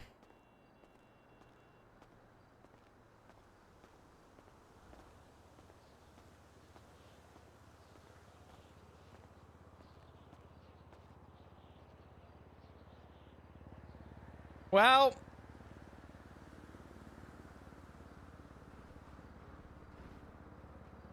I don't even know what to say. And this next conversation is going to be good too. I don't even know if we've gone on duty today.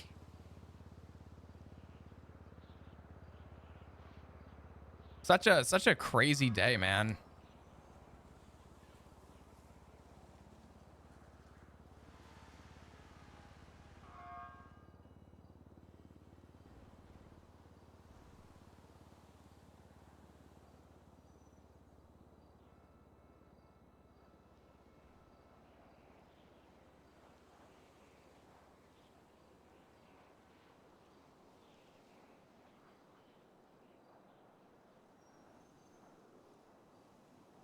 Give me a second. All right, sorry. Hey, Jamal Rose, what's going on? Thanks for the follow. Appreciate you. How you doing?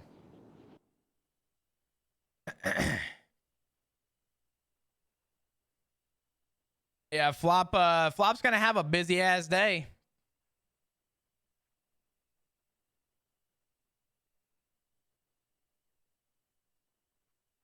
Oh man. Feel like you showed up at a weird time. No, not at all. A good time. I mean, honestly, there's so much going on for Flop right now.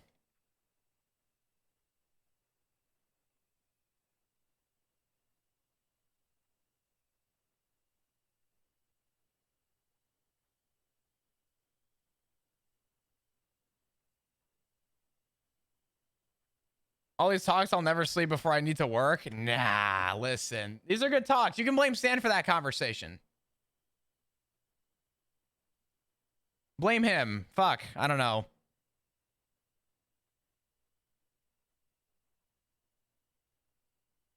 Sorry, dude. That was a great conversation. I can't even be mad about that. That was fucking sick. Rob a cop, shoot a bank better. Ah, yes. There's my Redditor. Ah, yes. He's back.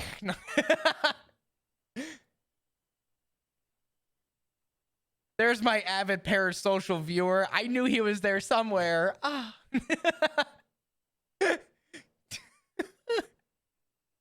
Fuck.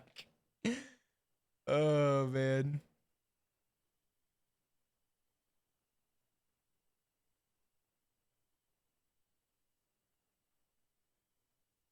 No, that was good. Oh, God. I'm trying to think what else is going on. Flop's about to have another probably pretty deep conversation. We got Balto, which Flop has been trying to find time to hang with Balto for a while, and I think that it's going to be a good conversation. You got to chase them PDWs? What? Come on. Come on.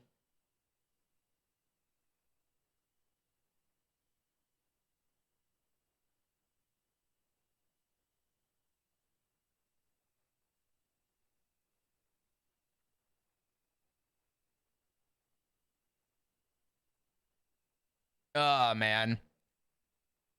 There's going to be another VOD that gets highlighted. I know. What's up, Zaw? How you doing? I honestly want to Finn Dark Talk. Oof. Oh, I love this song.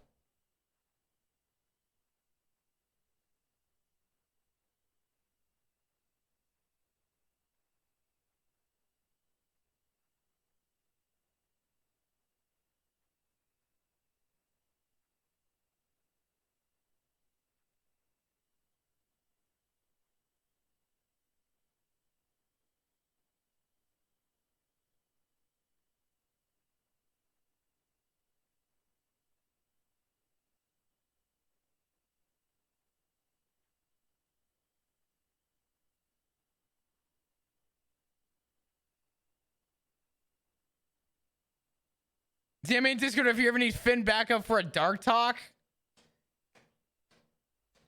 you're insane. All I'm gonna say is after the conversation with Finley today, Bob has different thoughts.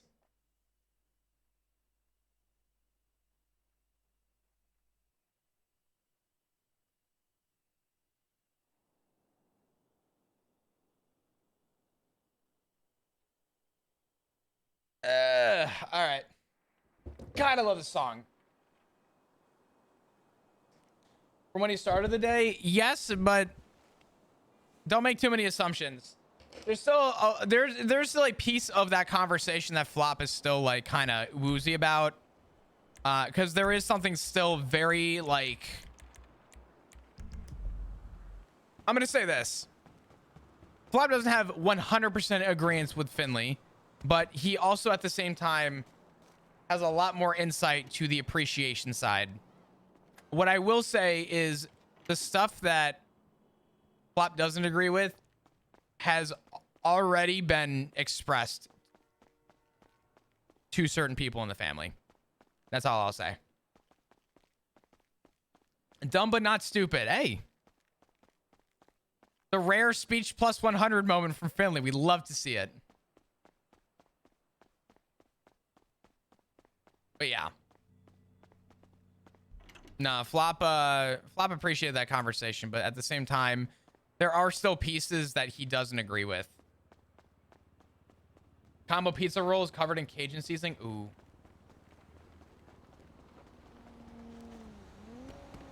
Such as the 1v1.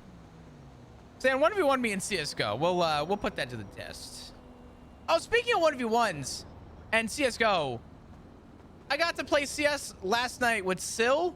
Oh my God, Rue's around. Let's go.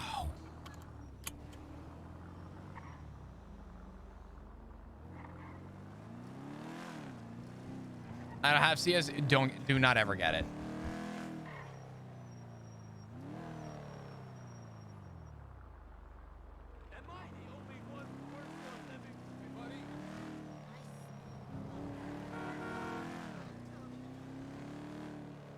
Ain't no fucking way.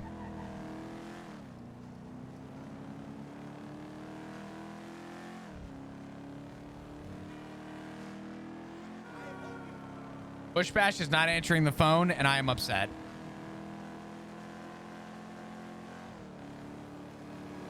Let's see if we can find Cello real quick. By Cello, I mean specifically Balto. The Crowfather. Oh. Hey. Hey, how you doing? I'm doing pretty alright. How you doing? I'm doing okay. Did you want to talk? I mean, not like I'm doing okay and I need to talk to somebody. It's more just I'm doing okay. I'm not perfect, but I'm not bad.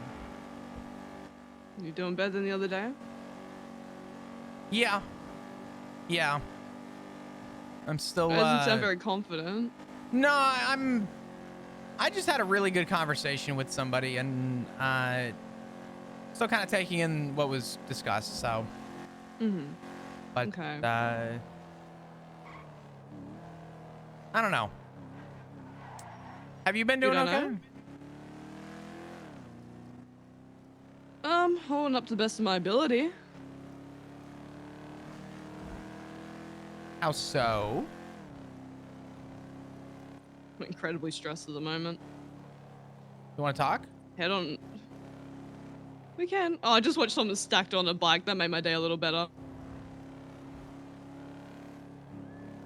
What happened? Oh, someone stacked it on a bike. Oh. Nice stack. You can't say that about people. You can't compliment their stacks. You stack? Oh, it's you.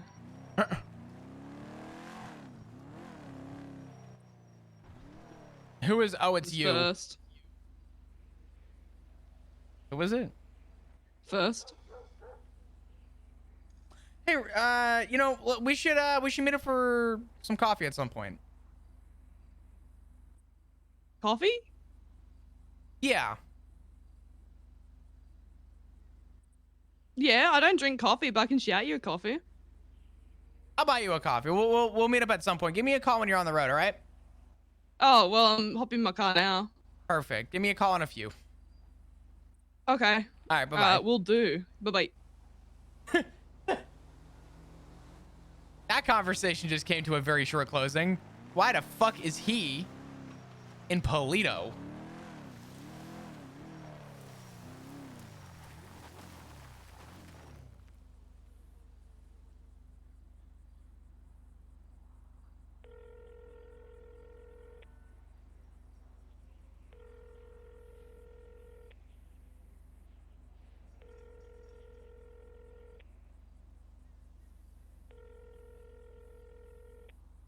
I bet you first, like, if I had to guess, first either lives with Max or there's something there. There's something fucking there.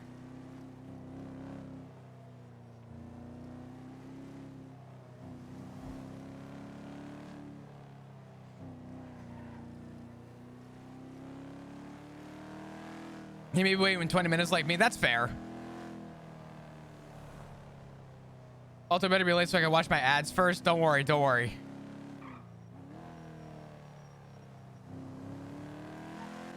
You good? Yeah, are you on the move? Yeah, I'm coming down Great Ocean now. I don't know how any nicer way to say it, but if that pointy part of a cactus is ever around Polito, you stay on the move. That motherfucker is... he's a slimy fuck, that first guy. Yeah, I don't like him after the shit I've been told. Yeah, if you're ever going to be on the phone, especially knowing that, you do it on the go. Okay, yeah, I gotcha. I thought you were in trouble for a second, if I'm being honest. No. I'm more referring to, like, the phone tappers and all that bullshit that people got. Yeah. Oh, I didn't even think of that, to be honest. Yeah, that motherfucker... Fucking let it drive, dickhead! Sorry? He, at one point... I have bad feelings about that man. And after a talk with Ziggy a while back, I try and avoid him. He's not worth any of our time. He's... Unless he bothers anyone, then, you know. We're not going to go down that road. He's a bother. But he's a harmless bother. Okay, as long as he's harmless. He's a physically harmless. Okay, as long as bother. it stays that way then. Yeah. I'm actually waiting to have a conversation with somebody, but if you're going to be around for a bit, I'd love to maybe catch up and talk with you too. Yeah, I'll be around for a hot minute, so I'm probably not doing much at the moment.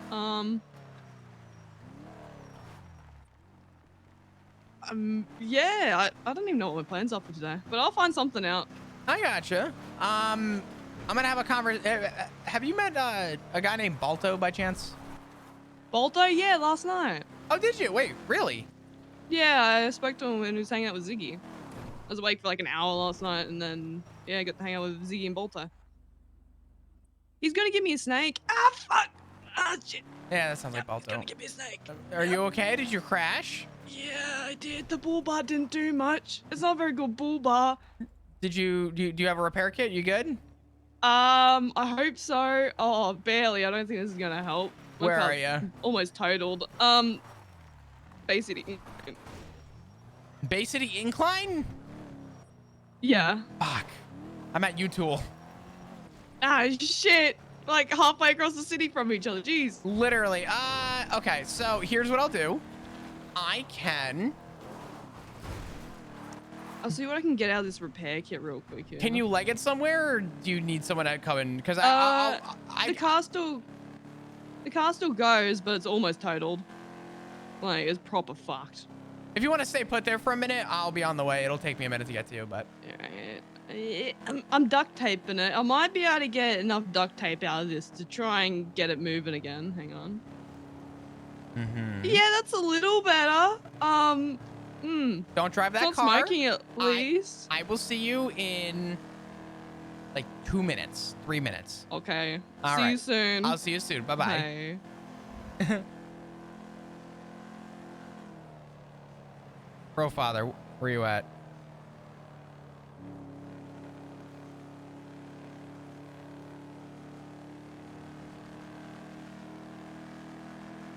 Time to go save Rue.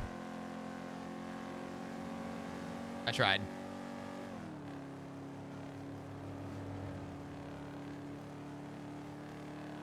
Hey, listen, you guys that do stick around for the ads, it means the fucking world. I genuinely like mean that. That means more than you know.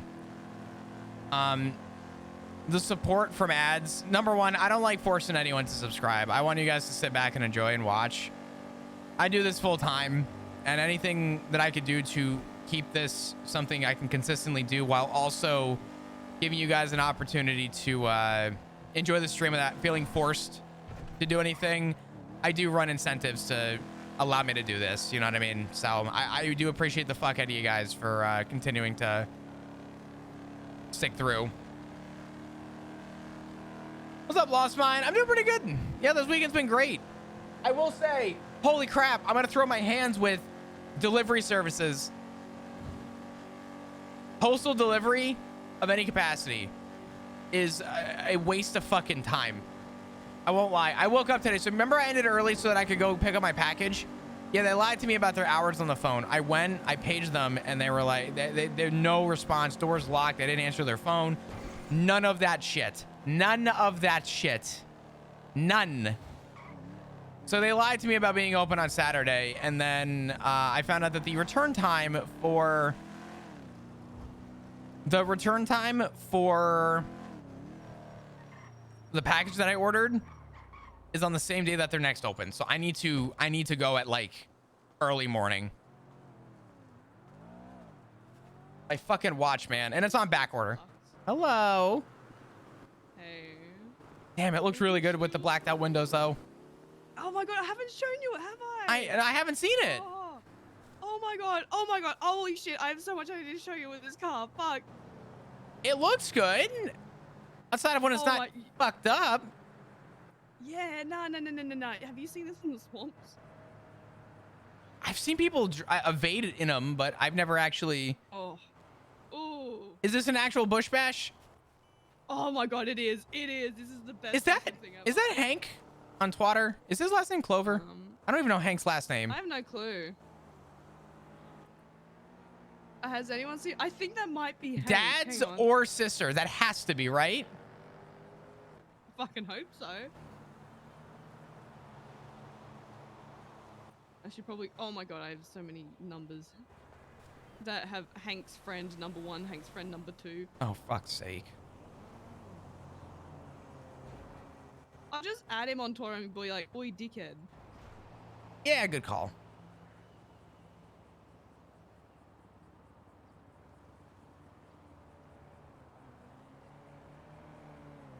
How you doing though? Living the dream. That is the most, you know. The sun's still burning. I'm still breathing, Rue. I don't like that answer. Sorry. No, I'm okay. My feelings of the other day still feel very strongly put, but I'm not. I'm finding a way around it. I'm trying to find alternatives to sort of have the acceptance that I'm hoping for, which Yeah. I think I've done okay.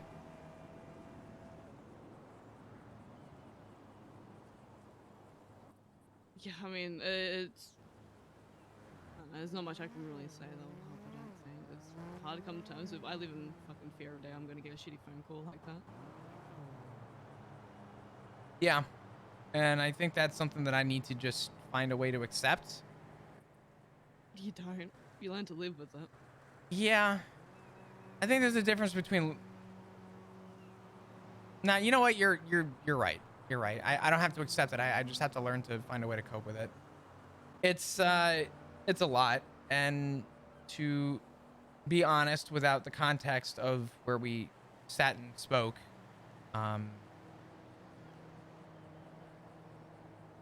the thought of how close of said person in that spot was to sort of what you, Ziggy, and other people stand for was what scared me the most. Was wondering if I would get the phone call, or I don't know. Brew, I'm gonna tell you something that I haven't mentioned to anyone. Mm-hmm. I feel guilty for what happened. Why? Because it made me realize that I wasn't there for somebody. And it made me wonder what the guilt I would feel to not be there for you or for Ziggy. And that scared me. And that changed my perspective on a lot. And I don't know if I have PTSD or if I have like some other shit going on, but walking into the hospital that day was the first time I was ever in fear losing something that I cared about. And I don't mean like losing something that I care for. I mean everything that I stand for. Losing everything at once for what I stand for.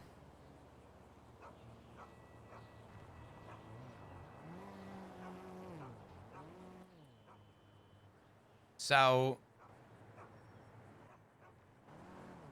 I don't know. I don't know if maybe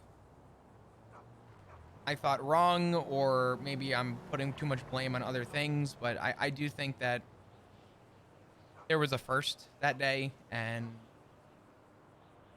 that first was not a very humbling way to be introduced to sort of the expectations I should be expecting. Yeah.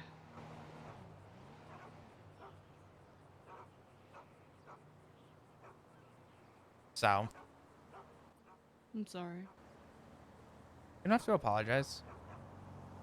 There's nothing to apologize for.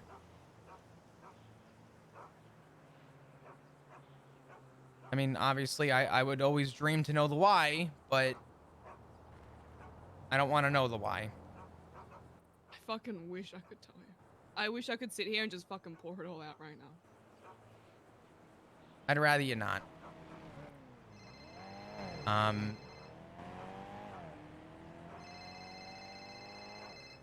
Not. Just Damien, I'll call him back. No, it's fine.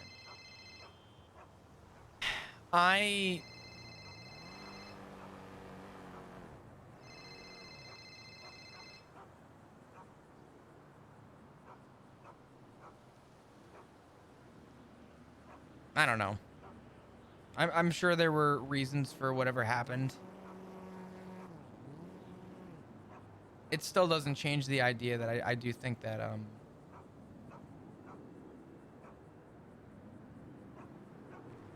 I think said person that shall go unnamed, I would hope,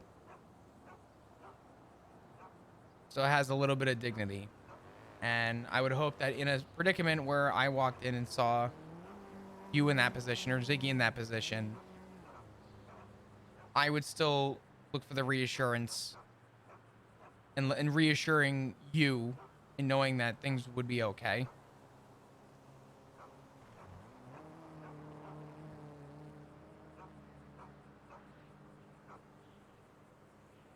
And I think I may have projected, but I'm trying to stay positive, and I'm trying to understand that I know that there was probably a valid reason, but Yeah, I just don't want you feeling like you have to bury this kind of shit, because that's when it starts to get really rough. Yeah.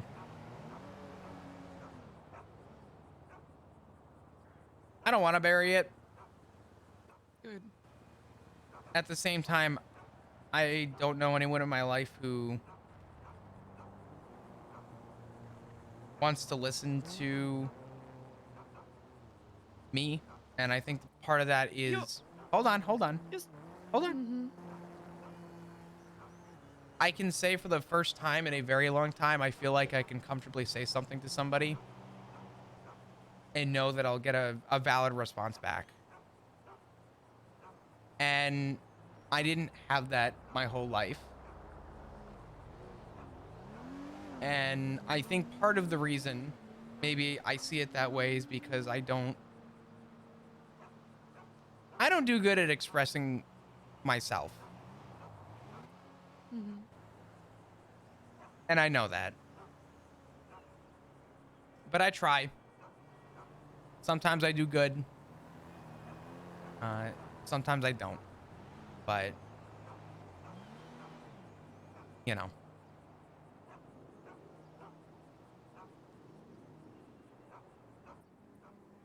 Well, I'm happy to sit here and listen any time of the day, any time of the week.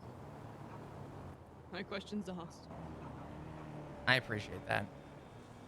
Obviously, it gets a little dicier and harder when, unfortunately, I don't want to...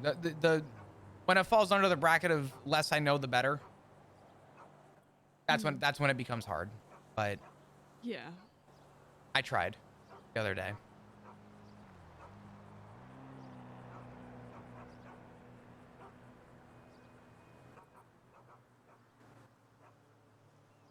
Did it help at least? Oh, what, to talk about it? Mm-hmm. Absolutely. I think it's I think the hardest thing for me to understand and feel is that I don't feel like I have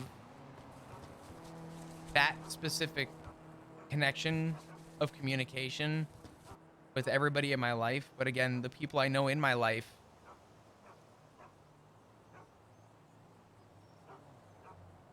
I don't either see super often or are colleagues. And if there's anything I've learned in life, my colleagues don't give a fuck.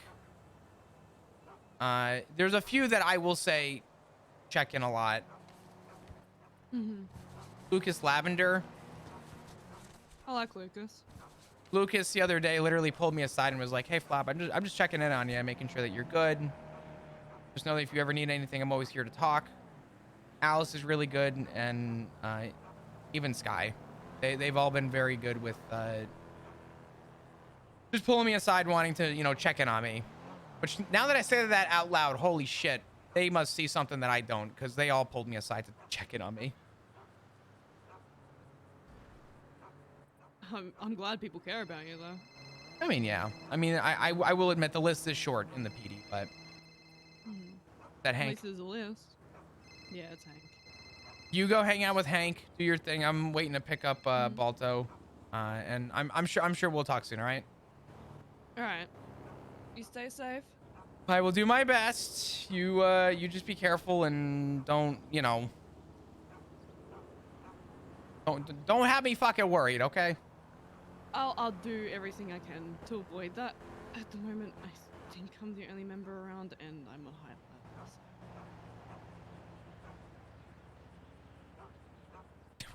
Yeah.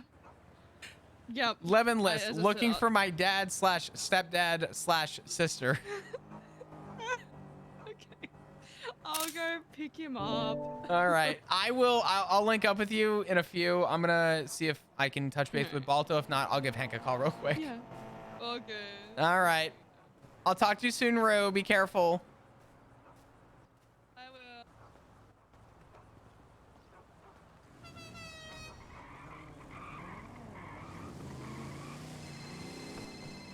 That timing was impeccable. You see what I did there? Impeccable. Because birds peck. Ugh, I'm such a comedian. Hey, Balto. I am finally out of bed. It's okay. And I can't see the door! Are you in Sandy? Yes. All right, I'm grabbing gas at the basic Great Ocean Highway right now. I'm off duty. Okay. If that's okay with you. Yeah, it's fine. You say it like it's so clandestine. Listen, Well, last I time. don't care that you're off duty, but we have to do a ride along one day before I get a felony. Okay. All right. Oh, sweet, the yard dick is back. What? I I don't know how to explain other than you'll see when you get here. Ping 2. What's your ping? Okay. I just realized this is bad timing. Hold on, wait. Can you delay the ping for like 30 seconds? Ping 2. Okay. I'm getting gas, and I don't want to stop filling up my gas, so. Yeah. Give it 30 seconds, all right? All right. All right, I'll come and meet you. Bye-bye. All right, bye-bye.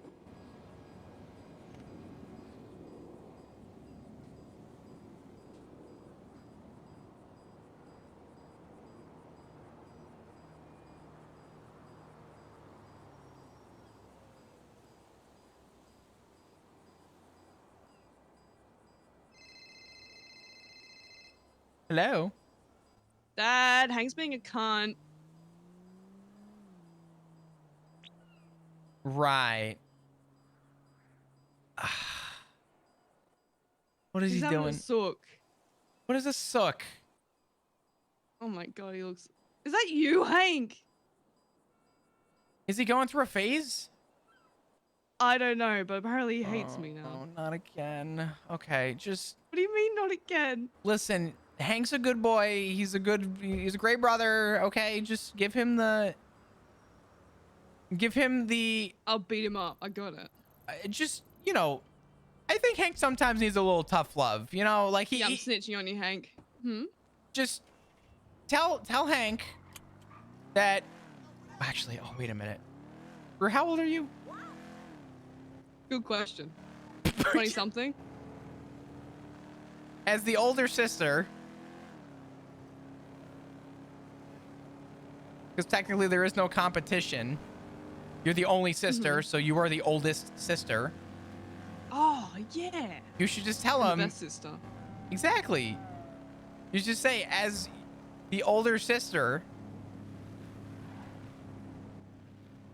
he needs to take a breath and calm down and be with the family. Right. I got this. Tell him there's a time. Hank. Hank. As... What the fuck? He just completely blew me off. Hank. As a superior sibling, you need to calm the fuck down. He said no.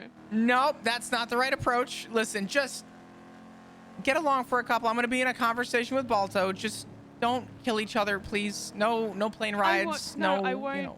Okay, no planes. Anything else? Nothing. No killing each other, no planes. No. I won't hurt him. I would never hurt him. Nothing that could possibly get you hurt. Just...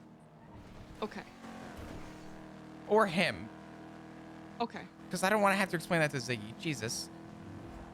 All right. Just behave. I will call you back when I'm wrapped up with my conversation. Okay. Sounds good. I'll do my best. All right. I'm getting a hot dog. Okay. I'll talk to you soon. Bye bye. All right. Bye. Oh my god, I gotta eat all my food. My food's about to go bad. The fuck? Dad, Hank's being a cunt.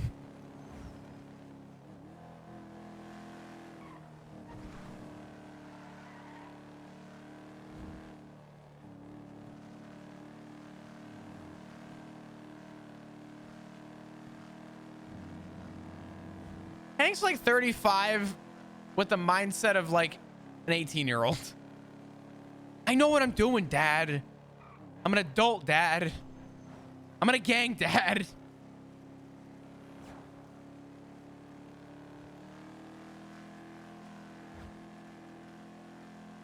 Hi, Cat. How you doing? Hope you're doing well. I'm sorry, by the way. I'm sorry.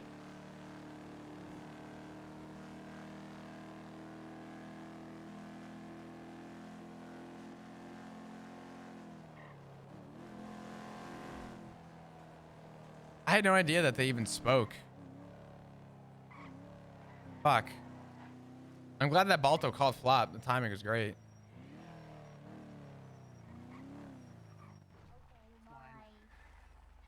Oh, good morning. Good morning. How are you gonna lock the door when I'm looking to get out? Hello. Oh, sorry. How you doing? I'm good, are you? I'm all right. Okay. I'm gonna go have a conversation. I'll be back. Get him some food so his heart don't die. Do you not have food? Yeah, we need to go do that because I need to take my meds. God damn it. All right. I'm sorry that I got food this morning and it fucking withered away. Can you check on Twatter or on Lemon List if the place in Plato's open? Oh, let's go. That's huge. Ainsley? Nothing on Lemon List. You could also twat out, is the Polito Bistro open, and see if they respond. Because that'll be, one, a lot less of a headache, and two, a lot easier to get to. New character? Okay. Ainsley Dugong. Not Flop Dugong. There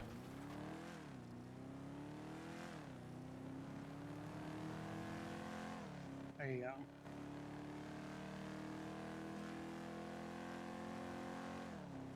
Wait, you didn't see, did you see the yard dick? I did, briefly. I didn't really comment on it. It was out in the front? Yeah. Jesus. He got fucking assaulted by a local, and while he was lying there, he just fucking threw blueprints and shit into the shape of a dick. Damn, what the fuck? Who's talking shit on Twatter? It's just Bo.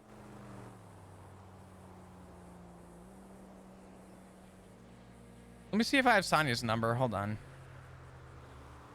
I don't have Sonia's number. Is she in the yellow page?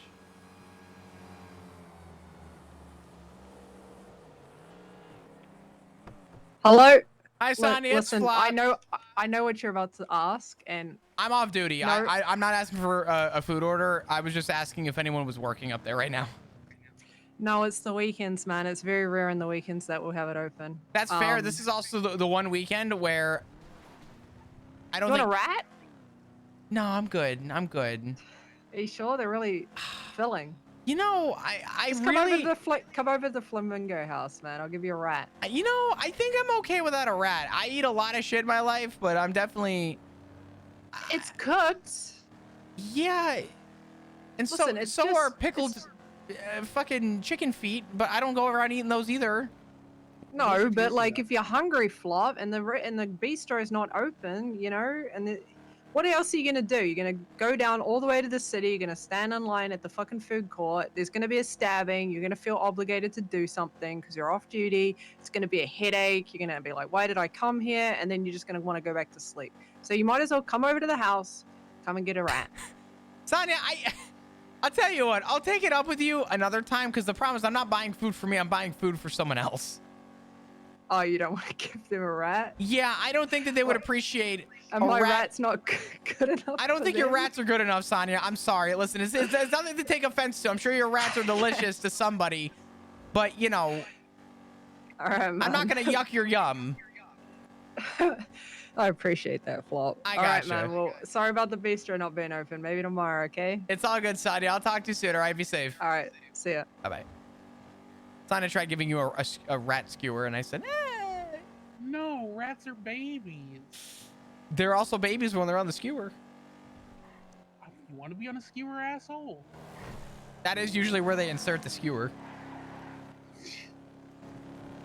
You signed yourself up for that. Don't even blame me for that. What the fuck?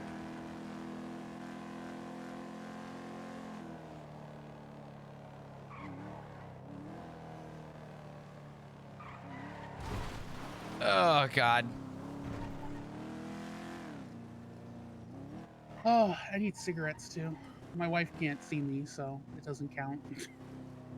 I could use cigarettes too, honestly. I don't know where you grab them, the gas station, I guess. Yeah. Oh, Jesus.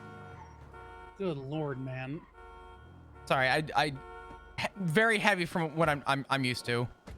All right, grandson, buy me food. I'll buy you food. Thank you. I need to actually work next time I come to visit because I can't afford shit. Do you need money? Just here's the thing. I'm happy if I just have food. Like, I don't buy anything.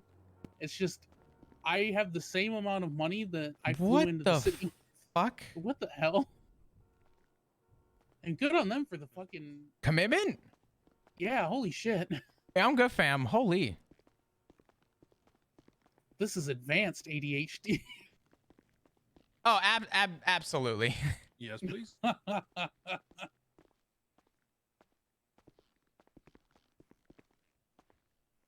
Alrighty, you order up. He doesn't. There He you doesn't. go. He doesn't remember the rat. What's up, Declan? Good to see you. Hello, how you doing? Doing all right. Spent a couple minutes off duty. I should be on duty in a little bit. All right.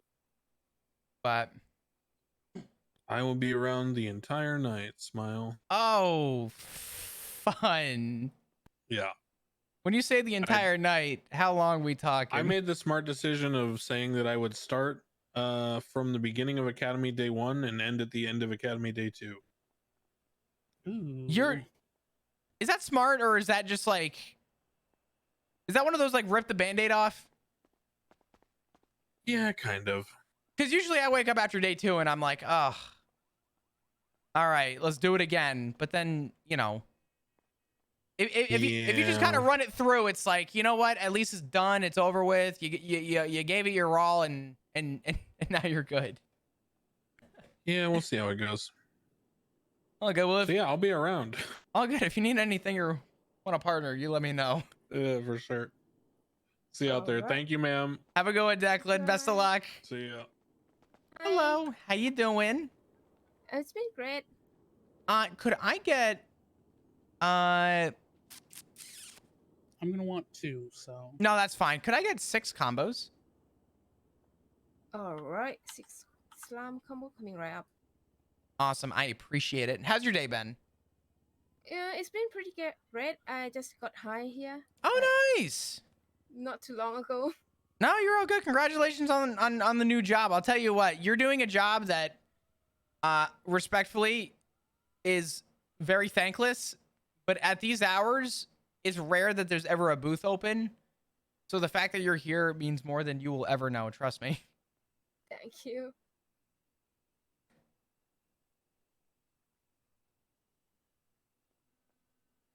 He's eating Subway sandwiches. Order should be up. Please check your order. Let me take a look. Perfect. There you go. Alright, thank you.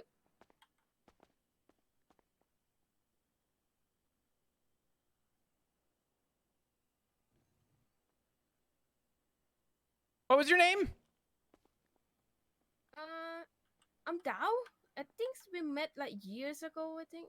I was gonna say, Trail of papers on the ground. I don't know who did it, but they committed. It's good. I was gonna say that goes into the office. That's insane. I want to say I briefly remember running into you. I've met so many people in my time that it's sometimes it's just hard for me to recall names and faces. But I don't mean it disrespectfully. If we have met, it is good to see you again. Thank you so much.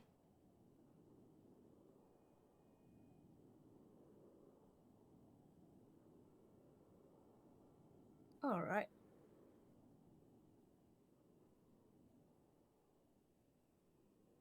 Okay, everything should be right.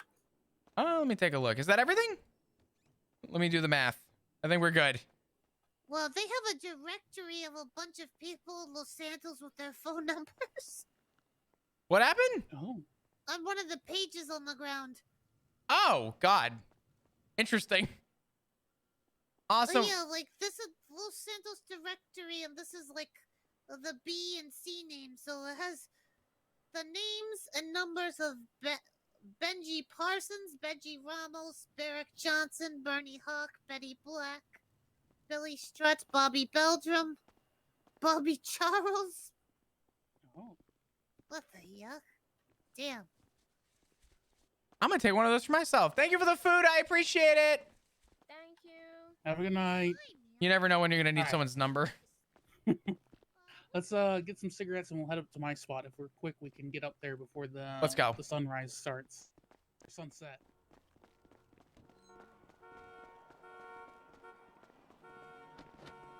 I'm gonna channel my inner theater kid, and we're gonna go have a dramatic talk at the top of the mountain at sunset.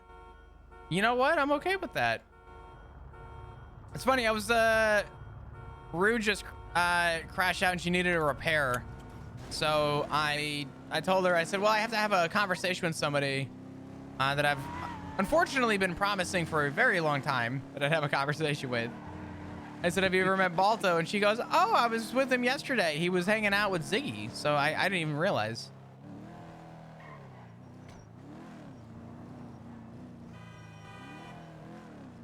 Yeah, congratulations on the kid. Thank you. I appreciate it. She's a bit old for me to be giving you gifts on her behalf, so instead I'm getting her a snake. Yeah, she told me that she was getting a snake, and I'm like, oh, somehow I'm not surprised. Hello, sir. I'll take a couple packs of cigarettes, please. You're telling me. Thank you so much. I appreciate it. I'm giving her a California king snake. Is it gonna come with something to live in that's not my Yes, house? Flop. Thank God. Well, no, it has to go in your house. Well, yeah, but like, it's not gonna be like a free roaming snake, right? Right, no, Flop, come on now. Have a little sense. I mean, I have sense. I'm just saying that. Nobody has free roam snakes. That's bad. Is it? Yes, Flop. What if I like go to bed and I wake up and like that thing's engulfed half my body? Okay, it's a tiny 24-inch snake. Tiny? Yeah? Also, if 24 inches is tiny, we are on two different sides of life. Something, dick joke, something. There is, Listen, yeah. It's a baby still. Yeah, okay.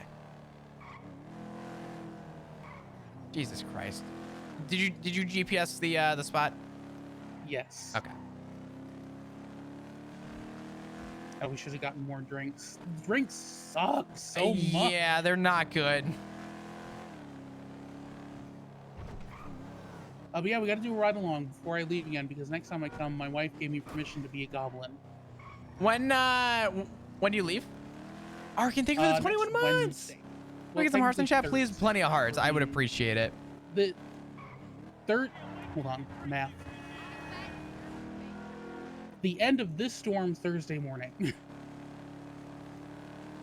This upcoming Thursday? Yes. God, timing is so bad. Okay, Wednesday might do. What? Okay. Wednesday morning? Would Is that gonna be Wednesday this storm or Thursday this storm? Wednesday this storm. Coming off. Okay. Time zone.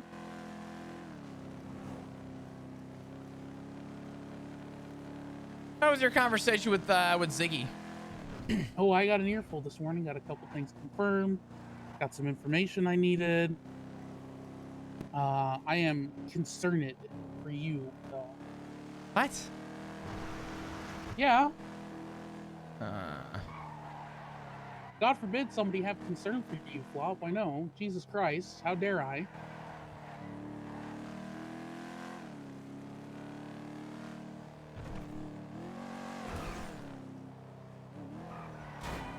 I know it's a strange and possibly uncomfortable sensation that you're not used to, but there are people who exist who want you to be happy. Oh, I don't doubt that. So we worry when, you know, you have giant life-altering decisions happen around you. Which life-altering? God.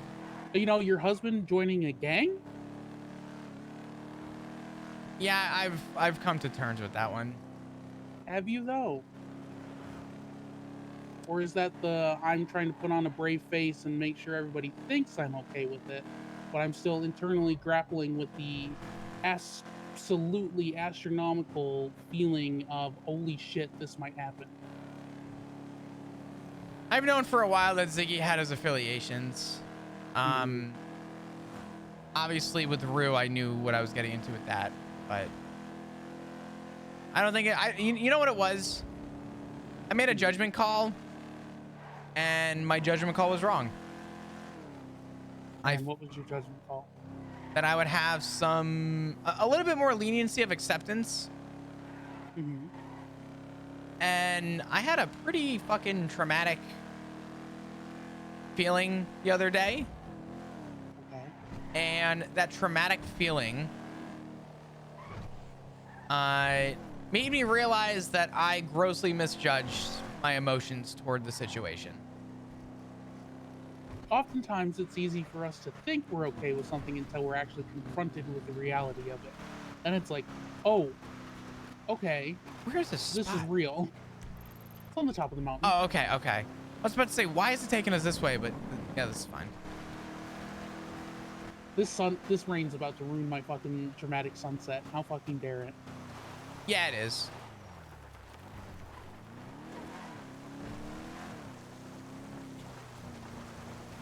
Look, Flop, I love you. Most of this conversation is going to be for catching it up, but at some point I'm going to read you filthy. I hope you know that.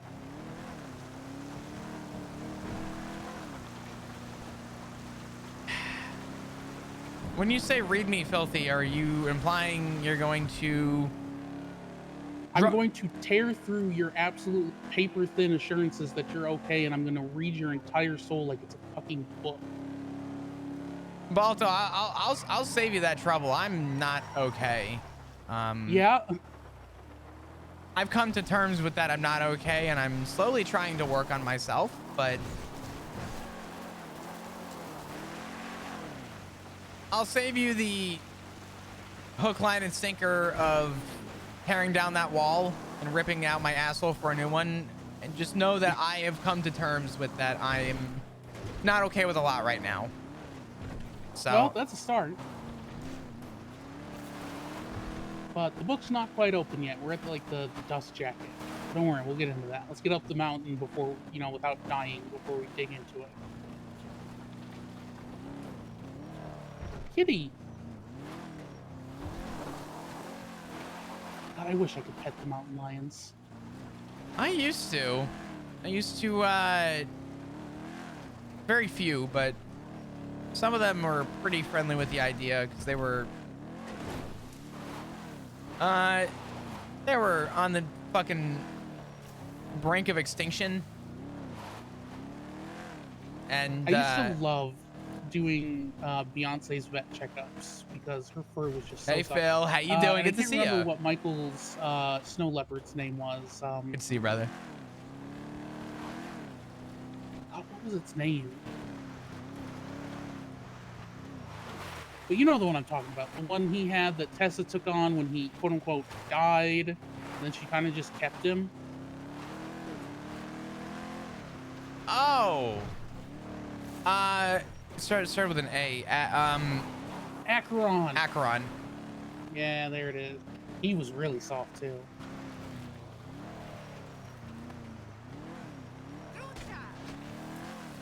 You're an older ass man today? Is it your birthday? Happy birthday, Phil. Is it your birthday? You know, as a family roadster that seats 8, not too bad. Not too bad off-road. It's not perfect. It's still a heavy-ass truck, but not too bad. Happy birthday, Phil. I appreciate you. I hope your day goes amazing.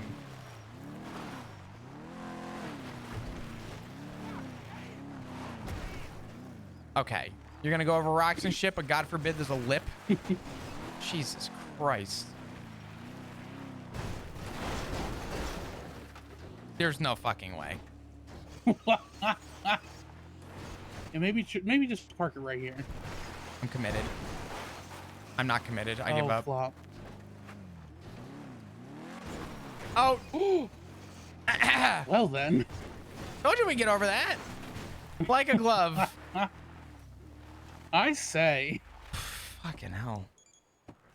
Fucking car. Come on, let's go up. I like this spot. This is my let's have a serious conversation and talk about your feelings spot. I used to do half my chaplain duties up here. Except I'm whiffing. A lot of birthdays around this time of year.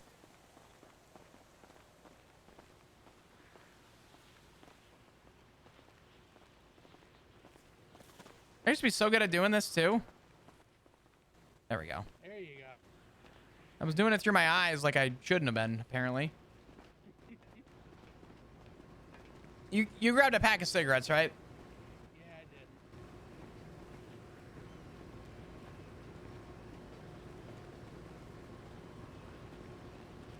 Oh yeah, this shit gets beautiful at night.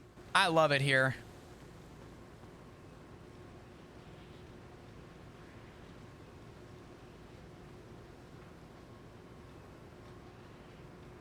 Here, before you light up, come stand on my good side so I can actually hear you.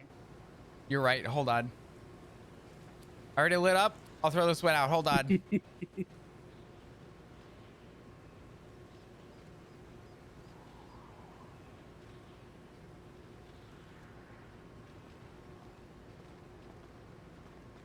All right. There you go. Gotta stand on the non-deaf side, kiddo.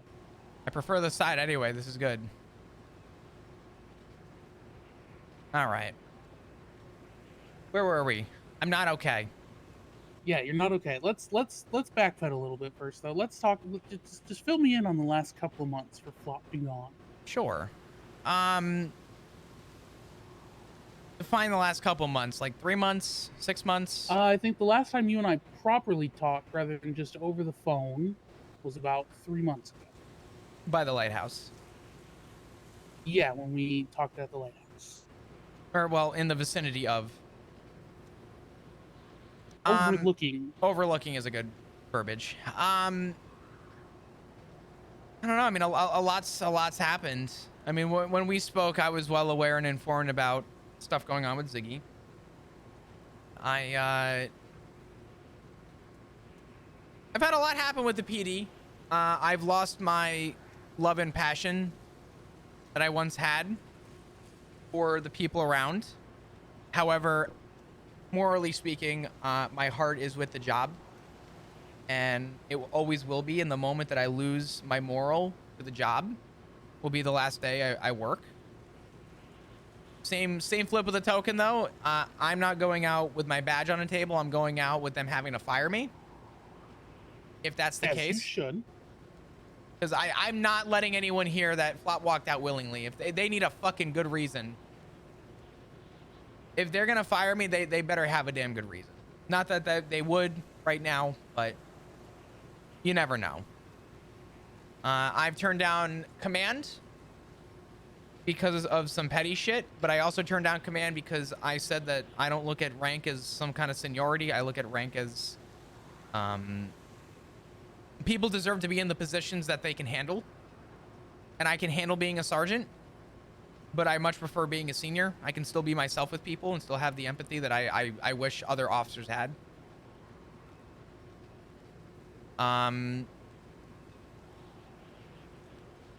El Sose's back, and he's a fucking treasonist.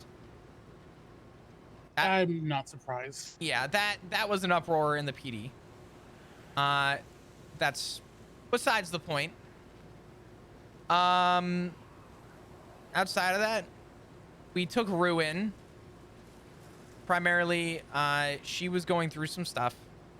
She had just lost her father. I heard all about Solomon this morning, yep. Yeah. And it's so funny, Balto. I'm gonna veer off the last 6 months for a second and probably go to the last Go 6 on. years. Okay. I met Rue when she first moved to the city. And I arrested her for a DUI. And when I had her in the cells, I told her, I said, if you ever need anything,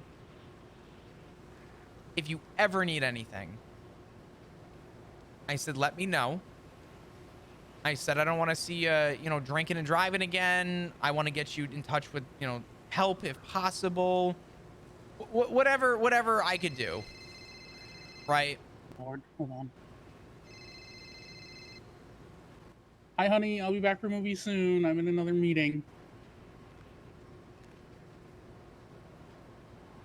All right. Have fun with the Legion. Bye-bye. Idle wondering where I went. No, you're good. But I reached out that hand to her. years ago. I think I was still a solo cadet for timeline purpose. And when Ziggy said that she needed help and I had a very long conversation with her,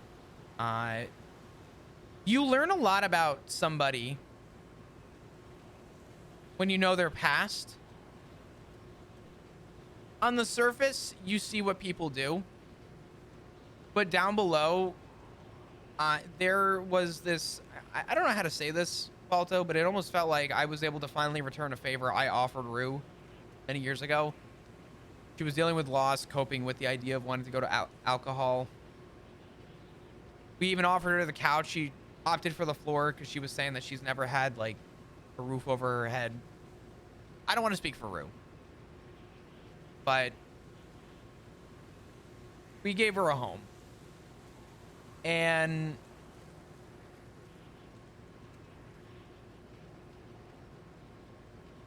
in the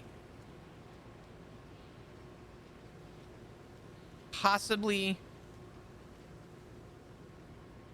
maybe cheesiest way to put it,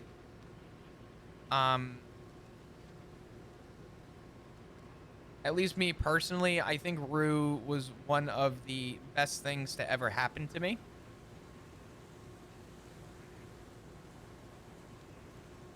Because Rue stands for everything that I stand for. You may see somebody on the surface who's misguided in life, but when you actually get to know somebody, there's more to that person.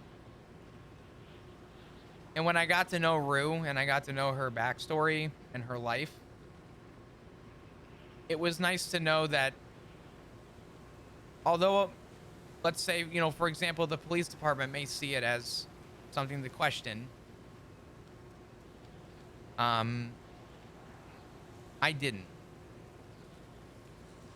Now, obviously, I took in some responsibility with that.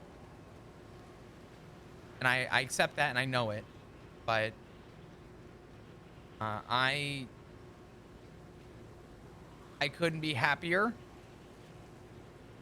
And I would go as far as to say that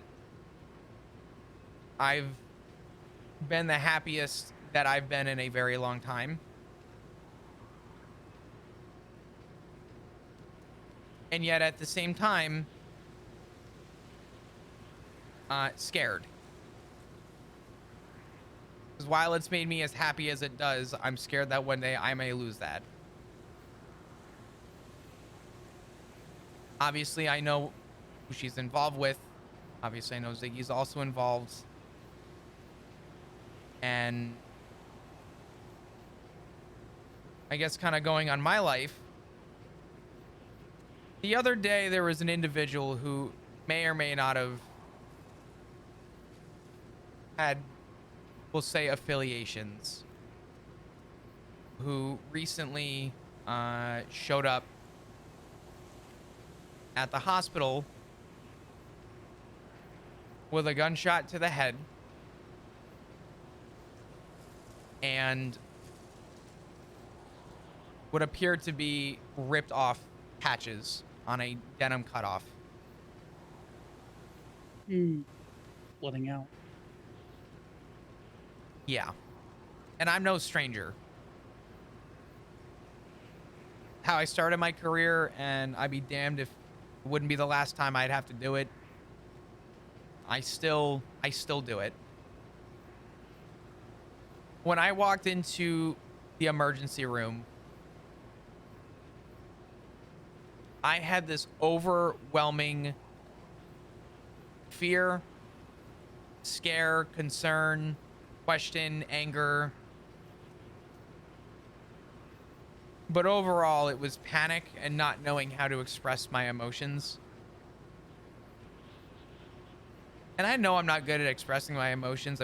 I'm actually, I know sometimes I'm okay, but Balta, it hadn't been 24 hours since I spoke to this person. She was laughing and she was smiling She came to me for advice.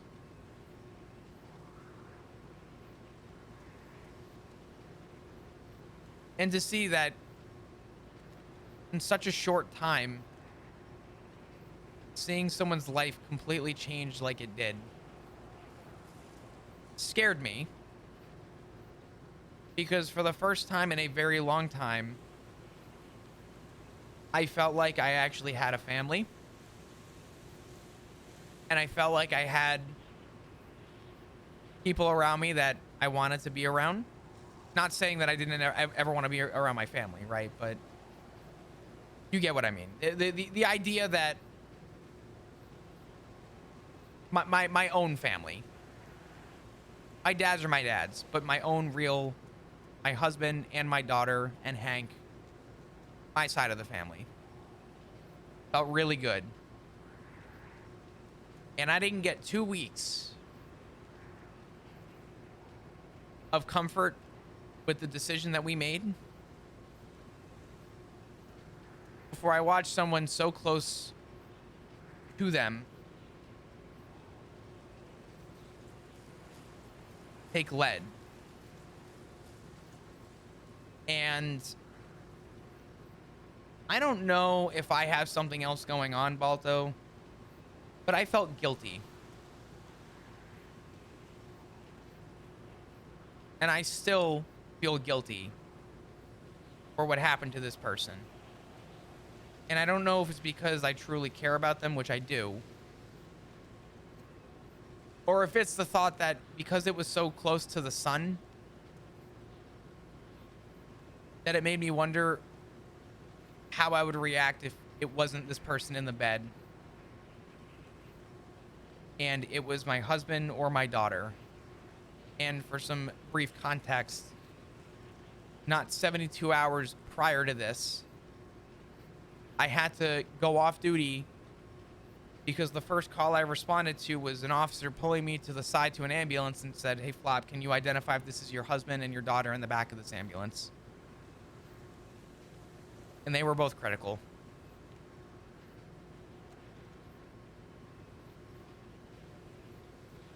That scared me.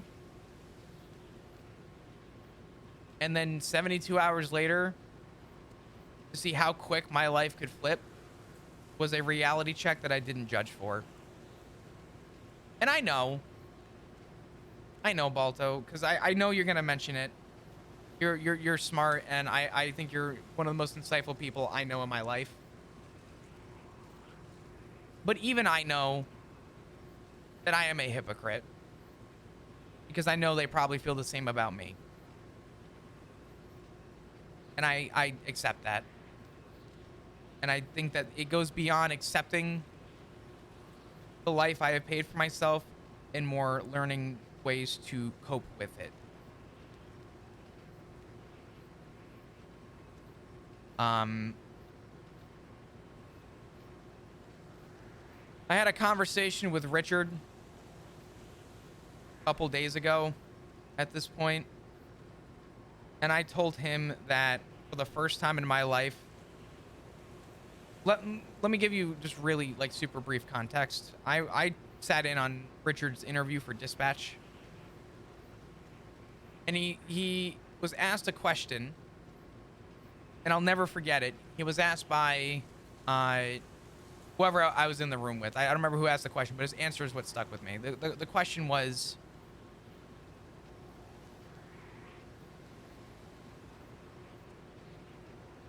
how certain are you, or something to the degree of, you want to be dispatched, why not be a police officer? And his response stuck with me.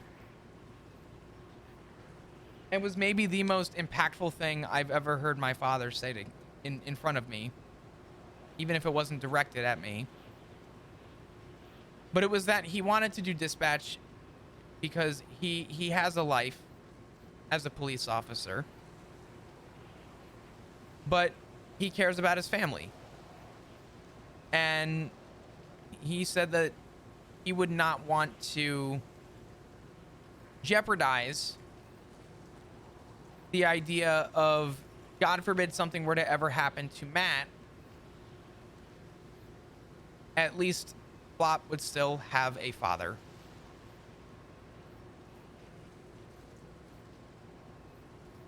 And when I spoke with Richard, fast forwarding now to the other day, I reminded Richard of that statement. And I told him that for the first time in my life, I get it. I understand. I didn't quite understand to begin with. But to walk into your side of the family, laying in a hospital bed in critical condition, to then have 72 hours later someone closely affiliated with a bullet in their skull and a cut ripped to shreds, was a gross misjudgment on my part. And I did everything that I could to tell Ziggy and to tell Rue that I was scared and that I didn't ever want anything bad to happen to them, and that I don't know what I would ever do if I ever had to lose the people that I care about, especially in one go. It's one thing to see, you know, a family member hurt. It's another to see them both in the same room.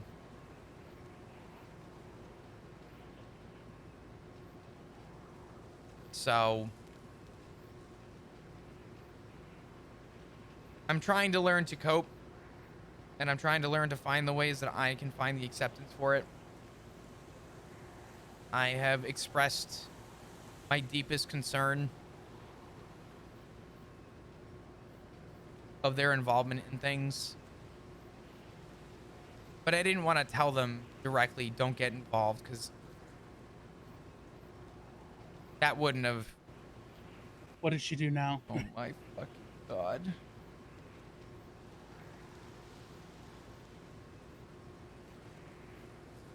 Yeah, that's your kid, all right. God damn it. Fucking hell. What was I saying? I'm sorry. I lost my train of thought. Listen, kid. I'm gonna be honest with you. Nobody should be expecting you to be able to come to terms with shit this soon after everything changed. And if they are, let me know who they are. I just want to talk. But do you know what the opposite of love is, Flop?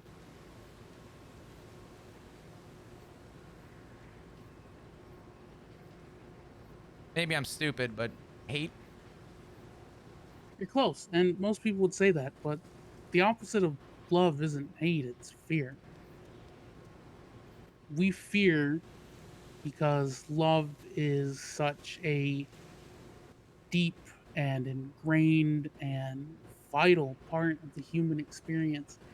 But I think a lot of people don't realize that when you love somebody, when you love them with everything, when you love them unconditionally and you give them your everything, the thought of losing that love is unbearable. Did I ever tell you about Nick and Adam? If you did, it had to have been a while ago. Either that or you have not. Do you remember for the longest time I was the staunchest anti-relationship person you could ever meet? Yeah, you were pretty blunt. I mean, to be honest, I say that you are still pretty blunt, but yes. Well, now I'm married and I've got kids, but did you ever wonder what changed? Why I was like that? See, when I was about 20, I had two fiancés. I had Nick, a school teacher, and I had Adam, a Marine, in my platoon. And I lost them both within 6 months of each other. I lost Adam shortly after my 21st birthday, on a dusty battlefield in Afghanistan where I had my whole hand in his leg, desperately holding onto his artery, trying to keep it shut, and he bled out between my fingers. And I lost Nick 6 months later when I was pulled off of my next deployment 3 months early to come home and identify his body. And I swore then and there that I would never, ever, ever open my heart to love again because look at what it got me.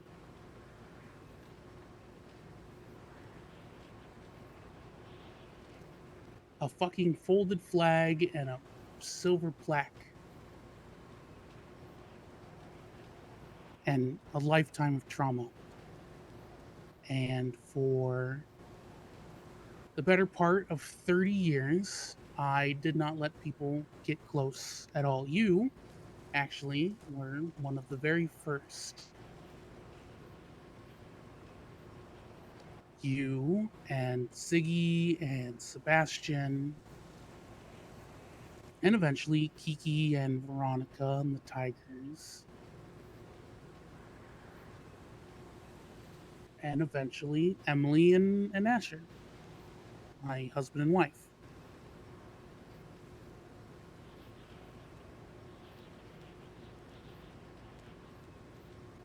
I thought for the longest time that after I lost them, I would never be able to love again because I would never be able to open myself to that, and I was afraid. I was so very desperately afraid. And meeting Emily and Asher and falling in love with them taught me a very important lesson, and one I hope I can impart to you. Maybe not today specifically, but in the next little while. That we love people because of who they are, not in spite of who they are. And that love, it is worth the fear because it is every single quiet, happy moment. It is nights spent on the couch watching movies. It's days spent standing in the kitchen cooking together. It's quiet drives on an ocean road. It's standing on a roof having a fucking conversation at sunset.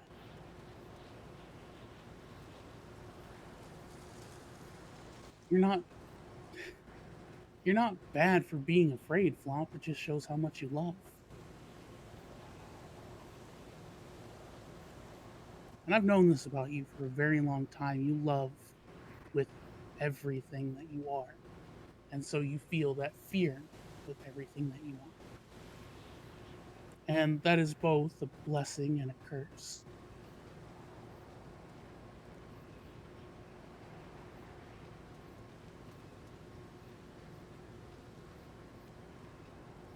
One, that I think you are strong enough to endure, whether you believe so or not.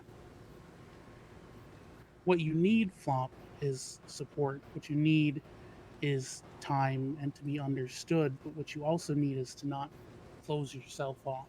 Let's speak frankly here for a second, Flop. What did you think was going to happen when you adopted Worm?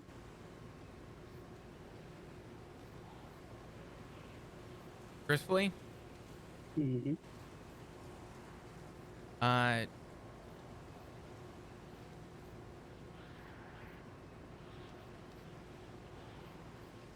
I mean, obviously you want the acceptance from the people around you, but me specifically, I wanted the acceptance of knowing that I was as happy with the choice as Ziggy was. Mm. But you knew you were adopting a criminal, and surely you knew that she was going to stay a criminal, right? Yeah. But you love her anyway, right? Always. Of course. You love her because of who she is, not in spite of the fact that she's a criminal.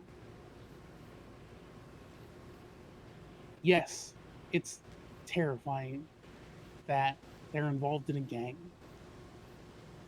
I'm not gonna lie. Life is just dangerous, Flop. We live on an island with the highest murder rate per capita in the entire contiguous United States of America. That's petrifying. And yet we all chose to come back to the island when they said it was clear. That we did. Granted, I don't live here full time, but as you shouldn't. Here The I place sucks. As here I still am visiting pretty regularly for that.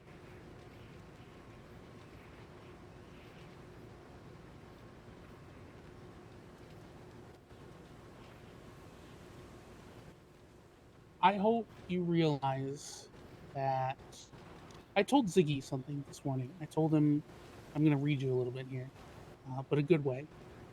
When you talk about him, Flop, you look like he hangs the moon and the fucking stars.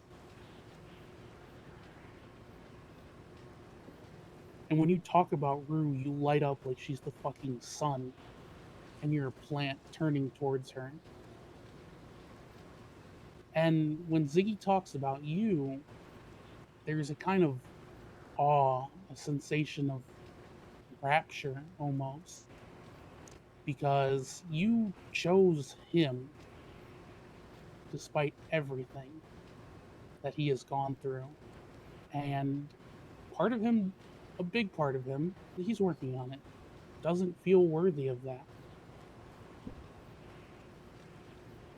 I haven't much gotten to talk to Rue about you, but I am almost certain that when she talks about you, it's going to be something similar.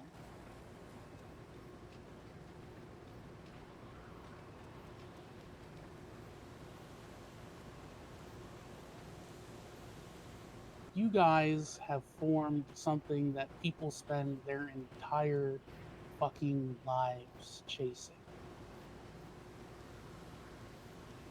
You have formed a family of unconditional love.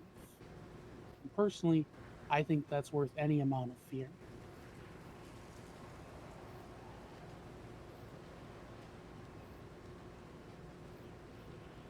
It's okay to be afraid, Flop.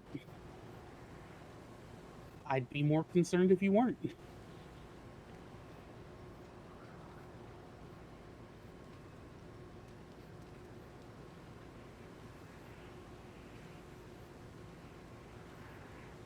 I don't know if I could have ever put that in better words.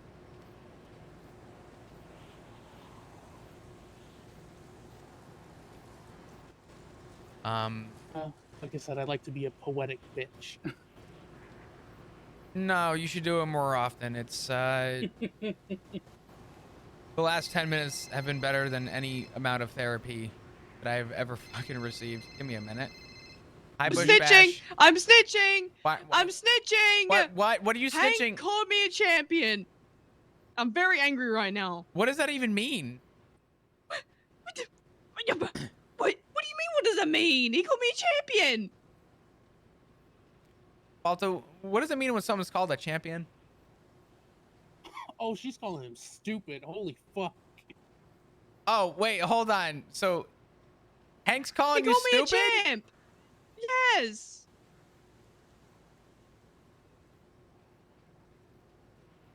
I'm gonna call him. Hold on. Thank you. 2 seconds. Fucking kids, I swear to God. Hello? Hank, so help me God, you apologize to your sister right now. He hung up. You sound like me talking to my 5-year-olds, by the way. But you got this dad thing down pat.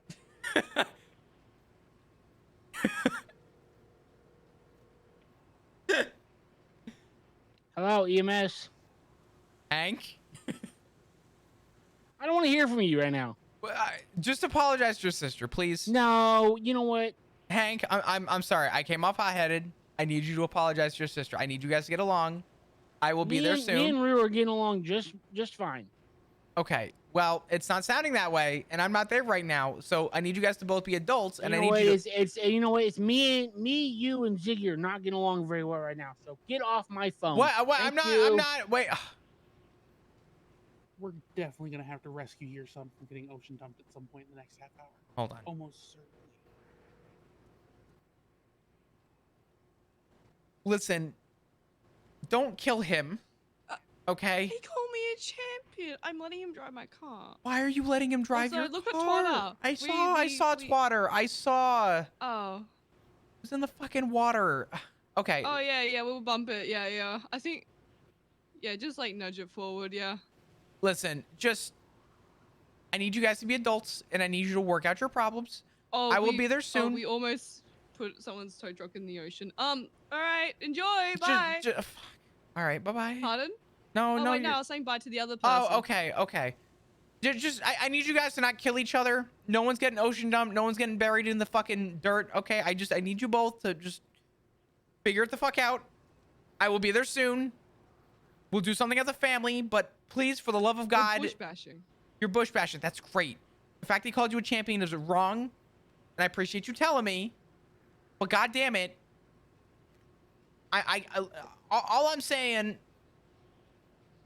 I can't say that. Never mind. I'll say that to What? Hank. What were you gonna say? I was gonna talk about punishment.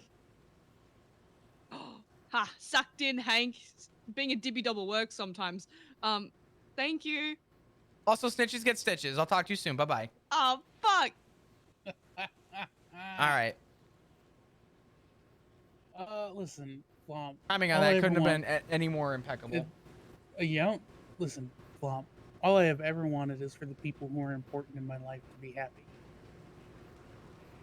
You are number 5 now, because I had to make room for all of my children. Did I come before the children or after the children?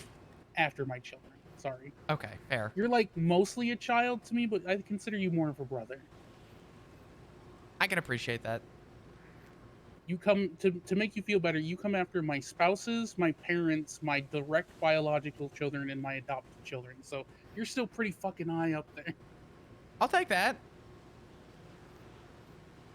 All I'm saying is that C's get degrees, right? So C is still a passing grade, which means if I'm above a C, then I'm really passing. Yeah, you're doing really good. And Ziggy is number 6. Or sorry, no, he's number 7. Really? Yeah. Oh God, can I had to put my... Can I please make the joke? He already knows. Please. Go ahead. Can I please Go make ahead. the joke? Yeah, go on. Am I finally a top in something for once? No. Fuck. But on paper. Anyway. What the fuck was that? Yeah, listen, kiddo, all I want is for you to be happy. And Ziggy and Rue make you happy. And I think with time, this is new, and I think a lot of people are being unkind to you by expecting you to have a formed opinion or to be okay with it or to hate it, you know, so soon after everything. But the reality of the situation is you just need time. With time, you'll see that, you know, they're in perhaps no more danger. I'm going to be honest, they're not really in any more danger than they ever had been. It's just a different kind of danger.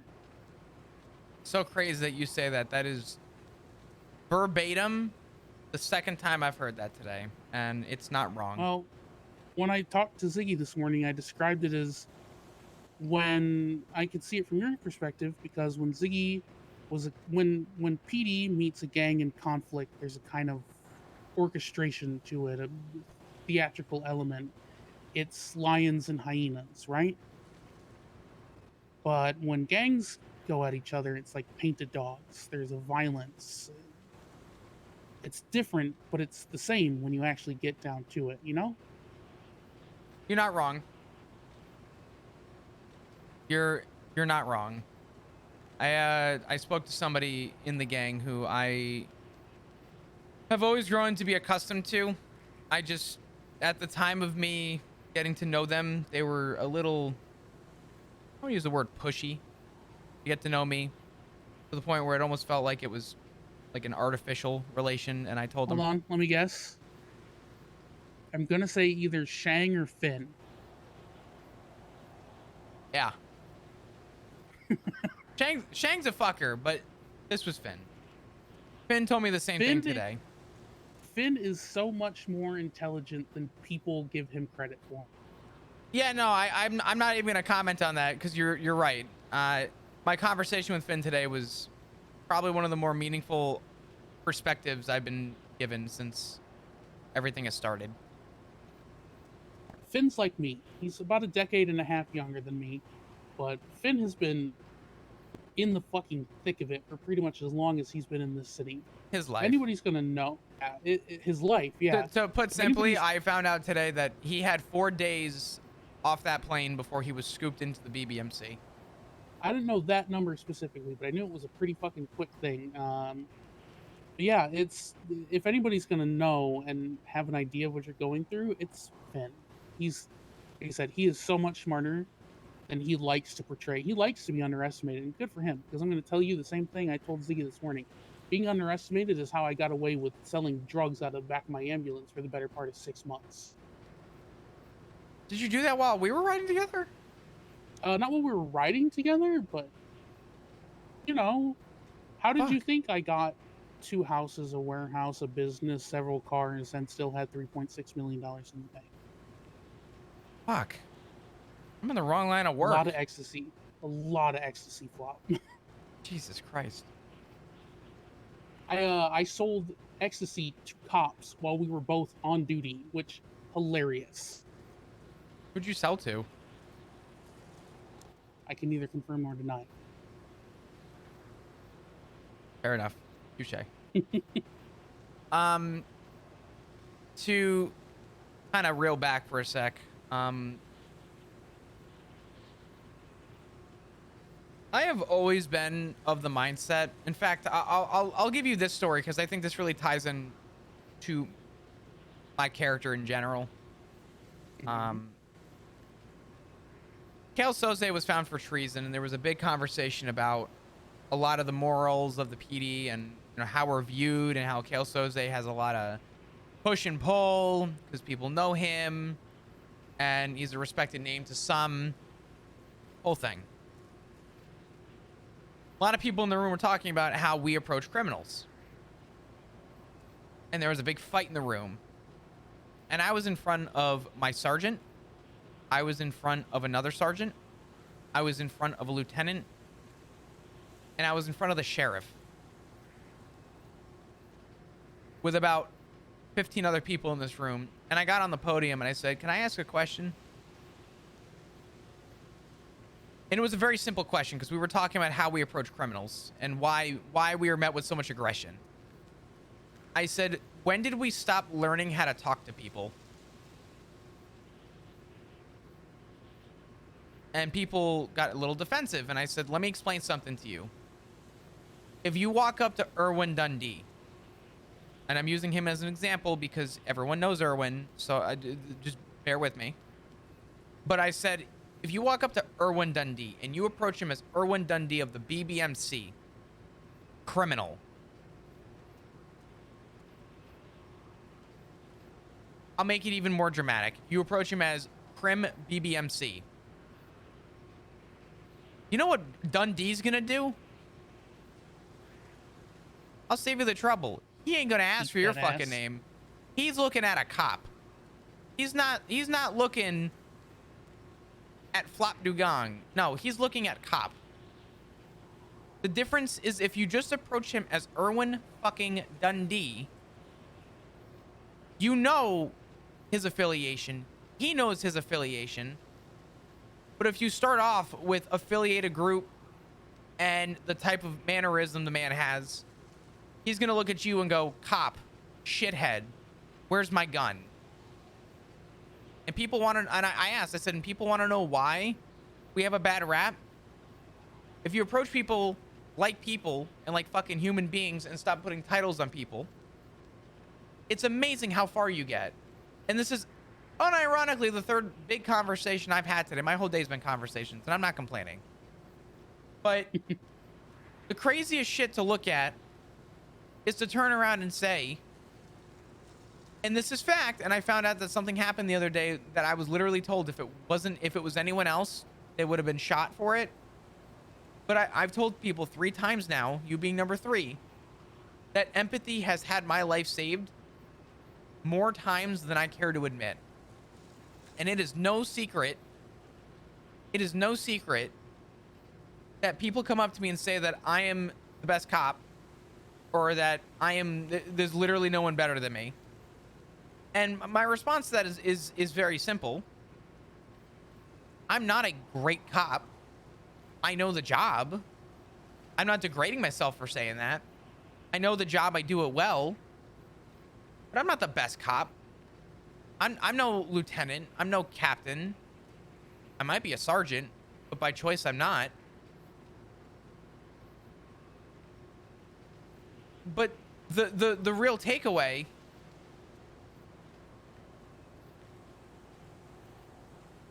is, even if I'm not those things, I'm treating people like they should be treated. And the fact that I'm getting the light bulb for it and no one else is, tells me that not a lot of people treat people like human beings anymore. Which is the exact reason why I love and care about Rue so much. Yeah, she's a criminal. Yeah, she's ADMC. Yeah, she wears a cut. Yeah, she does crime. Yeah, I have to get on duty and see warrants with her name attached to them. I don't like that stuff. I really don't. But I still love her. And I'll do whatever I can to try and talk her out of doing things, if I can. I'm going to stop you right there. Because eventually, if you keep trying to do that, Rue's going to begin to feel that your love is conditional on her conforming to your desires. I think she knows that it's not, though. I'm not like... So, brains can be mean. And by that I mean brains can be assholes. And if you do it enough times, your actions are going to speak louder than your words.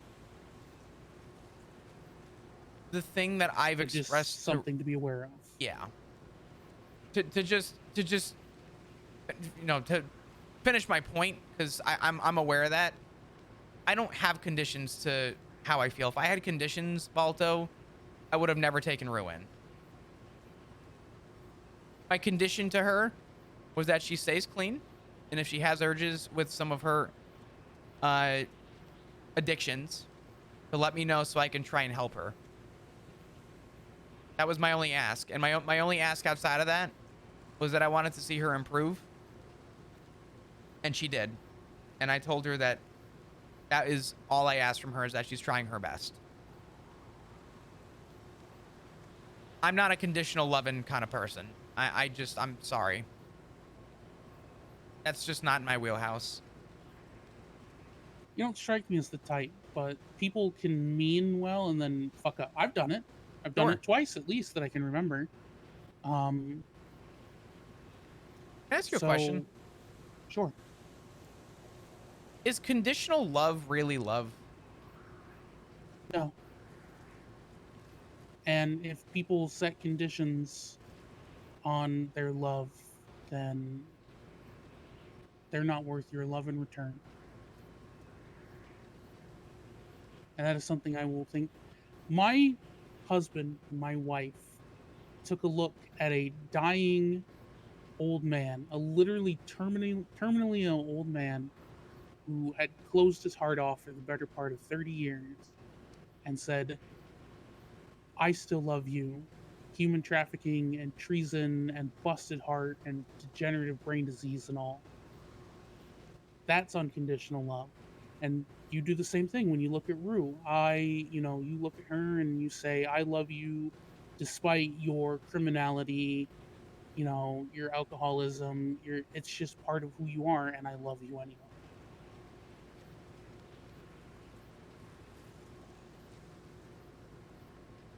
Remember, Flop, we love people because of who they are, not in spite of who they are. Sure. Yeah, I don't think that's changed about me. And I don't intend that on changing. Then you'll be fine, kid. There's gonna be times where it's scary or you're annoyed or people try to bully you into shit and you just be like, these are the people I love, fuck off. Nobody has any right to tell you who to love. Nobody has any right to tell you nobody has any right to tell you that this person is unworthy of love because they don't fit that person's abstract, worthiness scale or some dumb shit.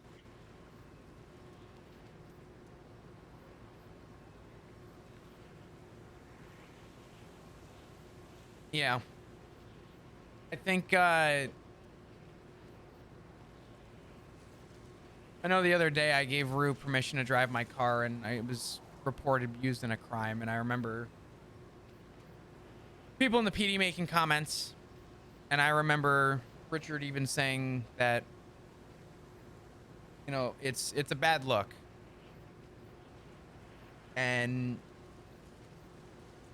I told everyone on the radio, I said, the only person who had permission to operate my vehicle was Rue Minmi, and if she was to do any type of crime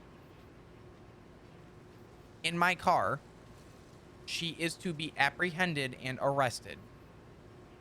I'm not going to give special privilege if someone's going to do something dumb.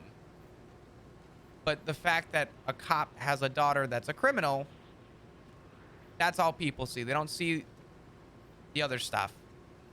And that's a hurdle in itself. I don't agree with what she's doing. In fact, in a lot of ways, I really hate when I hear that she does things out of physical emotion. And I've been trying to help her find other ways of maybe approaching things other than immediately resorting to, where's my knife?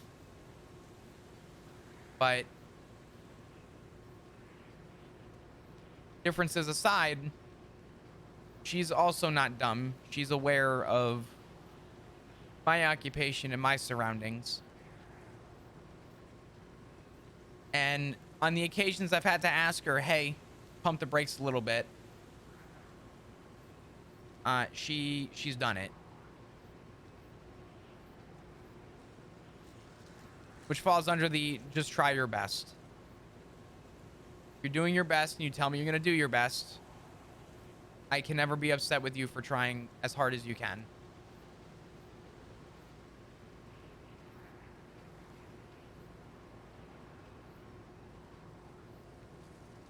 The way I see it, so long as you keep it to just trying to help her find better outlets for her more violent tendencies, but you're not trying to completely steer her away from what she's chosen as a life, that's fine. That's just parenting.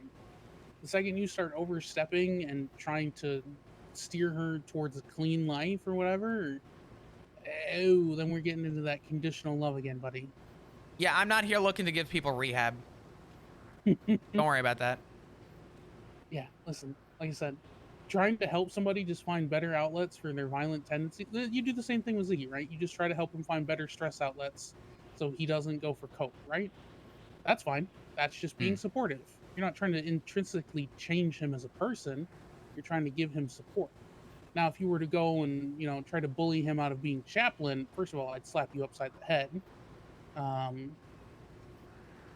But again, that's, it's a fine line to walk between supporting and changing. And it's a line you will learn to walk with time. And there are going to be times where you fuck up. I did. Everybody does. It's just a thing. Oh, yeah. Humans learn by fucking up. But so long as you then realize that you fucked up and apologize and do better, then it's fine. Yeah. Yeah. Granted, I still have to talk with Ziggy about our relation with stuff. How so? For example, this man was panicking inside because there was a chance people were after him and they were trying to hunt him and they were angry to the point where he had a disguise on. He was panicking. He was worried. Like, I want nothing to do with this. I want nothing to do with this. I'm worried about my life. I'm worried about the people around me. I don't want anyone around me to get hurt. I don't want this to involve you. And I told him, I said, well, you don't plan on getting involved. And he goes, no. I said, as long as you don't get involved, I said, then you have nothing to worry about. If you stay in a disguise and just fly low, you'll be fine. Now I'm shortening this. Mind you, this was like an hour and a half long conversation. And this ties into me having a hard time with my emotions. I'm not one to dog on somebody when they're at their worst. But I really did everything I could. I got a new cell phone. I've been hiding myself for sake of making sure that he's safe as well. In fact, I hadn't been on duty as often. Stuff like that. Like, just, I was doing whatever I could in conspicuous locations, making sure you're constantly on the go for, you know, possible wiretaps on phone calls, not meeting at their yard. Really, really inconspicuous stuff. Because I cared, based on what Ziggy told me, how he was going to react. And I did what I could to support him in his reaction. To then get on duty and within 5 minutes be asked if the man on Vespucci and the girl on Vespucci are identified as your husband and daughter, and to have to look at their what looked like bloody corpses at the time. It wasn't just them. It was everybody. And I didn't express it at the time because the first thing on my mind was why, you know, it wasn't why would you do that, right? The first thing on my mind is, please tell me they're going to be okay. Tying back into fear. And after I found out he was okay, I still had a hard time expressing my concerns to him. I didn't really know what to say to him. I was too nervous, and I just wanted to know that he was going to be okay and recover safely. Make sure he had the right medications. But I did feel a little bit of... I felt blindsided. That I tried to support my husband in the ways that I could, based on his terms.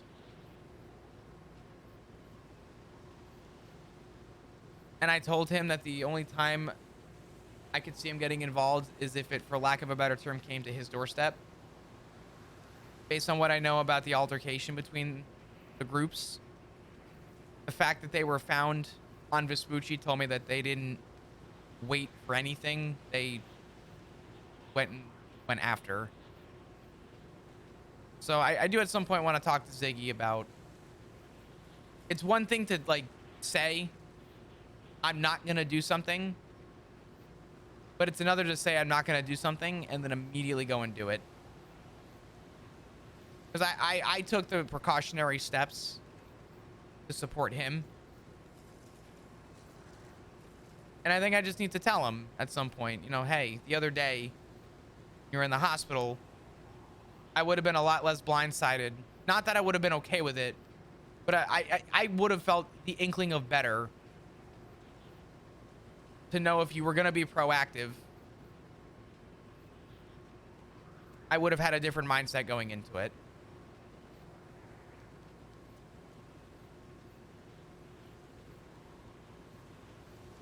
So, okay, bit of a devil's advocate here. You can only hit a dog so many times before it bites back.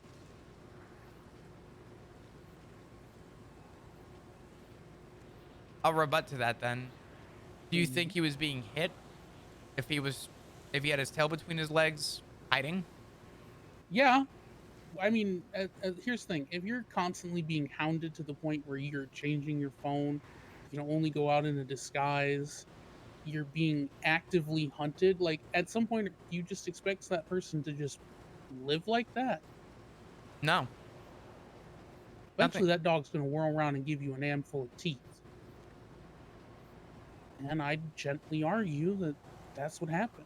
Especially, again, I think you have to realize that I know about the war with Changang and BBMC and to a lesser extent Manor. Changang is an unstoppable force. I don't like them. I have dealt with them for many a year. I find them to be repugnant as people, just by their actions that I've dealt with personally. They were not going to stop until they got what they wanted or somebody met them with equal force. It's not many a group that can stand up to them, and so far, from my understanding, ADMC seems to be on pretty even footing. Z was never going to just be able to wait it out. I beg to differ, but that's fair.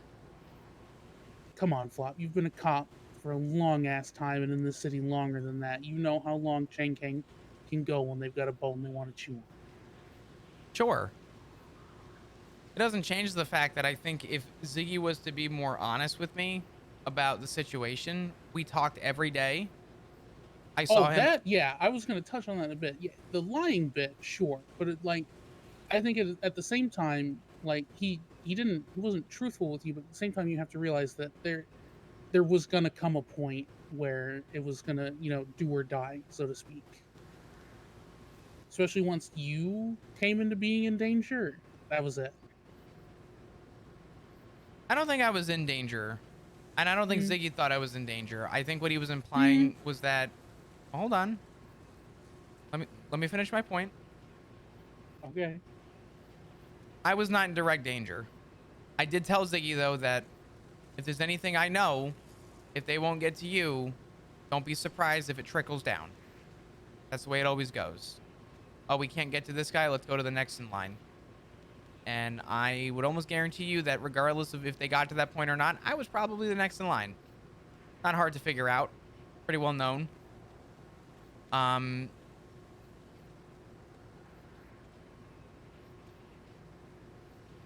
wish, knowing that we have the spousal privilege of being able to legally discuss these things without the legal ramifications from my side, that he would be a little more open to discussing with me where he's at. That's all.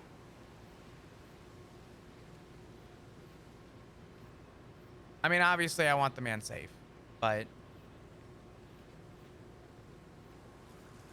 I would like a little more communication, and I think that's just what I need to express to him. Well, yeah, I mean, here's the thing, kid. This is all a learning experience. Life as a whole is a learning experience. This is not a situation either of you expected to find yourselves in before. Like you said, both of you are going to make mistakes. Ziggy made a mistake, and what you need to do now is you just need to communicate that to him.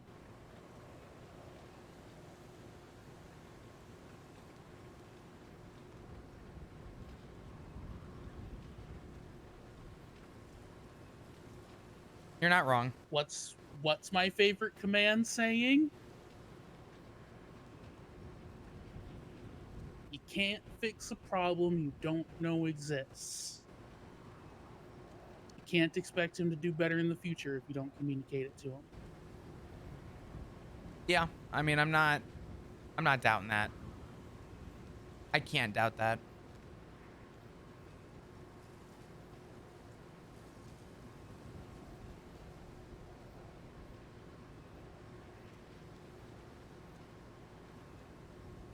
I'll have a conversation with him eventually. We haven't been lining up. I've been very busy, unfortunately, but I'm sure there will come a point where I will have the pleasure of, I think, having a more serious conversation with him, because last time was not a serious conversation. Last time was me coping with a lot. So. Yeah, and here's the thing. I think you guys just need to talk. Just keep, keeping. Here's the thing. You can't support each other if you're not talking to each other. As long as you do that and you guys keep supporting each other, you'll be fine. I think also communicating your fears will go a long way to assuaging them. So, by and large, time will also do that. You'll need a bit of both, I think. Yeah.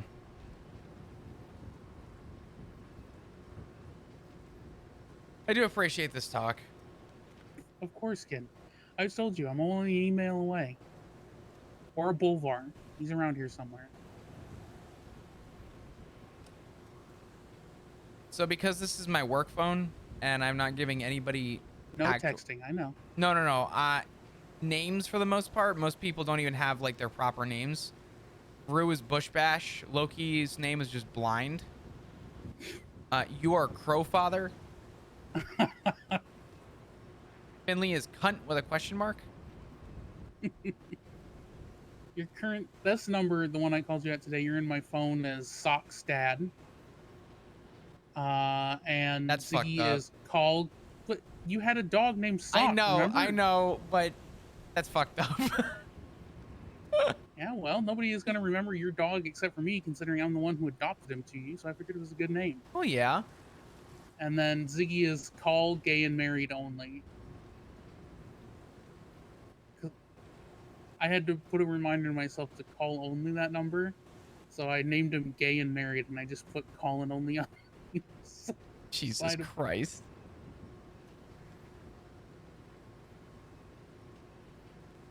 Fuck's sake. Listen, kid, you keep your daughter and your husband close, and you'll get through anything. I think with time you'll realize that loving them is worth just about anything. I appreciate that. If anything, I appreciate the fact that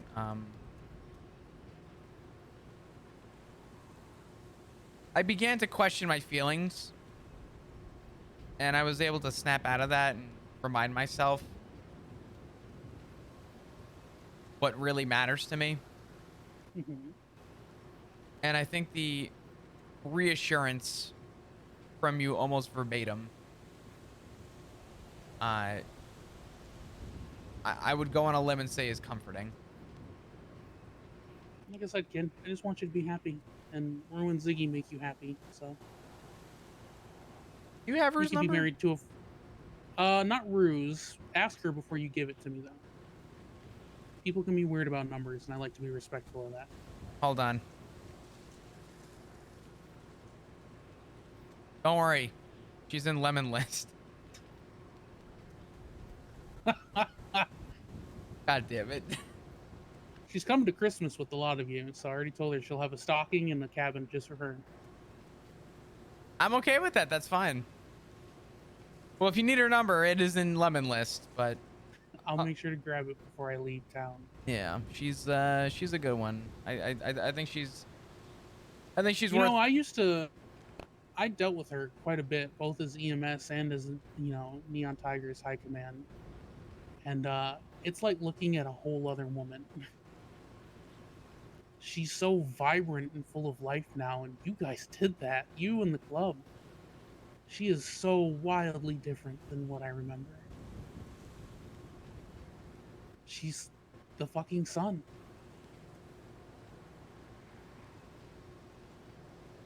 She's definitely made a lot of improvement, and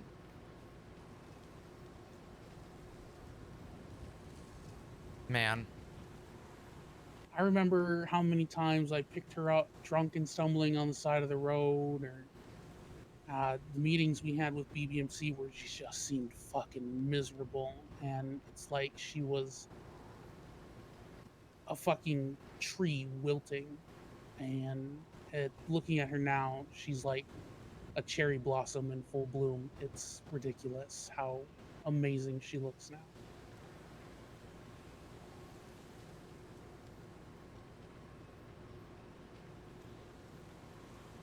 I wish words could describe how proud I am of her. And the only thing I am thankful for is that she was willing to accept someone's trust again. Flop, I bet dollars to donuts that we get off this mountain and you go tell her that you're proud of her, you'll make her fucking year.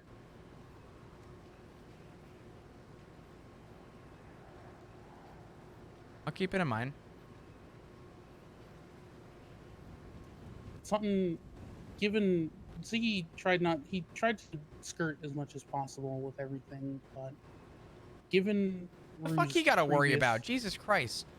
He didn't want to tell Rue's story for her. I don't want to either, but I think it's only fair that I describe to you my perspective of Rue. He gave me enough for me to realize that you guys are probably the first.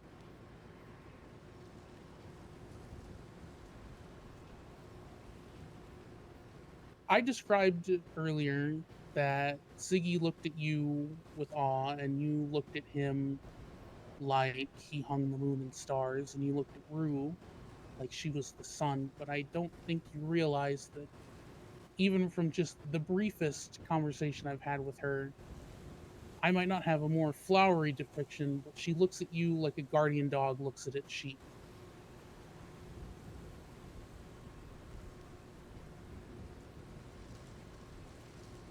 Loyalty and love, undying. You gave her everything she could ever want, and I think if you tell her that, I think she needs to hear it.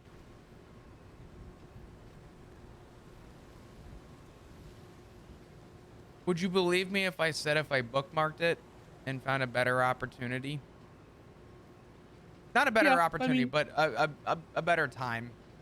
Yeah, I'm just saying in general, like you've already proven to be better for her than Solomon ever was, but Oh, that sack of fucking potatoes. Jesus Christ. oh, potatoes, that's a very tame word to what I was going to use, but just make sure she knows what she means to you.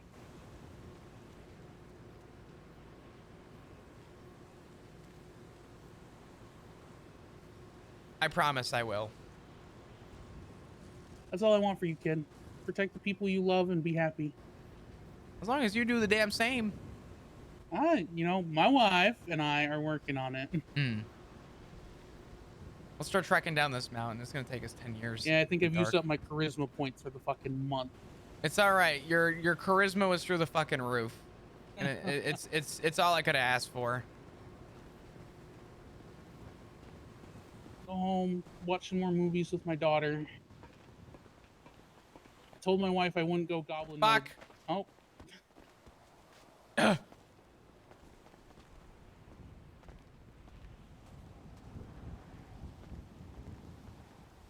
I told her I wouldn't go goblin mode until my next visit, but you'll be happy to know I'm going to be around a little more often. Well, that's good. I'm stepping into a slightly more active founder's role. Why? I don't want to drive. Gonna Balto be, walks quicker helping than Tigers Flop. It with pushed us off.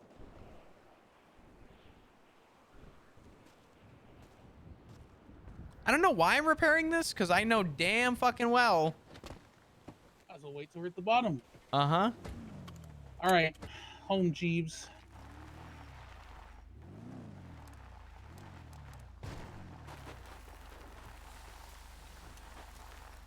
What do you have planned for the rest of the day? Play World of Warcraft. I don't know who this is. Hello? We need to talk. Oh, Hank. Hey, what's up? We need to talk. Okay. Where you at? Big time. The fuck am I? Little Bighorn and Roy Lowenstein. Okay. I'm on the top of Chiliad right now, and I'm coming down. I gotta drop someone off. Can I call me you? when you're close. I will. I will. Okay. All right. Bye-bye. Let me mark the house. Oh yeah, my plans to take it easy today. I had a late fucking morning with Ziggy. I did some club business today, so I'm actually kind of I'll be honest. It's been a long time since I've had several long, drawn-out conversations in a day, and I had 4 today. So. Yeah, you're number 3 for me. I'm just on a fucking roll today, apparently. Why can I not pin my house? Was this the one that I picked you up at? Yeah. I know where it's at. I got tired of staying at the hotel, and now that I'm taking on a more active role, I got keys to Tiger House. That's good.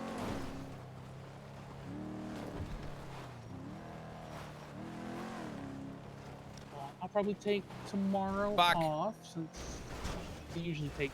Oh well. Go. Nailed it. What about that repair at the bottom? Anyway.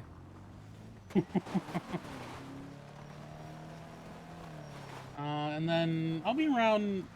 So we're gonna do Wednesday night. I'll probably hit you up before the storm, and then I'll do my lunch break while you're in the meeting, and we'll pick it up after storm. Okay. And we can have both the action of late shift 2 and then the absolute chill of shift 3. God, I can only fucking hope.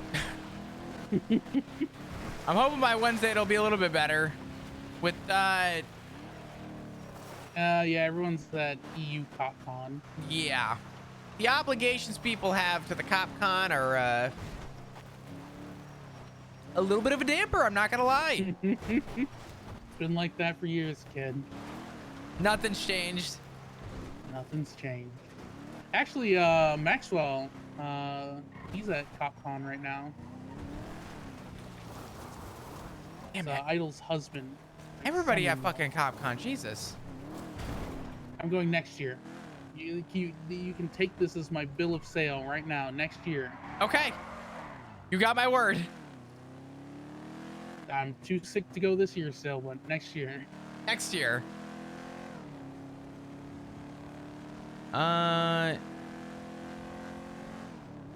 Is this way easier? No. Yes? No? I guess this way's easier because we can hit Route 68. Technically, if we'd just gone down the other side of the mountain, we would have been right there. Yeah, I don't know why I decided to go this way. I should have thought of that, and I had it on the tip of my tongue, and oh shit. And as for work, kiddo, focus on you and the people who actually appreciate you, and you'll find that work gets a lot more bearable. Oh, I mean, that's what it is. I told another officer today. Her name's Callista Bell. I don't know if you know Bell. I don't think I've met that one, no. Callista Bell had a lot of things going on. She felt like she was being overlooked, and kind of undermined. And I told her, I said, this structure and even the previous structure never cared about that. And I told her that as soon as you take the oath for other people, you're going to fail. I said, however, if you take the oath for yourself, you are going to uphold. You are going to do what you need to do to make sure that you are holding the oath for yourself. Do it because you love it for you. People will recognize that. I said, it gets very tiring to impress everyone else, though. And I stand by that. I honest to God think that's why I've lasted as long as I have. I think if I did things to impress others, I would have been gone long ago. I think so long as you maintain the ability to look at clicks and people being petty with the disdain that it deserves. Oh, fuck yeah. You'll be just fine. Listen, I don't get me wrong. There's a ton of officers that I really love, but fuck, PD is like high school on steroids. Yeah. It's high school with a badge. The I used to locker go on rooms? ride-alongs with you and Ziggy and Hayes and Minerva, and I would just sit there baffled sometimes. Hayes was my favorite person to... Oh my God. Jesus.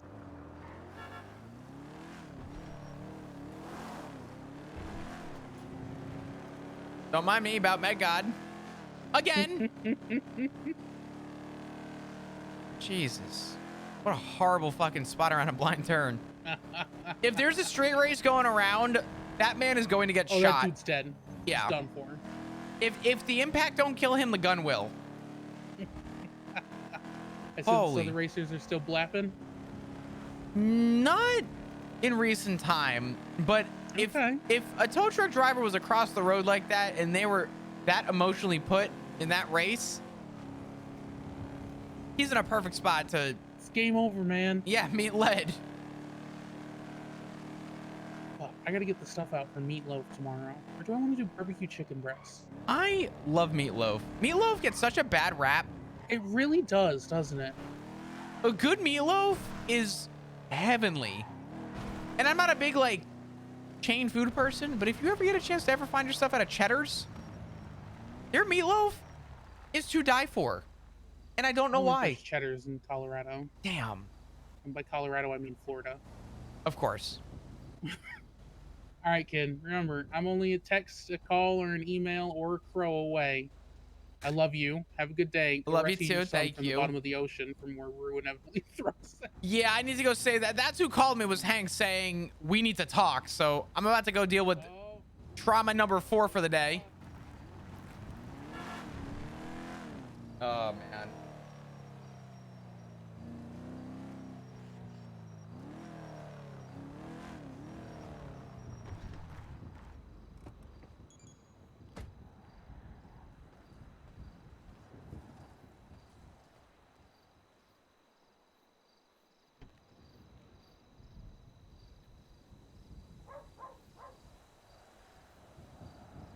I think Balto has a way.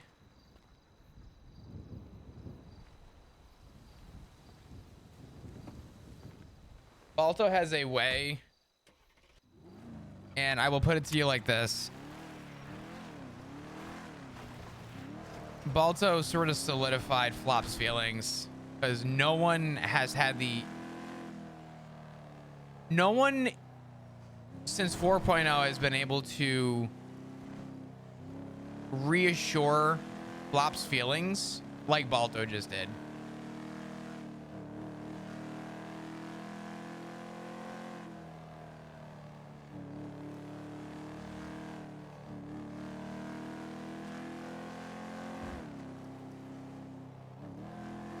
I think an important part was brought up when Flop asked the question about, you know, stipulations in love, because the turnaround rate on Rue was that Flop knew what he was signing up for and wasn't adopting Rue because of who she was, but who she is. And I think that was the reassurance that Flop needed for a lot of his feelings.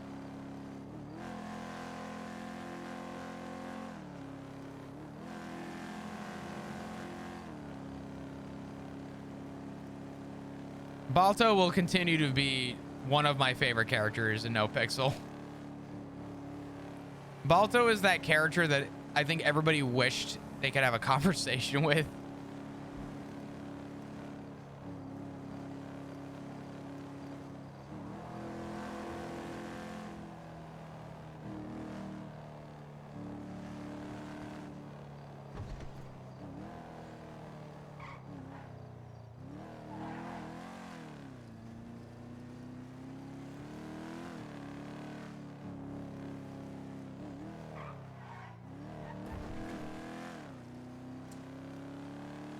Ah, man.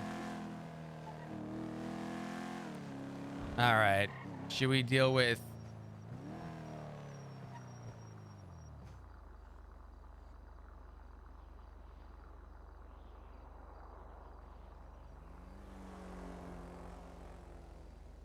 Should we call a shithead?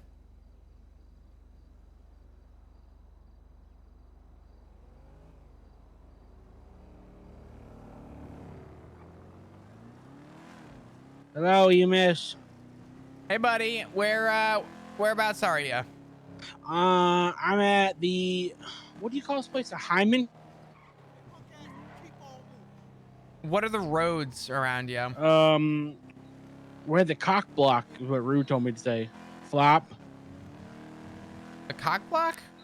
Yeah, Rue said hi. We're at the corner of Little Big Corner, Roger Lehman, or whatever it's called. Roy Lowenstein. Okay. Yeah, the corner of Little Bighorn and Roy Lowenstein. Okay. All right. Give me a second. Let me. They said Azteca block or whatever they called it. Oh, hold on. Azteca? Yeah, I don't know. There's like this little bar here. Okay. I'll be on the corner of Roy Lowenstein and Little Bighorn Avenue. Yeah. I'm on the very corner. I'll be there in a minute. Okay. All right. I'll see you soon. Bye-bye. Okay.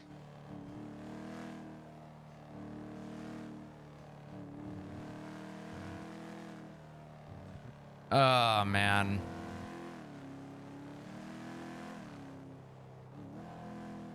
It's so amazing to think that Flop has become such a civilian in 4.0.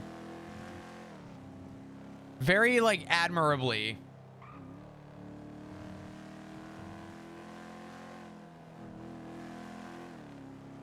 Like, the cop life is still very much a part of Flop, but it's interesting to see how that's bled into being more split, we'll say. Look for a giant truck.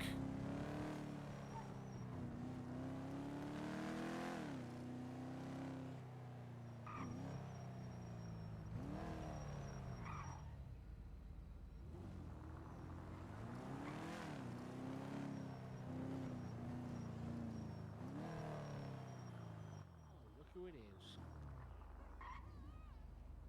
Okay, I'll be back. What? Let's go. Where we going? We're going. We gotta talk. I'm not leaving Rue down here. Are you okay? Yeah, I just had to cough. What'd that guy want with you? I don't know. He looked at me funny, eh? Get in the damn car. Let's go.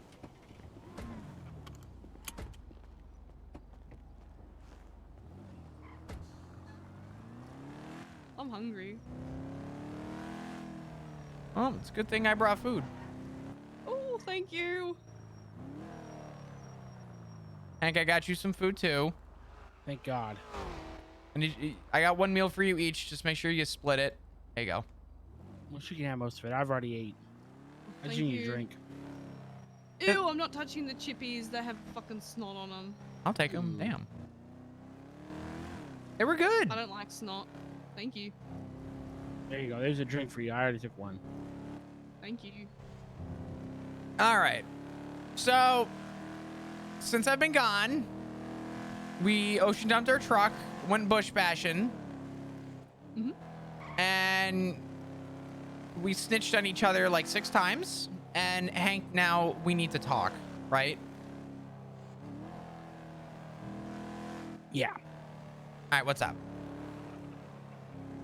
Well, I already talked to Rue about this, so I kind of gotta talk to you. Well, I wish he was here, but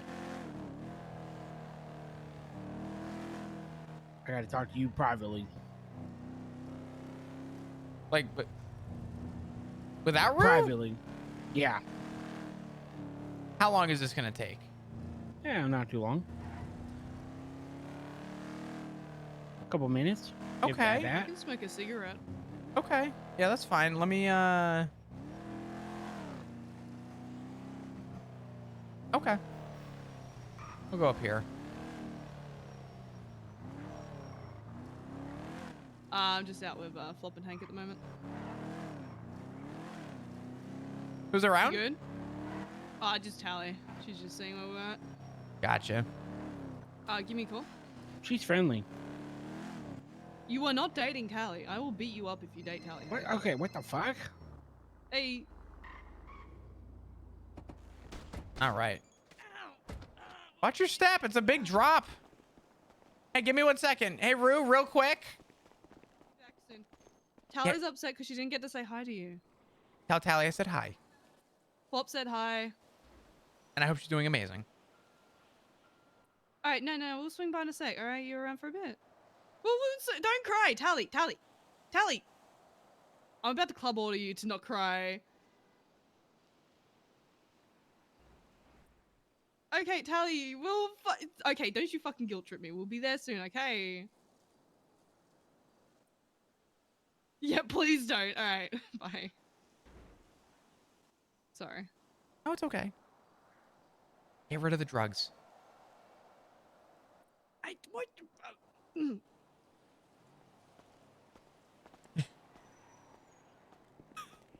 She throws him off the side.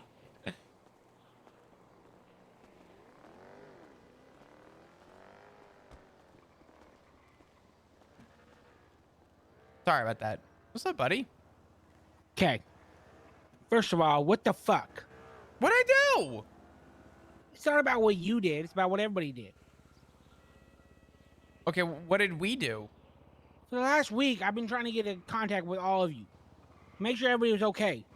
No one said shit. No, one sent me a text. That's no my one sent me a call. Nothing. That's it's my not your fault. fault. It's everybody's fault.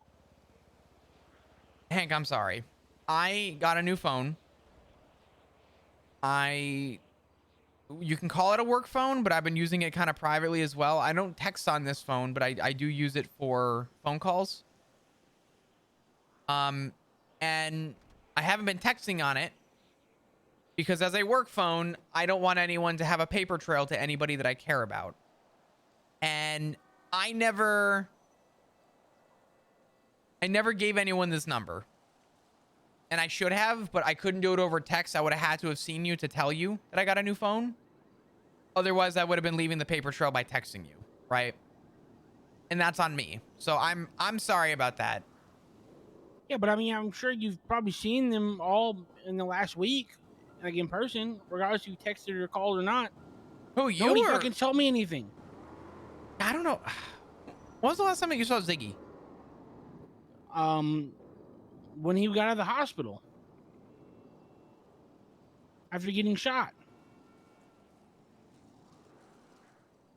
That's the last time I saw any of y'all. Hank, buddy, I'm sorry. I didn't mean for that. It fucked me up. You don't deserve that. The last thing I saw was I saw a twat saying smoking ADMC pack. I thought everybody was fucking dead. Every fucking day. Every day. I was sitting there trying to figure out where everybody was at. Listen, Nothing. I was fucking scared, man. You had every reason to be scared. I don't want your feelings to go on the wayside. I won't speak for everybody because that's unfair, and I think everybody owes you an apology, but I will personally say that I'm sorry. And I could have been a better father, and I could have communicated with you better, and I didn't. I stopped by the house and everything. Nobody was there ever. When were you at the house? Every day. You don't have a key to the house? No. Damn. Okay. I don't need a key to the house. I just need to make sure everybody's okay. I appreciate that. And thank you for doing that. I'm sorry that I failed because I did. There's a lot of people I didn't communicate with when I got a new phone. Obviously, as you know, there were some high tensions. And I ended up getting a new phone because here's the reality is people know that I'm married to your father. And the last thing I needed was somebody scooping me up and getting all my records. And I'd rather protect my dummy phone than protect my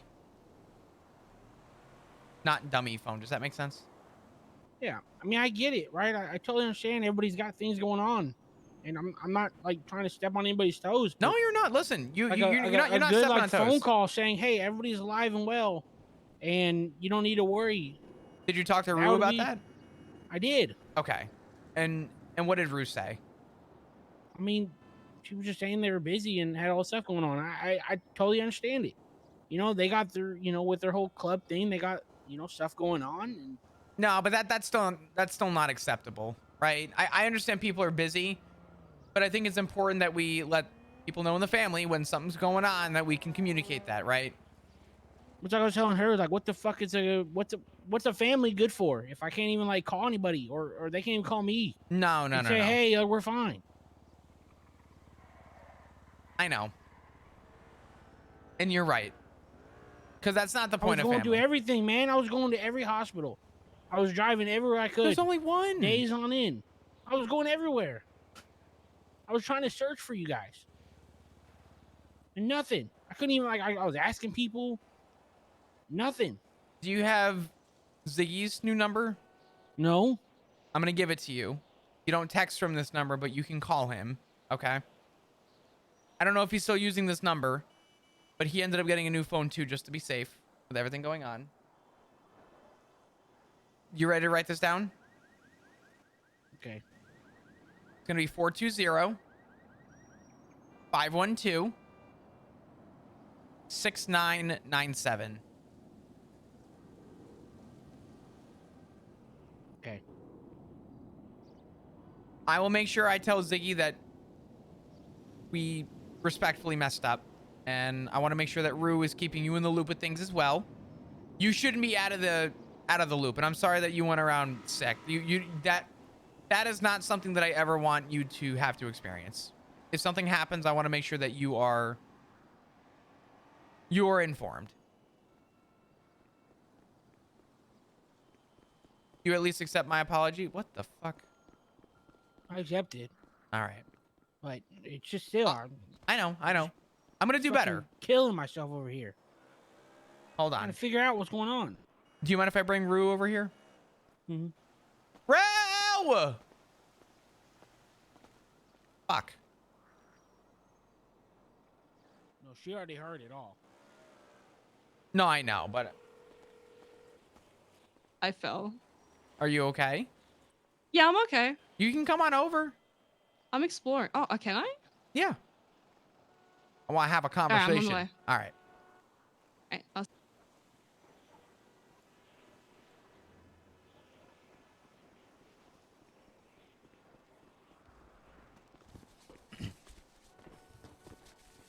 You good? Do you need to go to the hospital? Yeah, I'm fine. Was that like, yeah, I need to go to the hospital, but I'm fine for now? Or, yeah, I'm fine as in, no, I don't need to go to the hospital. I'm fine. I was really winded and I got a really sore rib on my right side. But I think it's okay. You got to use that in front of me, but you didn't get that from me. Okay. So you're good, though. I'll bring you to the doctor just to make sure. I should probably get my stitches removed as well while I'm there. Okay. We'll make a stop. I was talking, and I want to kind of figure things out. So this will take a minute. Is everything okay?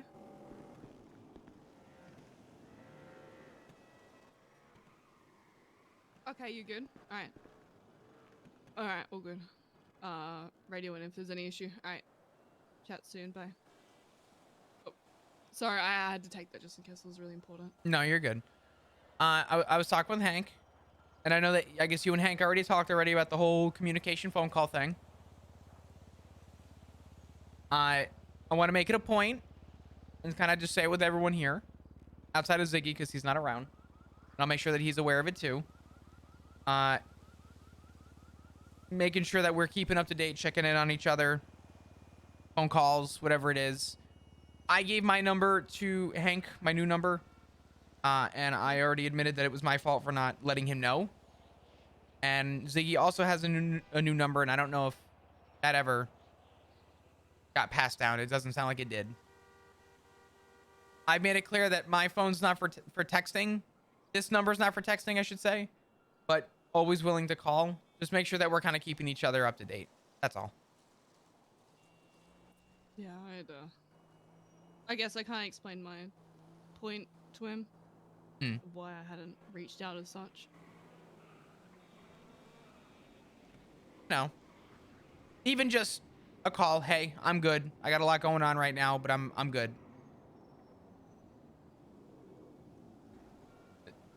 Is that okay, Hank? Yeah. Okay. And I will make sure that Ziggy reaches out to you, or vice versa. You reach out to Ziggy, your father, and I would express what you expressed to me. This way he's aware. So. Okay. All right. Do you still need to go to the hospital? That's a yes. Let's go. Mm-hmm. In we go. Please, dear God, no killing each other. Wait, we went bush bashing. Oh my god, we gotta get the car. I need to show you. Hey, I still haven't seen it. Holy shit. Okay, yeah, it's back at the cock block. Yeah, what the fuck is the cock block? Next door to the yard where you picked Hank and I up from. That's the cock block. Right, okay. Also known as the block, but I call it the cock block. Boozy, have a good night. I appreciate all the support today. Thank you. You're amazing. Thank you. Have an amazing night. I didn't name it. Wasn't me. Who named it? Barry. That makes sense.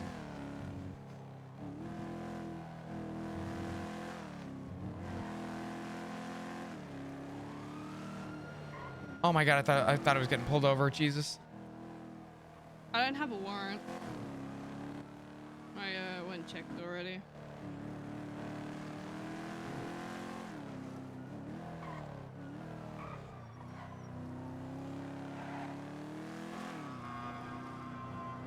Oh, whoops. I hear sirens. I just don't fucking see where the car's at. You got a guilty conscience right now. What's up? Guilty conscience, constantly thinking you're being pulled over. I've got that. I mean, yeah, I'm off duty. I can't see where everyone's at now. All right. Back in a sec. I'm going with you. Make sure you're good.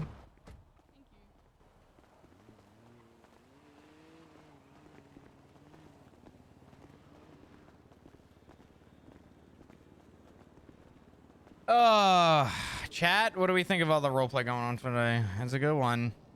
It's a good one.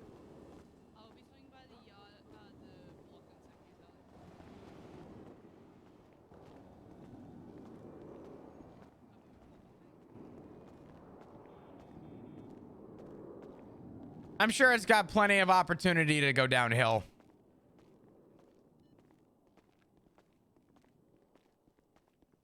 But it's okay. Man, not on a W ping chasing. I know. What a shit streamer, man. This guy don't W chase. Doesn't even shoot his gun when he's off duty. What the fuck, man? What a shit fucking guy. Why would you think that? I don't know. No doctors? No, I don't think so. I'll be waiting for you when they roll you back. Alrighty.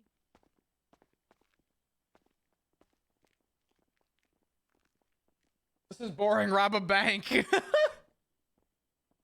Oh my god. You guys want to do something stupid? I gave myself a blister on my wrist today. I was smoking a cigar and the ash fell off and it landed on top of my hand.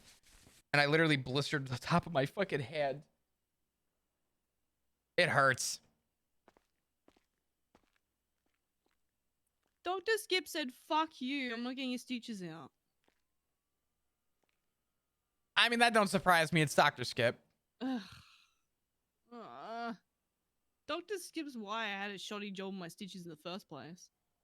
I'm just saying, I refuse to get stitches from Dr. Skip. I'm good. Well, last time Dr. Skip didn't give me any fucking stitches. And then I got pulled over and I was fucking delusional because I was like, you know, out of it. I mean, it sounds about right. Yeah, and then I got brought back here by the officer. Yeah, I blistered up real good, to be honest. I don't want to pop it. It hurts. I hate feeling it. But I'm going to leave it be like a good, reasonable adult should. At the I know you shouldn't. the block.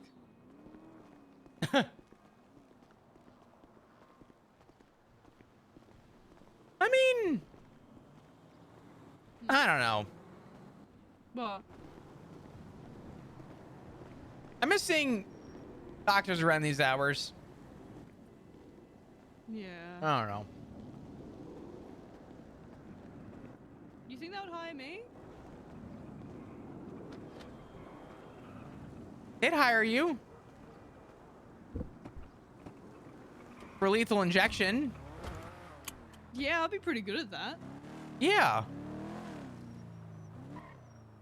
You know, when I moved back here, I almost put an application to be a doctor, and I was going to be working with the hospital to do autopsy sketches and shit.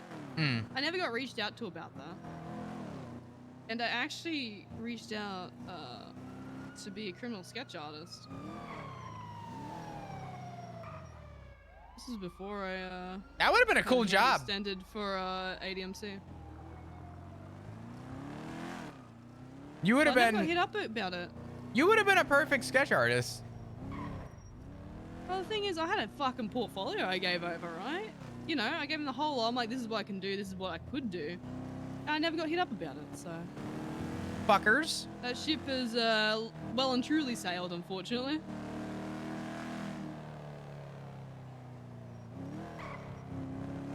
What the fuck is this tweet? Oh. Who's that? Oh. Who's that? The very nice man named Mr. Pullet. His name is Pullet O.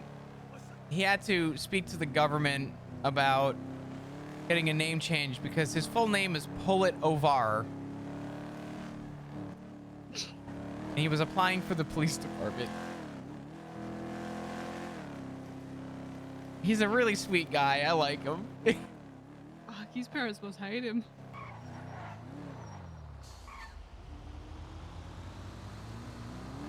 Yeah.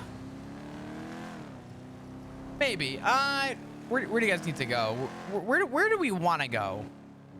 Did you want to go bush bashing in the Karakara? Where is this Karakara? At the cock block. Oh yeah, the cock block. I knew that. Yeah, down the road.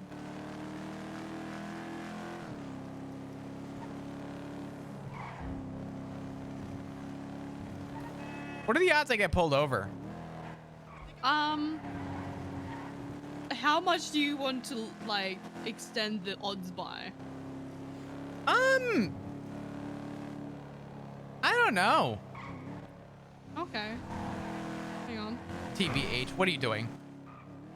Yeah, I'm just, if we drive past a cop, you'll see. Don't scream that you're being kidnapped, please, Jesus Christ. No, I was going to stick the finger up at him and tell him to drive better. Dear God. What? Dear God, Rue. What do you mean? I don't need a damn ticket. Well, if I car a car, you'll probably get pulled over. That's why I won't be driving. You'll be driving. Oh, I'm definitely getting pulled over. Oh, wait, maybe I shouldn't drive. I've thrown away my... Why shouldn't you drive? I don't have my ID. Bruce, so help me God. Oh, I actually do. Never mind. I lied. I haven't thrown it away. Show it to me. Yeah. Okay. It's actually in date. My other one's out of date. I've kept that one. I usually throw these ones away. I don't want them. Oh, we're pulling up, Tally.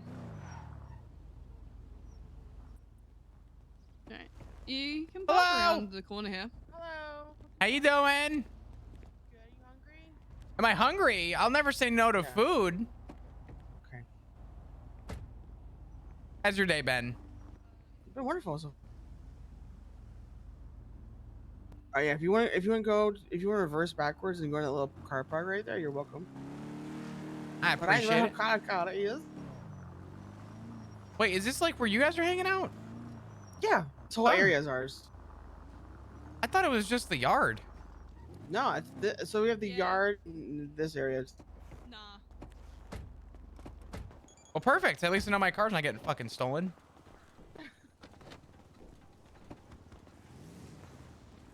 Thank you for the food. I appreciate it. Welcome. Apparently we're going bush bashing, which I'm scared. What are you... Why? Well, I don't know. Last time bug someone the went bush bash and car. I saw a selfie of them on Twitter with it halfway indulged with water. Well, that's what I call an oopsies. Can I come with? Wait, Yeah, what kind of question is that? Hop in. I need to go to the other place first. I need to drop some stuff. Oh, fuck. Oh man. Hurry up. Ugh. I gotta wait. No, you're good.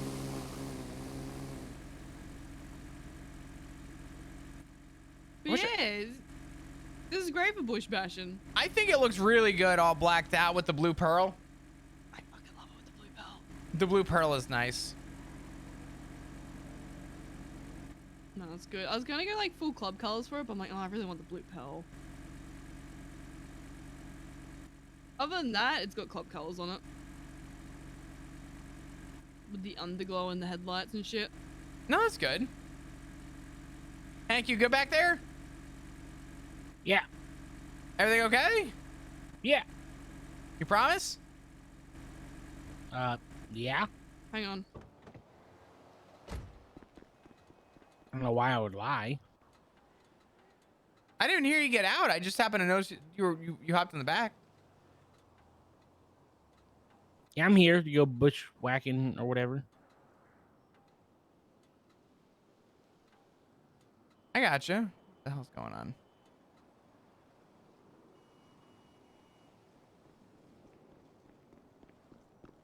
Sorry.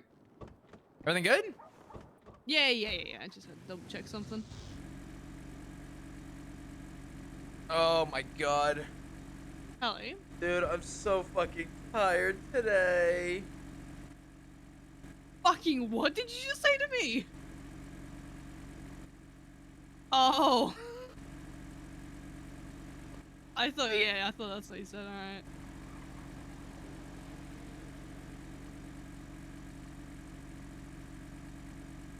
You want a cigarette? Do I? What Yeah. do you mean a cigarette? I got a whole damn pack. There you go. Oh, thank you. I've got 2 packs. I've been Did you flying through these packs. Did you just tax a pack of cigarettes when you had cigarettes? Oh, I was offering you a cigarette. Hey, have your Oh. backpack. I was offering you a cigarette in case you wanted one. It's all good. I mean, hey, listen, I'm good with mine. I still got a pack. I appreciate it. Well, thank you. Of course, absolutely. Do you want my rental papers? No, I don't want them. Oh. I don't need it's those. very odd for me to have an in-date ID on me. I usually throw them away as soon as I buy them. Why? I've just had an issue with having IDs on me for the longest time. On top of that, I never used to have my license, so, you know. Jesus. What do you mean? I mean, But we're gonna turn a new leaf, right? well, I've got my ID on me right now, don't I? Just get in the fucking car, Tally. I'm trying. Just open the door. Oh my god. I did it. I opened the door. Big stars for me. I opened the door. Woohoo. A Wind your window redneck up, can like- learn. He's got asthma. Yeah. Wind the window up so you don't drown when we go through the swamps. Okay. My favorite terrain. Ah! Oh god. That's a pole. Ow. Maybe I should have Oh.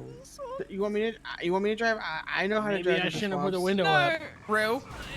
Oh, That's a Oh club. god. look, mate, you gotta be careful when you're driving, alright? Rue. It's bush bashing.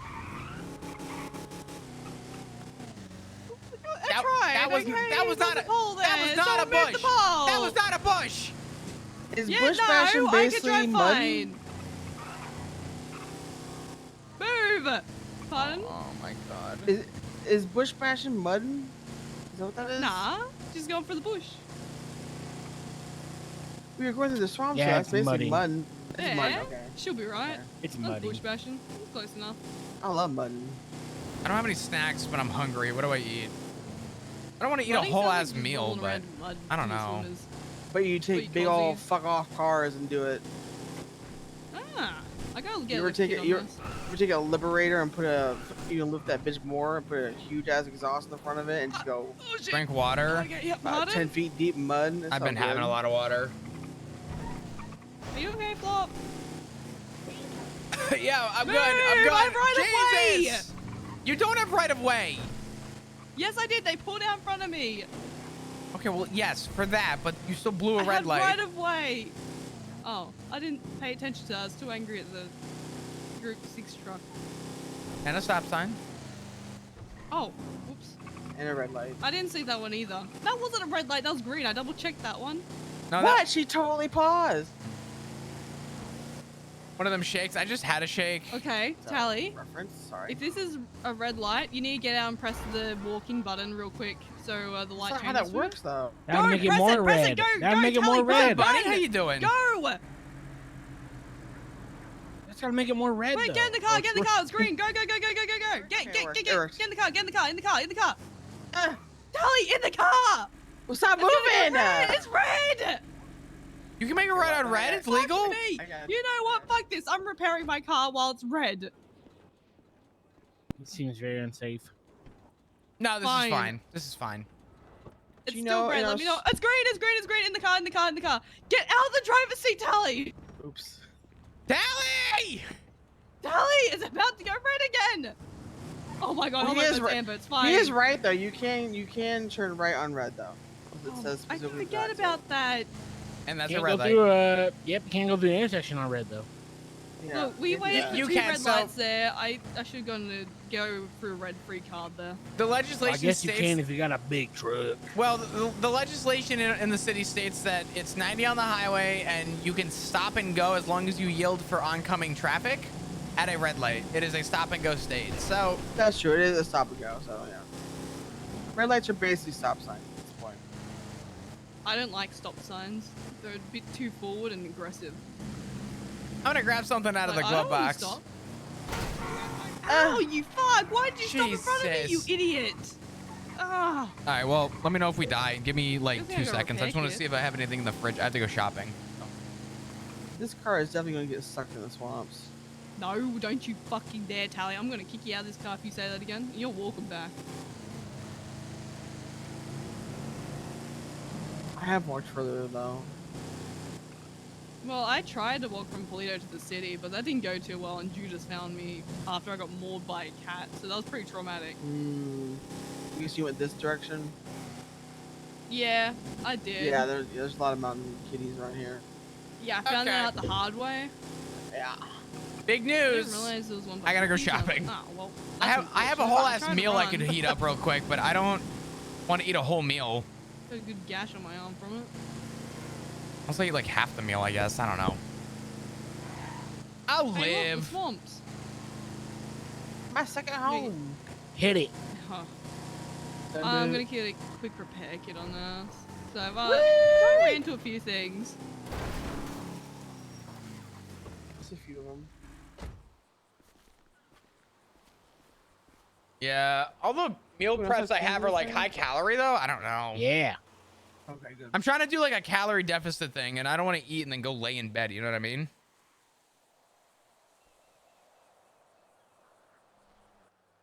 Oh, this needs a bit more duct tape than I thought it did.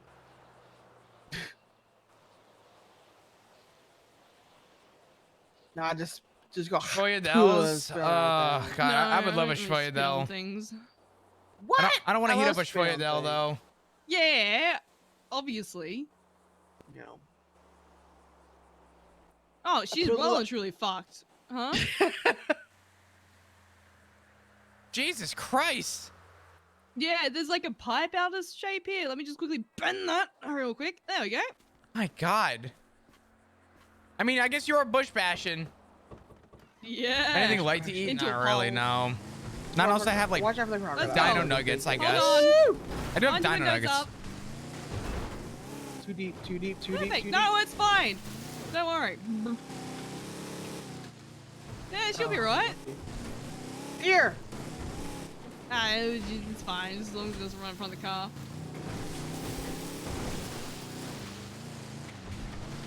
Yeah, it just kind of goes. Would I get in There's trouble your for home. this? Little Oh bus over shit, there. that's a tree. Ow. Oh, nice. Nice tree. I mean, nice bus.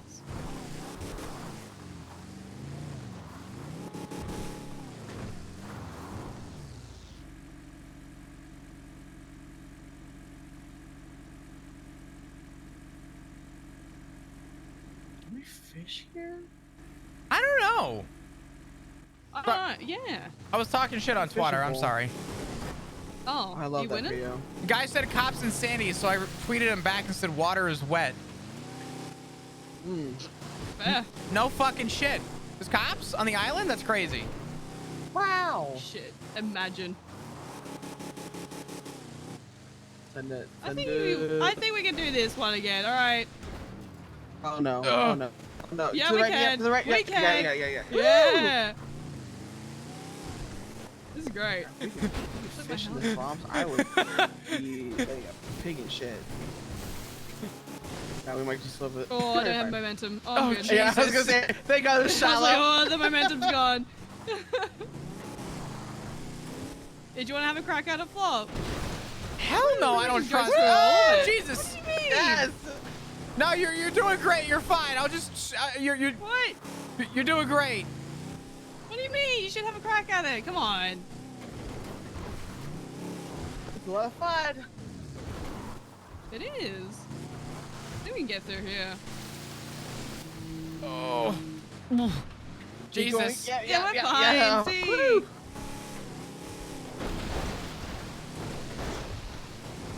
Oh, This goes.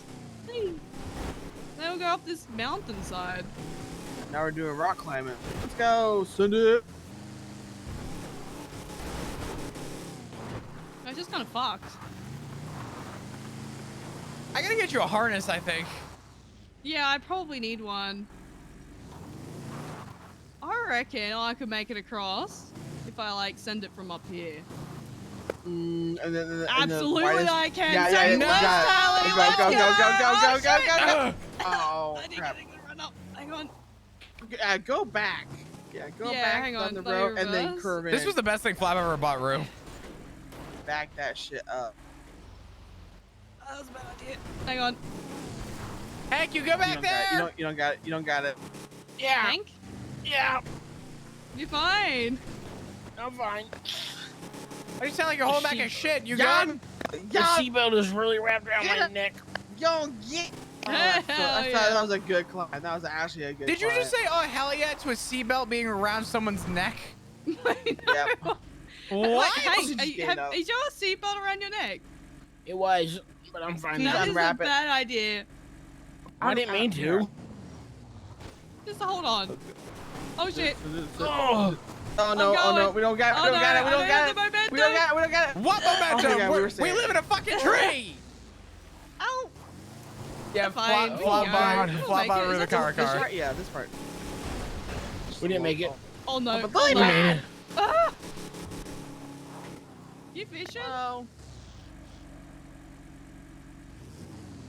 Oh. Stay away from my bus. Oh. Sorry, sir. I don't think he likes my car.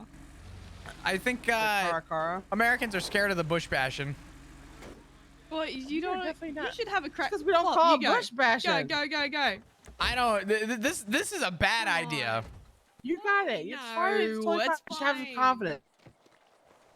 You got it. Don't start from here. Don't start. Back it up a little bit. Yeah. Yeah, definitely back it up. Actually, no, a little you bit. get the momentum there. Listen. Yeah, just send it. Fucking. Whoosh. Just keep Yes, your foot on the Jesus. accelerator. There we go. This is gotta be expensive in repairs. That's fine. Cars are meant to be fucked up on. That's okay.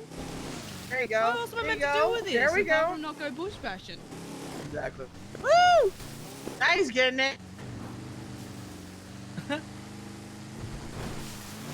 God, you know what's gonna happen? I'm gonna get on duty and I'm gonna want to drive my car now. Well, yeah. Look, if I ever No, get no, chased no. in this, I hope I get. No, we can go to make it. It's fine. Oh, you're sure? Keep going. Go. Yeah, You got- absolutely yeah. sure. Yeah. Look, I've had this thing go. Like, I've had water go over the roof in this, and I've still made it out of the swamp.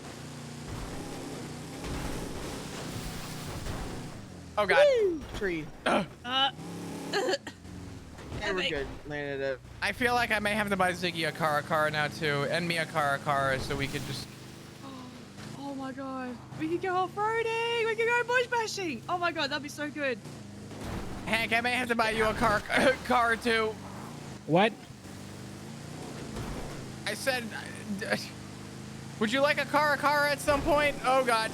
No, I'm fine. You get a jogger. You sure? Actually. Yeah, I'm good. What? Hank, what is wrong with you? No, nothing. I just have no need for a truck. What? Always is need for a truck. What the fuck? I don't go What the bushwhacking or whatever. Nah, you just call it mud. Hank, if you're gonna be in this family, you're gonna have to learn to go bush bashing. I'm saving up my money for a car. Oi. Nice. Go up the river. Yeah, you could probably just send it in the middle of the river. Nope. No, don't. Nope. Now you can. I love my boat. No. Nope. You got it though. Oh, nice. Just You can around absolutely the make it up river. here. Oh my god. Yeah, perfect. Like a glove. I can go back across here. Easy done. Right there. Yep. Absolutely. Woo! Yep.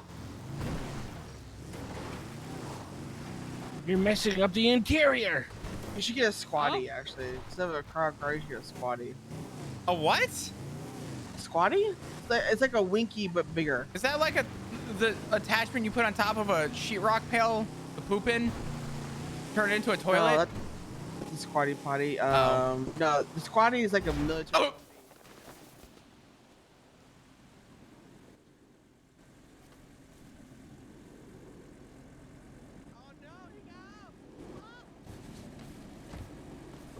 I'm good!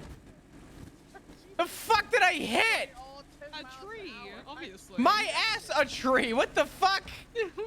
Just, there's a tree there. The fucked up looking tree! I'm out of bandages, god damn it. I've got bandages got for you. you. Thank god. Big tree. Big old tree. Big old tree. Big old tree. Thank you. Alright, it's in the glove box. There's one of them big old trees. It's one of them big old. We're big old driving. trees. Rue, it's your turn. Fuck. What? Oh. Well, the windshield's kind of fucked. Hang on. I'd say. It's no longer there. Yeah, well, yeah. Yeah. Obviously. Don't you mock me as well, Hank. You called me champion earlier. You didn't even apologize. Yeah, nar. Absolutely not. Yeah, no. What is that about? Hank, we're not calling anyone champions out here, okay? Since when has champion been a bad thing to call someone? Oh my god, Hank. I have done some fucked up things to people who've called me champion, okay? Okay, wait, okay. I'm not threatening you. I would not Let me never get this hurt straight. you. No, let me get this straight. So you can go around calling people cunts all day. Absolutely, but as soon as don't someone call me calls you a champion. champion, That's where I draw the line. that's bad. Absolutely, Like someone's don't like call calling me you champion. hey pal. Yeah. Sport. I think No, the best champion's insult worse. Like, it- from though, Hank like- ever I have watched people was be when murdered Rue over said, being "Hi, called my name is champion, Rue," and Hank okay? goes, "Yeah," fuck is and Guardian happening? Leviosa to you too. People are calling people champions, and that's not on. Does that count as a 10 Ziggy? I don't know what the fuck you count that as. You done confused. We went down this way. We went all right. Huh? What'd you say? What Wind your Hank? windows down. My Make man, it easy for the water to drain my out. man went. Oh, God. Woo! Oh, that's right.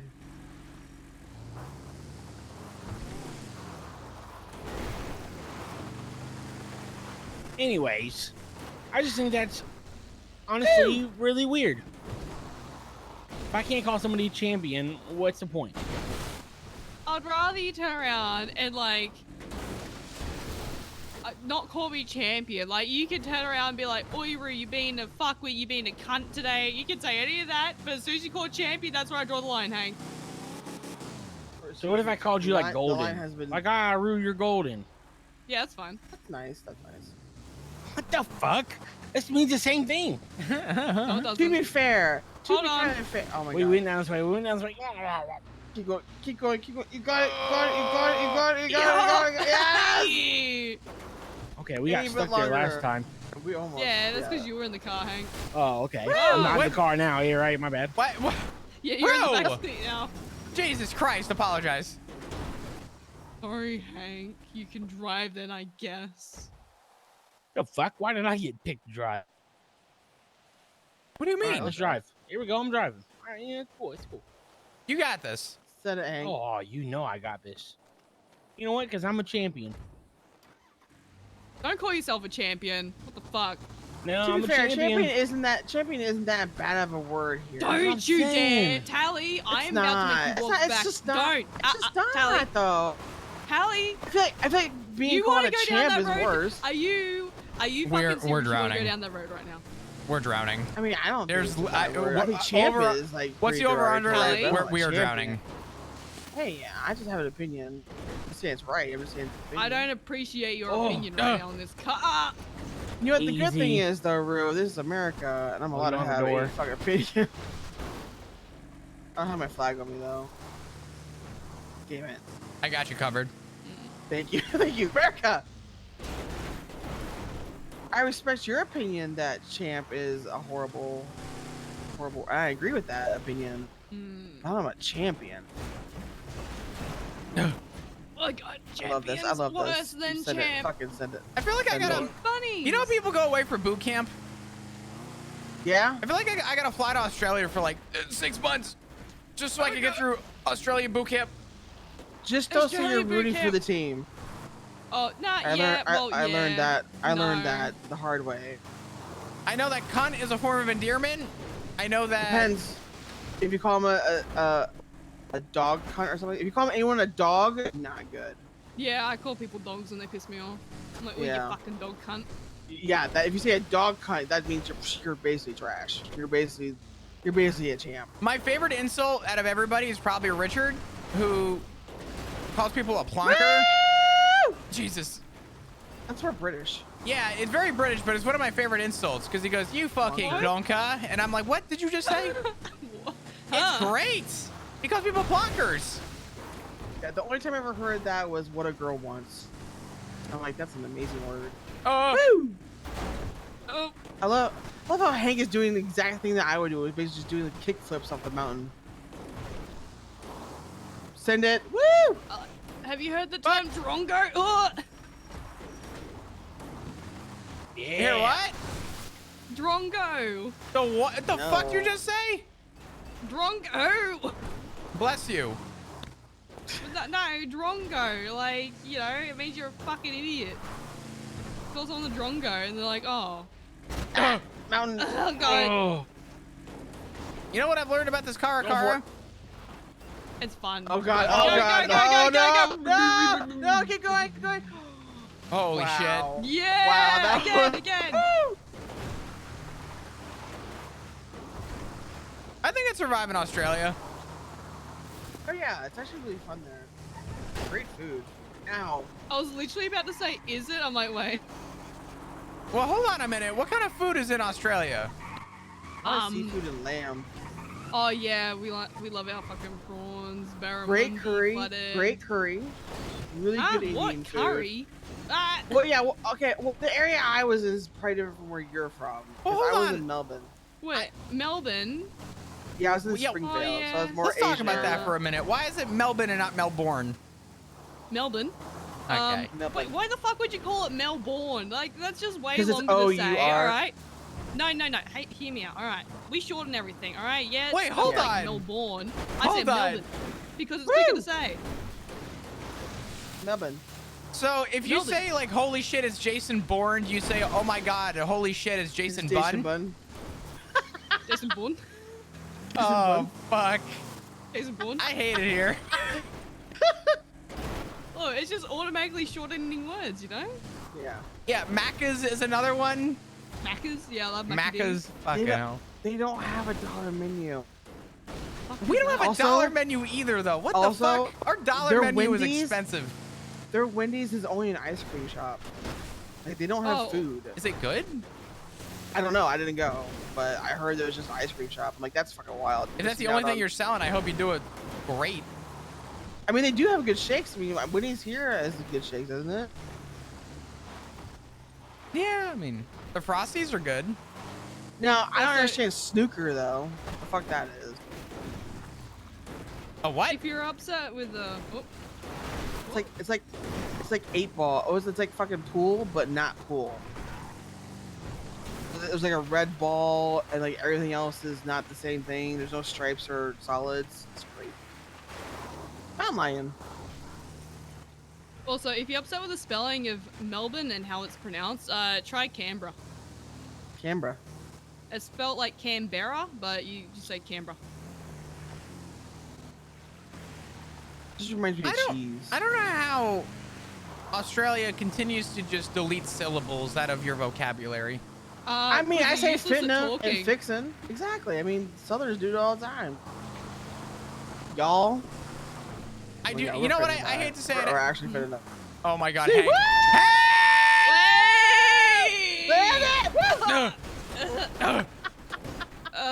Me too. Yeah. Hey. Jesus Christ. You know what? You're right. You don't need a car. Holy shit. Yeah. Oh, it's still going. It's I still don't active. have a repair kit. I have a It's repair still kit. active. Oh, okay. Woo! Nope, never mind. No, it's not. It was active. No, it's Slowly fine. This stop is a it. great car. It's fine. Were you about to shit talk, Fly? What were you about to say? Wait, what? I thought you were going to say something, but I don't know what it was. I'm not talking shit about Australia. I think it's fucking great, but I will say the South definitely has a way of just shortening everything Yeah, dramatically. Dramatically. And we kind of mumble our words too. Like, it's so hard sometimes when I'm really in the thick of it. I sound blah, blah, blah, blah, blah, blah, blah. That's what I sound like sometimes. See,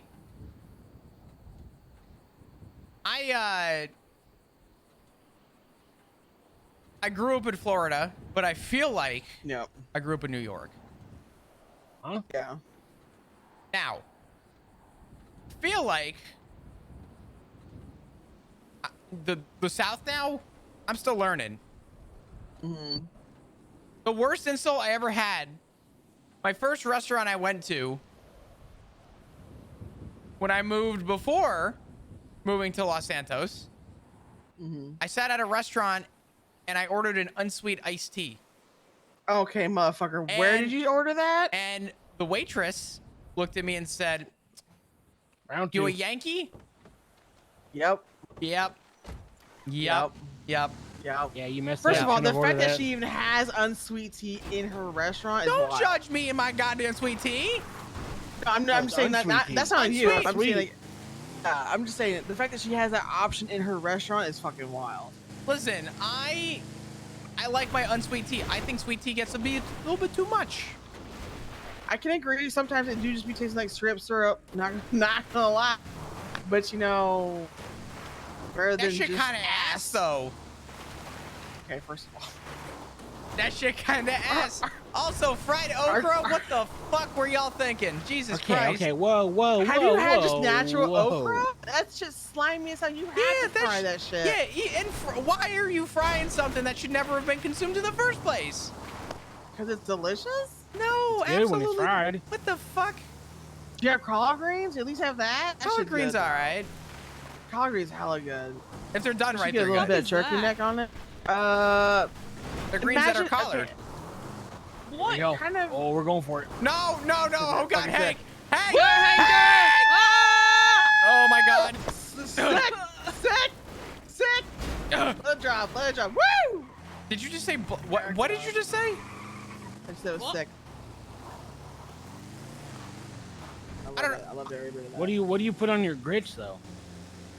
I do cheese grits. Goat cheese Yeah. grits are kind of good. Cheese grits. I have Yeah, had those. cheese grits. I only have my grits on cheese with cheese. I do a little bit of maple syrup.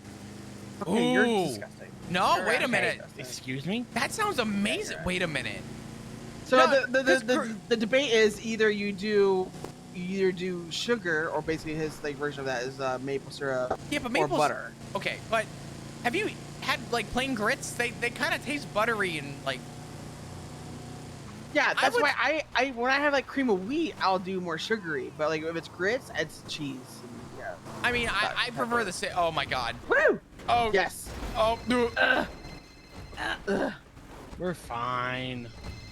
I'm receiving a phone Grits look call. feral. They look disgusting. Could you let me out real quick to answer this? Yeah. All right, you guys. I'll be at the waterfall. Make him wait. No, you're good. You're good. I'll call you. Hello. Good morning, brother of mine. How you doing? I'm good. I'm good. How are you? Doing pretty good, to be honest. I hanging out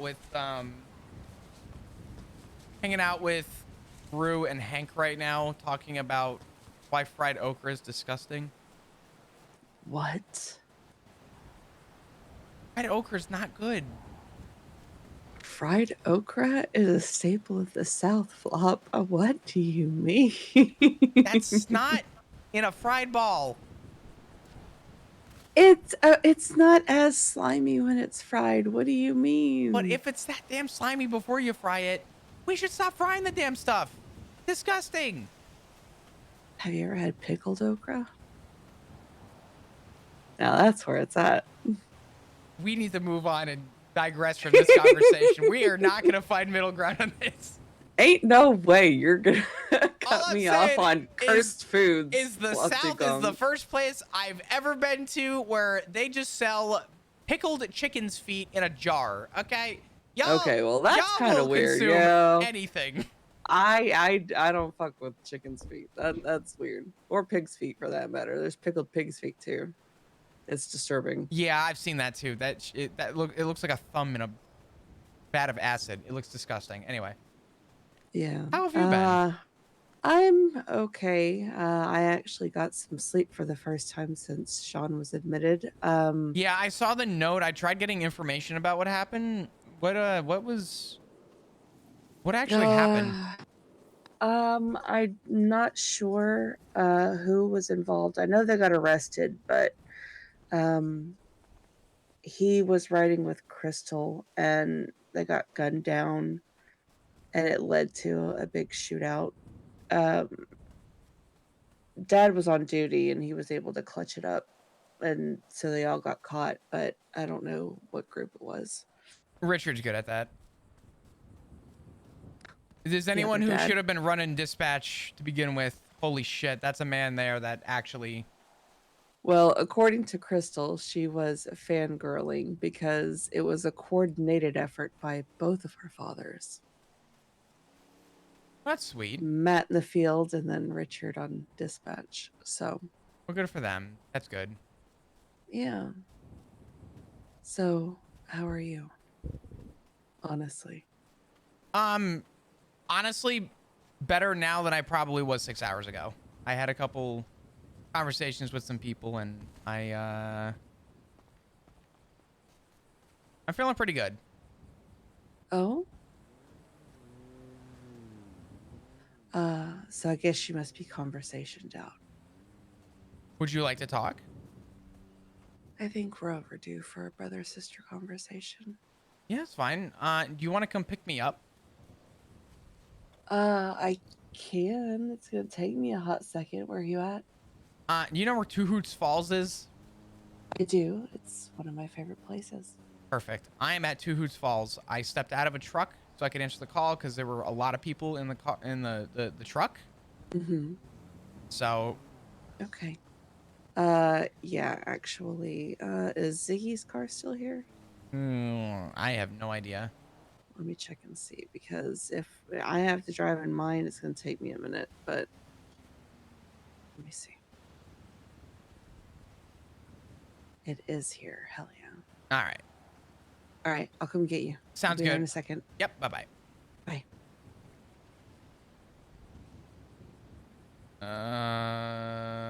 Bush. Well.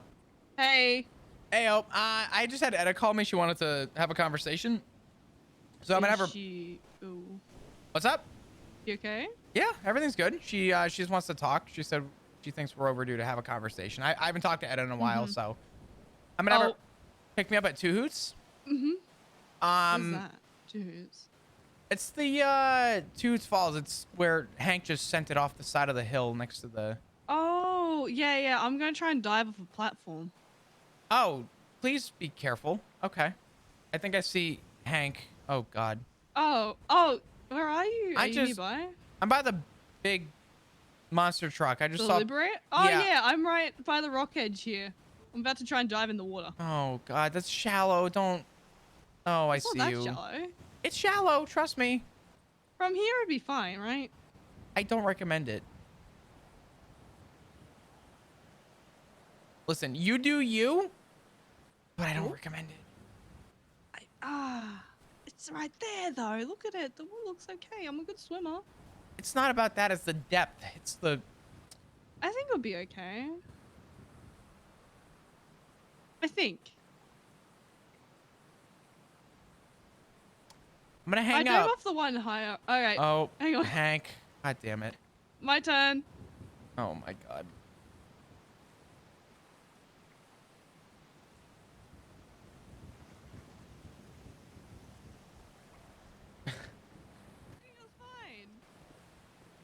Out here fucking scaring me. Oh God, is Tally okay? Yeah, Fine. he's good. Prospect. What the fuck? What? The energy I have when I see a cadet. No, is that hatred fucking cadets? Fuck. Not all the time. Sometimes, but not all the time.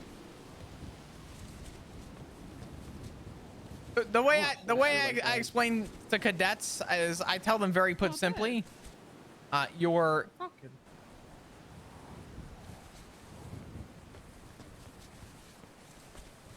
I don't even know. Last one was the best one. Was it good? You guys good? Yeah, that was actually really a lot of fun. No, not really. I'm in a lot of pain right now. I belly flopped on that first one. God damn it. Yeah, I got a broken leg or two. Amputation. A liberator. Huh. What? No, just leave it be. Oh God, please. No. Oh God, don't steal it, please. I don't have. I'm good. I'm not gonna Okay. steal it. Oh, Why thank would I God. steal in front of a cop? That's crazy. Listen, I'm off duty. I'm just saying, if you're gonna do it, Hey, Ziggy. it's at a. I'm gonna hop in. I'm gonna take a quick ride, and I should be back soon. Hi, Spooky. How are you? I'm good. How are you? Good. Just waking up. Fair. I'm gonna belly flop off that again. Okay, well, don't hit your head. That's what I said. I'll try not to. That's what I fucking Don't said. bust your stitches. I gotta get them removed pretty soon, actually. Yeah, don't bust Don't those. forget to do that. I Alright. don't plan to. I'll try not to. Right, Okay. Take care. I'll take that. Alright, I'm only phone call away if you need anything. Sounds good. Alright. Love you. Be safe.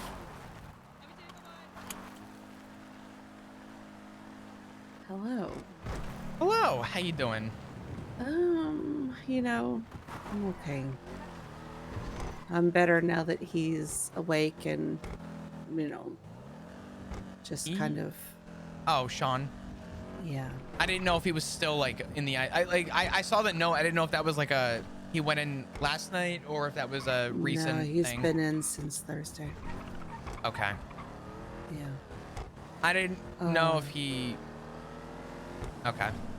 One of the bullets penetrated his vest and hit his lung. So, and having just been out of the ICU for that motorcycle accident, he just needed the weekend to really recover and rest. So.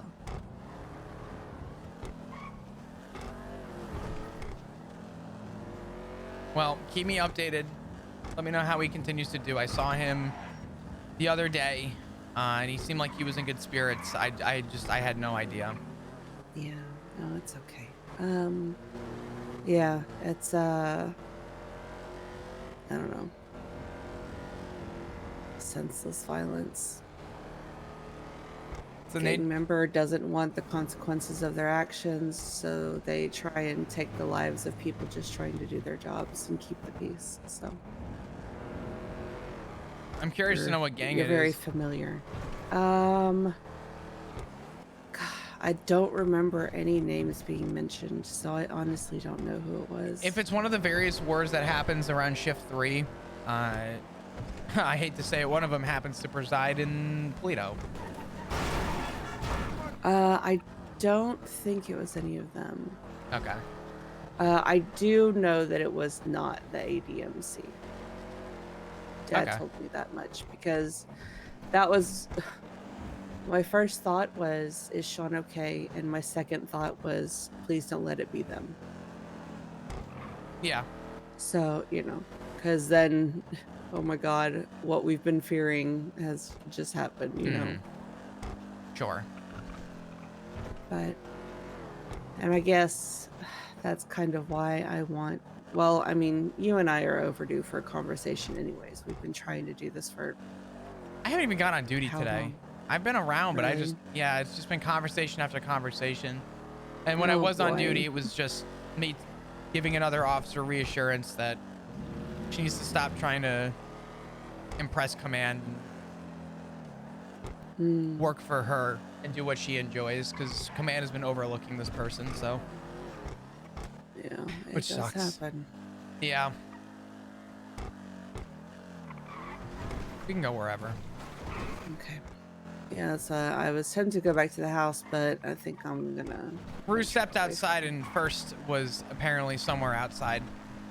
I don't know if it was on the property, but I told Rue, I said, maybe we'll link up for coffee. I'll talk to you soon. And I hung up and I said, and she called me. She goes, you good? I thought you were kidnapped. I said, nope. I said, but I sure as shit do not want to be on the phone while First is anywhere near the vicinity of the house. I swear to God, every time I start to feel like it's even remotely okay for us to I can't prove carry anything. on with our lives. Yeah.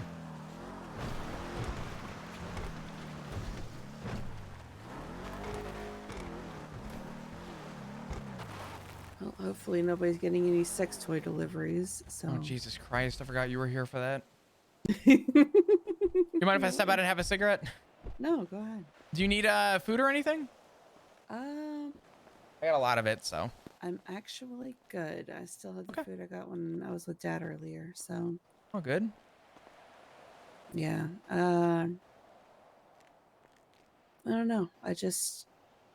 Things have been kind of coming at us very fast lately. And I think we've been... Well, like I said, overdue for a conversation. I think that, well, You're so dumb. I feel like some decisions have been kind of made for the rest of us without taking into consideration how it's going to affect the rest of us. In terms of what?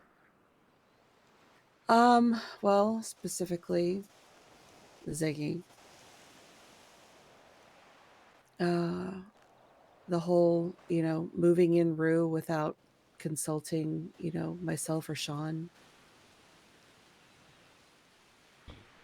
How it's now put us into the position where, you know,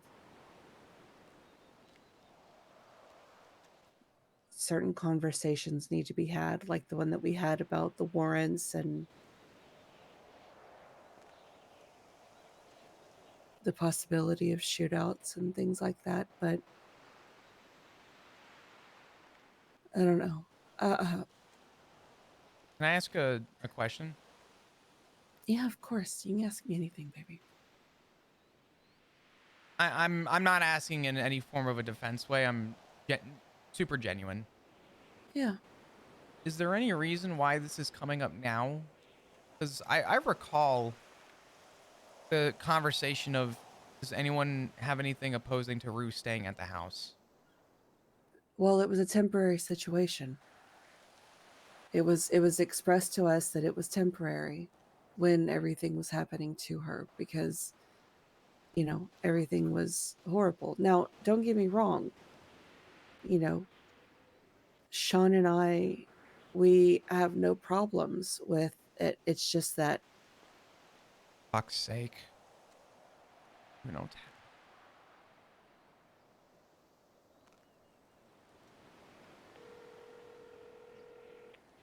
Hi, I need you to come back. Fuck, Rue's unconscious, and I had to do CPR on her.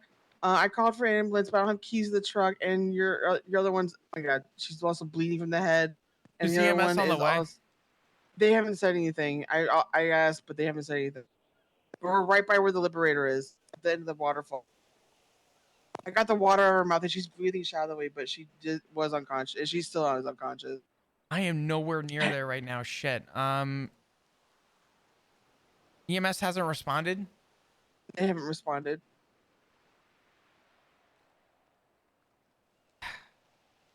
I'm on the way. Okay. I need to go give keys to the truck. Apparently, Rue was unconscious after being told, "Don't jump off the fucking." Oh. Okay. Then EMS aren't getting back. Well, I'll let you drive then. So. All right. If you're okay with talking and driving, I promise we will come back to this spot. I just need keys. There you go.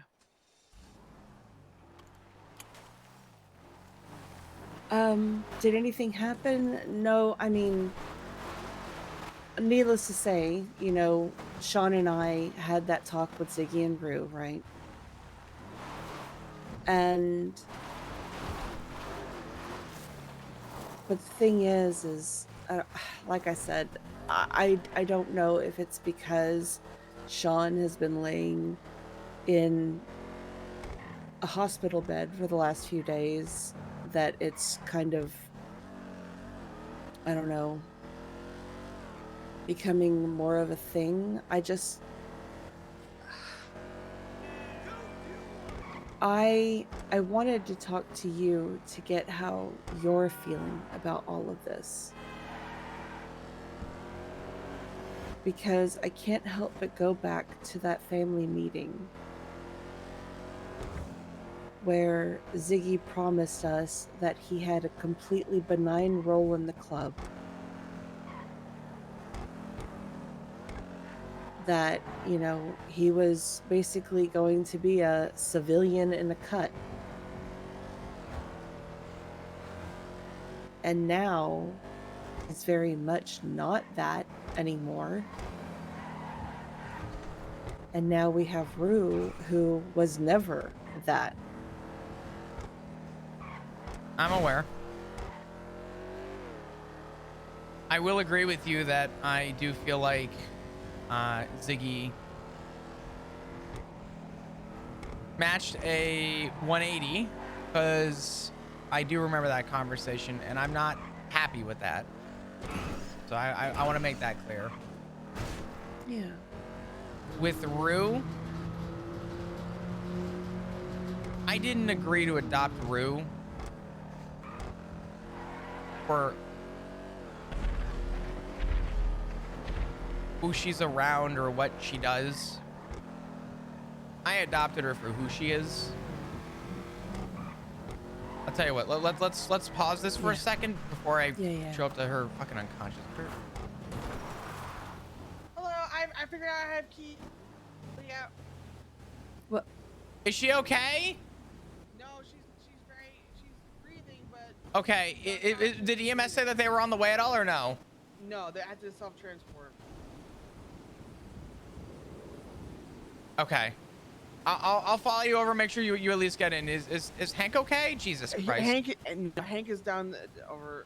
Hank, buddy, you with me? All right. Stay put. Stay strong. Okay. Tally, I need you to drive them. I will follow you over. Yeah, I'm trying to put her God, in. that was a Keep her long in. job. All right. Go ahead and watch yourself, buddy. Okay. Yes, sir. All right.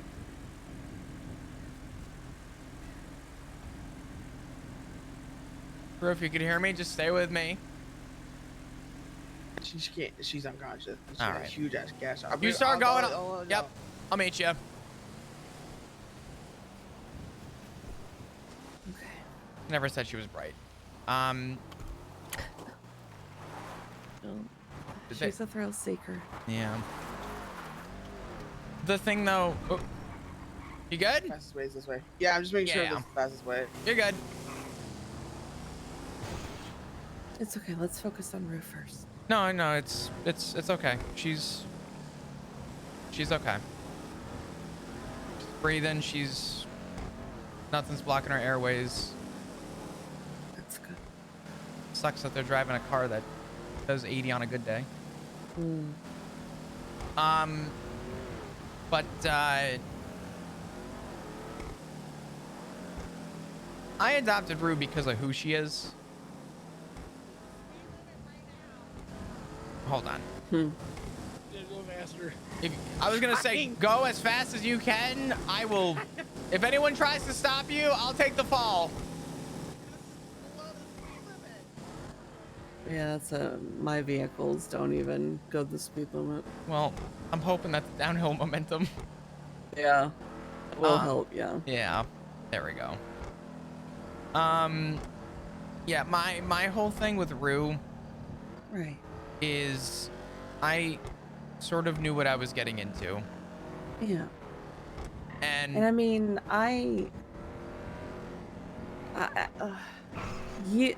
the issue isn't adopting Rue. And I don't want you to think for a second that that's what we're trying to say. We. Well, I say we, but I shouldn't speak for Sean. Okay. It's just basing it off of the conversation that, he and I had with Ziggy and Rue, but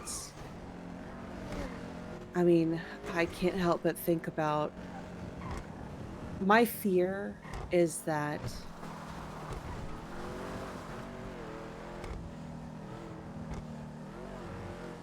as much as they both promise not to put our boys, you included, in danger doing what they do for the club, it's not a guarantee that they can make 100%, like, I get that. and I don't know if I could ever be okay with a member of my family willingly putting them into a position where they would hurt another member of my family.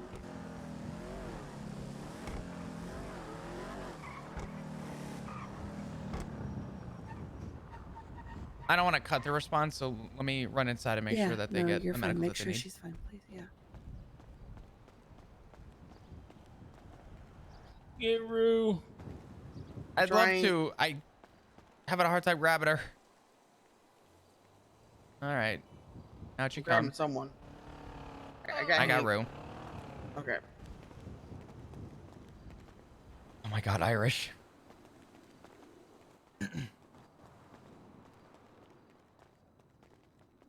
Hi, so sorry. Our All medic good. was injured. Go ahead. There's no doctors. Go ahead and go to Dr. Skip, okay? Okay. Oh, Irish, you're at TwitchCon? Good on ya. Excuse me. Hi, Agent Anderson. Sorry, Abdul.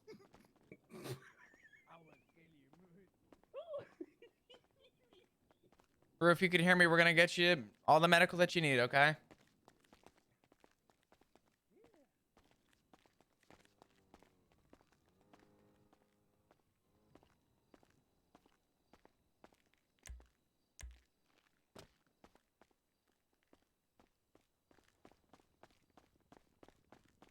Now I need to steal a gangland.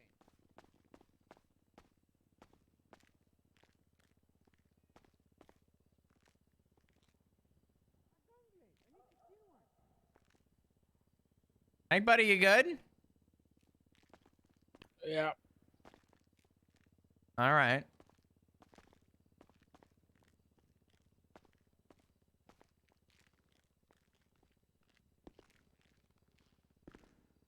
Rue?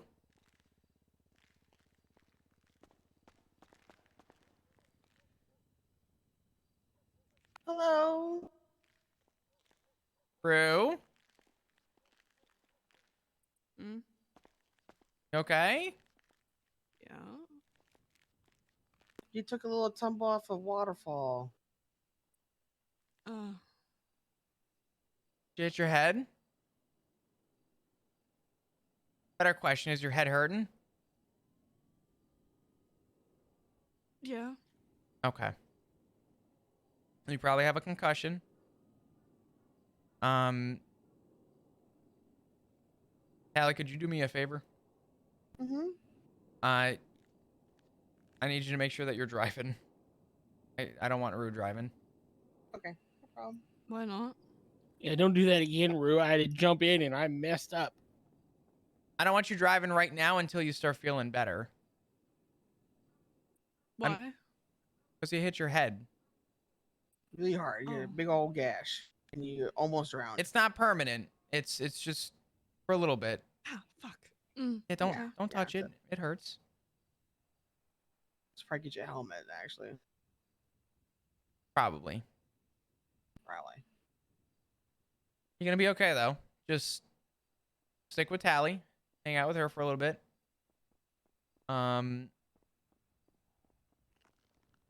You good? Why are we here? Yeah. You hit your head. Oh. You were bush bashing. Then I had to take a call, and then you started jumping off the rocks. Big rocks. Big rocks. Really Big big. rocks. I felt all of them. Too many fucking things happening at once. Yeah, don't do that again. Uh-huh. You okay? Mm-hmm. Yeah. Okay. No more bushwhacking for you, young lady. For now. Why? For now. For now. For today. For Mhm. today. We're whacked out. Everyone good? Yeah, Perfect. everyone's doing all good. Thank you. Awesome. I'm gonna have you hang with Tally for a few. I was in the middle of a conversation, but Rue, I don't want you driving for a little bit, okay? You can drive at some point later when you start feeling better, but for now, I want you to, whatever Dr. Skip gave you for medication, I'll make sure Tally's got you with the right dosage. Medication? I don't know if the doctor gave you medication. That one doctor said she's gonna give me a bucket of morphine. She never did. A whole bucket. I was actually there for that. A whole bucket. Yeah. Jesus. It'd have been great. Yeah, it would have been great. You want some Yeah, morphine? I'll take good care. No. I'll take good care of her. All right. Want some ketamine? No. Hank. Horse drink. Let's go. No. Hank. No. Ketamine. What, inhaler? You got that on stack. Jesus. Ketamine would be great. Hank. You wanna huff some ketamine? No. Tally. Jesus Christ. Am I gonna? No. What the fuck?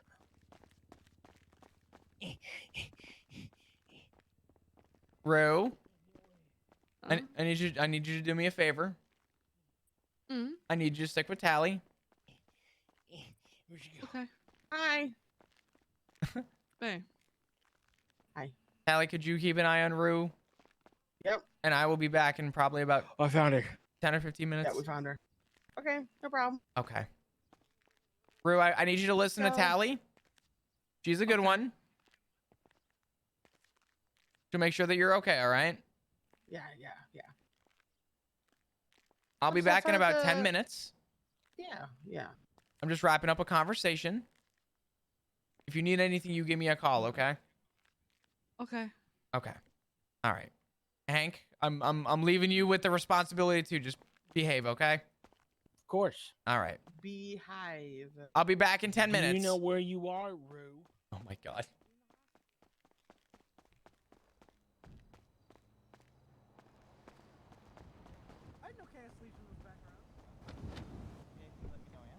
Will do. Thank you, JJ. You take care. All right, sounds It's good. good to see you. Who's this? Is it Flop? What's up, It JJ? is. What's up? Not much, man. Good You're to doing see you. okay? How you been? You doing okay? Yeah, I'm doing okay. I Actually, got you. could I catch a ride in the trunk to the Jamestown part, like South Jamestown? Hop on in. Thank you. Oh shit. Is there anything in there? I'm trying to get in. smells a bit fishy. I'll be honest. Oh. That adds up. Yeah, it's fine. That absolutely adds Oh, up. I am so God. sorry. That's what that Yes, smell yeah. is. Thank you for the right. That's all Ziggy's fault right there. You said south of Jamestown? Yeah, yeah. It's like by you know that alley that people take all the way to the south. Definitely not going into the sewers. Right. Okay. I'm going to the sewers. If you're worried about the fishy smell, I got bad news. Oh yeah, I know. I honestly like it's not even that bad. It smells like downstairs. Is it the one next to the Yeah, barrio? right here. Where the yellow car is. What the fuck? Hello? Damn, that was. Oh. What the fuck just happened to this car? I have no idea. It does that a lot. It just glided over here. Behind, like you see the yellow car on the left, like all the way to the alley. Oh, okay, up ahead, right in front of us. Yeah. Got That it. yellow car right there. Yeah. All right, perfect.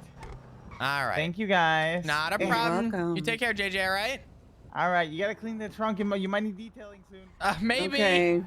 That's all Ziggy right there. Yeah, I'm leaving that to him. Fuck that. True. All right. I'm sorry. God knows how. That's a lot. Is she okay?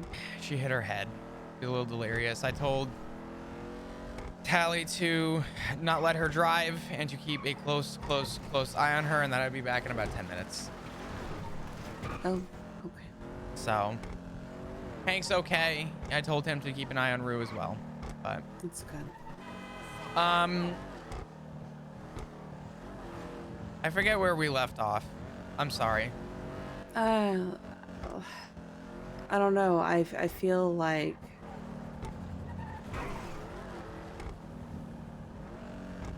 I don't know. I feel like you're going into this conversation prepared for something, and I don't want you to feel like you need to be defensive with me. I don't have any plans on being defensive. I just want you to be honest, and I want you to know where your head is out. I want to know like how you're feeling about the things that they're doing, you know. And I don't know. Like when it all comes down to it, my concern is that I'm scared that we're going to be facing the very real possibility that one of them, either side, because this goes both ways, one side is going to end up hurting the other. We'll step Because out by the water real quick. But yeah. As much as they want to say that they won't actively participate in shootouts, you know, against the family, they can't guarantee that, right? I mean, nothing's a guarantee. I wish I could go write tickets all day too, though. And I wish I didn't get shot at. I get that. Exactly. Like, y'all are going to be doing a job, and I mean, like, I did talk to Dad about this as well. And I can only imagine. He brought up the point that, and please do not for a second think that he isn't as concerned and torn up. Because he's scared of losing family. And that includes Ziggy.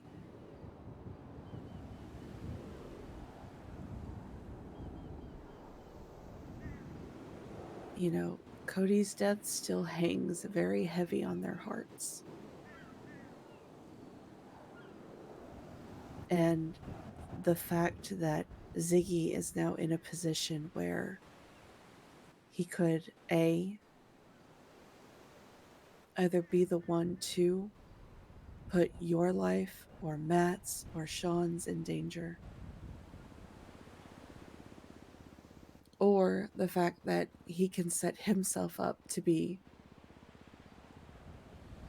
hurt or worse. when he promised us and swore to us over and over and over again that, he was completely, like I said, a benign role in the club, right?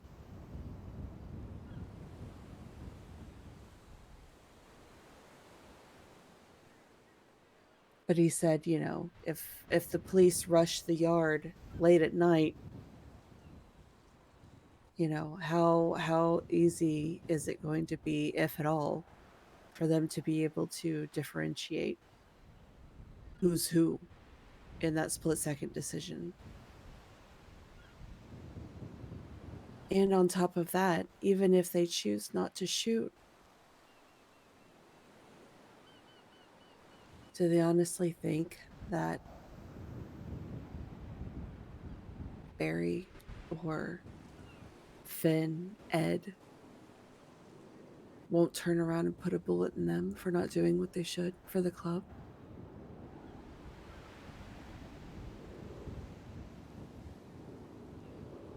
That was one of the things that Finn always beat into my head. Club first, Etta. Club first.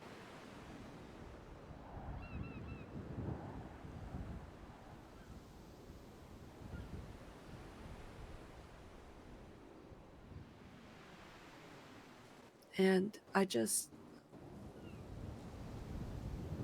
just scared, Flop. That's all there is to it. I'm just scared that I don't see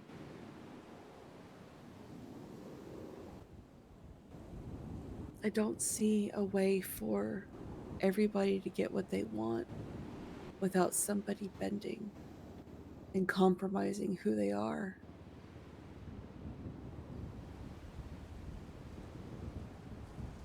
And as much as I want to be understanding and, as much as I want to allow people to be who they want to be,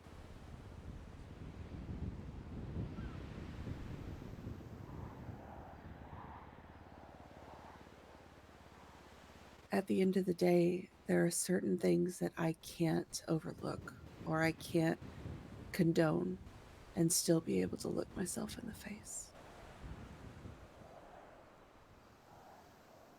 And like I said, if one of them was responsible for shooting one of you, I can't come back from that.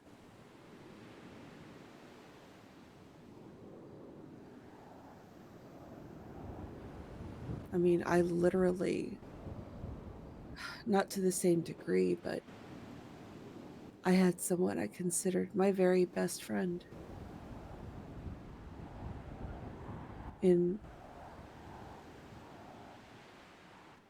shoot me.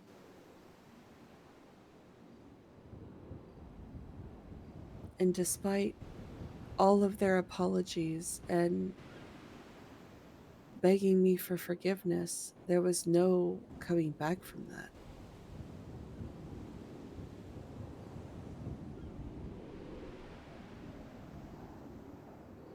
And I know as cops that y'all put your lives in danger on a regular basis, but it's for a purpose. It's to keep people safe. It's to protect others.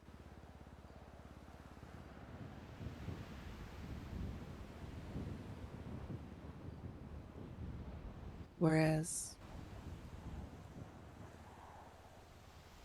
motorcycle clubs, I mean, they're literally in a gang war for what?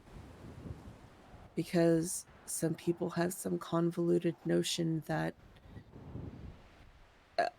a text message is snitching.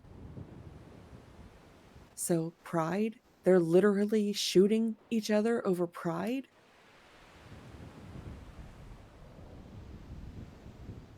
I've seen gang wars fought over hurt feelings, turf, drugs. Are these the things that we want to sacrifice our morals for?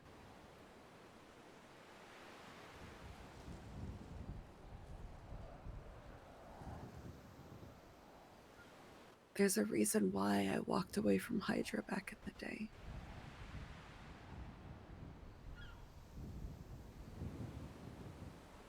And it was because I could not live with myself putting you or Matt or Richard or Barrick in a position where either you would have to shoot me or I would have to shoot you.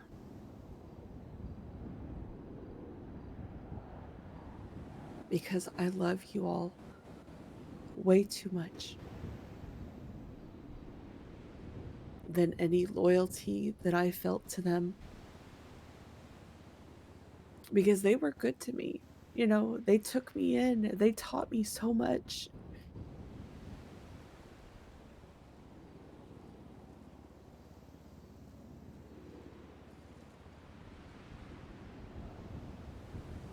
But it just wasn't worth it at the end of the day. My fathers and my brother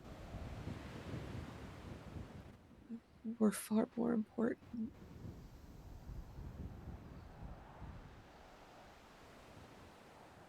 And I would not be able to live with myself if anything happened to any of you.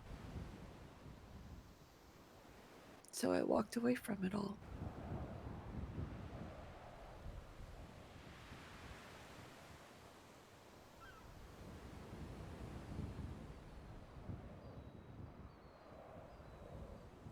And I think,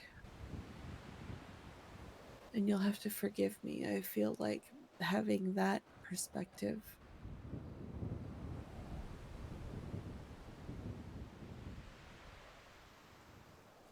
I feel like maybe I might feel a bit more harshly or a bit more strongly about the situation.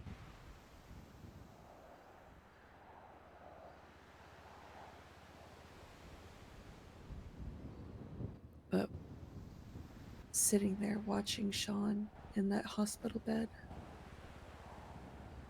connected to all those tubes and wires, like, I understand, you know, it won't be the first time he's shot, and it won't be the last, but at least I don't have to go home and look his shooter in the eye.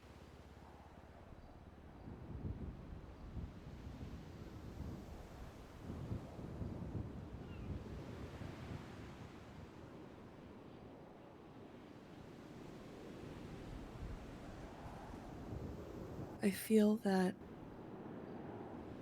a lot of the decisions being made right now are not taking other people into consideration. And it's not even just me, like, or Sean. Like, has he actually sat down and discussed any of this with you before doing any of this?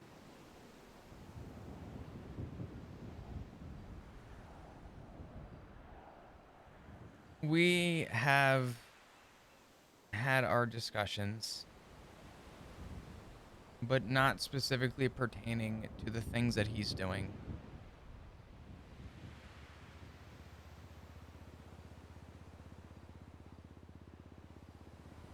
Because I remember you getting upset with them about fucking around over at Max and Siobhan's house and how that's going to reflect badly on you. And I mean, if that got you upset, I can't even imagine what the rest of all of this is doing.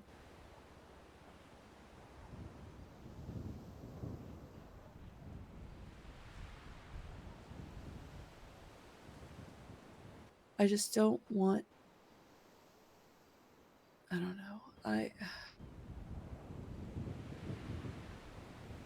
told Dad yesterday that it feels like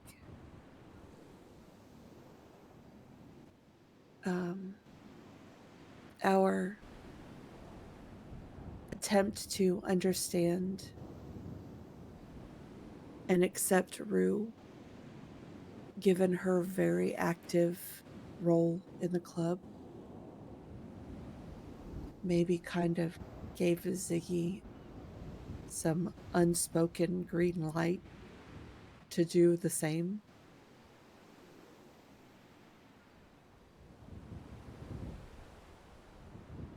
But this is all very new still.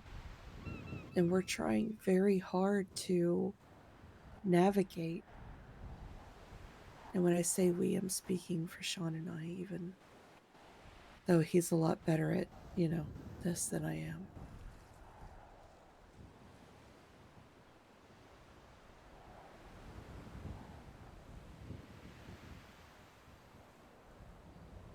I can say in confidence that they do hold the same rank.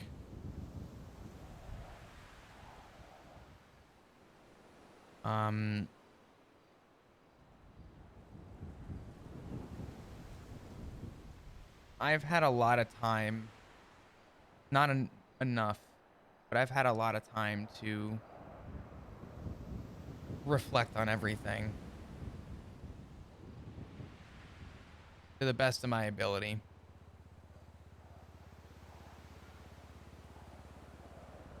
And I would hope that the family knows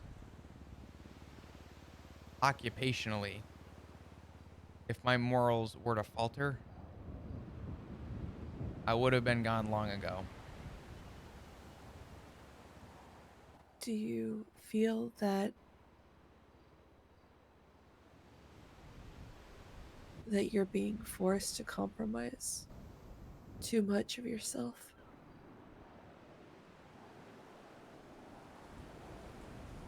If you asked me that yesterday,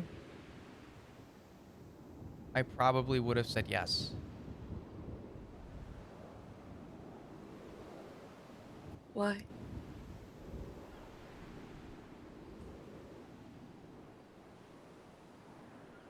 Because yesterday, I had no one to turn to. You always have somebody, sweetheart. I'm always here. I know. I know. The really harsh reality that it sounds like I am unfortunately in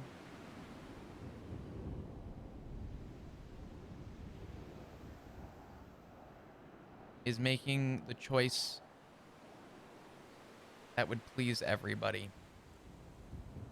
See, but that's the thing, Flop. There is no world where this works for everybody.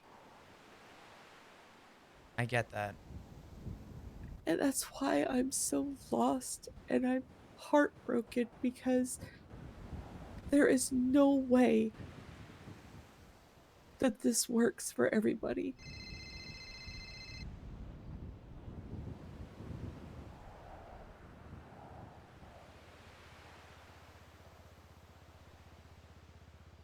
I've thought it over a million times, and somebody will have to bend. Somebody will have to go against who they are.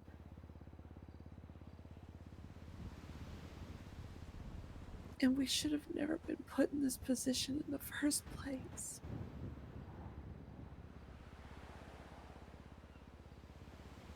It's not fair. I shouldn't have to ask Rue not to come home because she has a warrant. Same with Ziggy.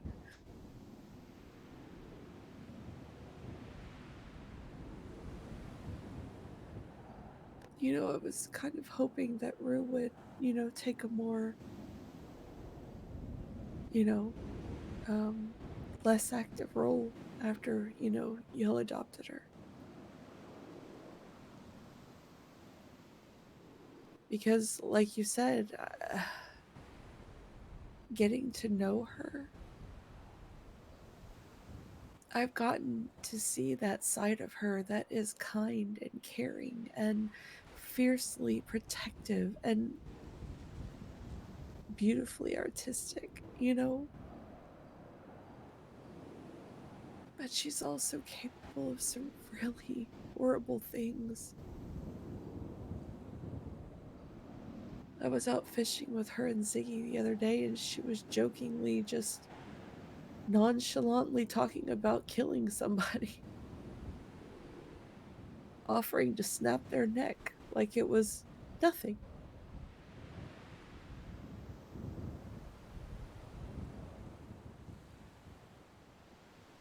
And I can't ignore that part of her is there too.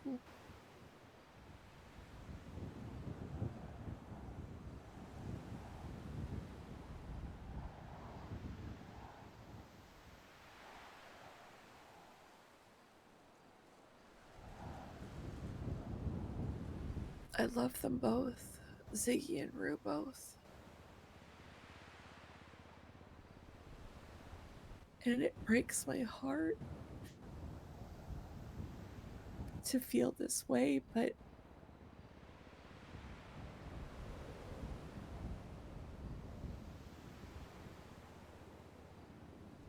if they were ever involved,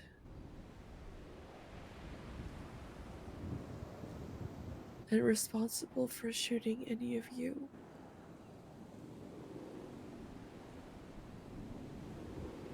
I can't forgive that. You can't claim to love somebody and then willingly go into a situation where you might shoot them.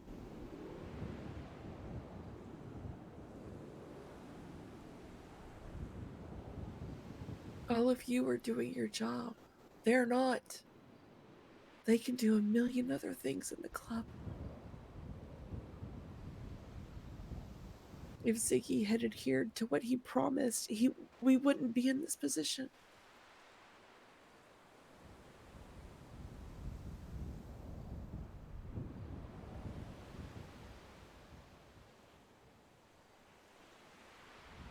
I have said before that I'm not happy with the direction our first conversation went. Yeah. To where it is at now. And morally speaking, I still know where I stand. And if I ever lost that, I should lose my job. And like you said, there is no straight answer for this stuff.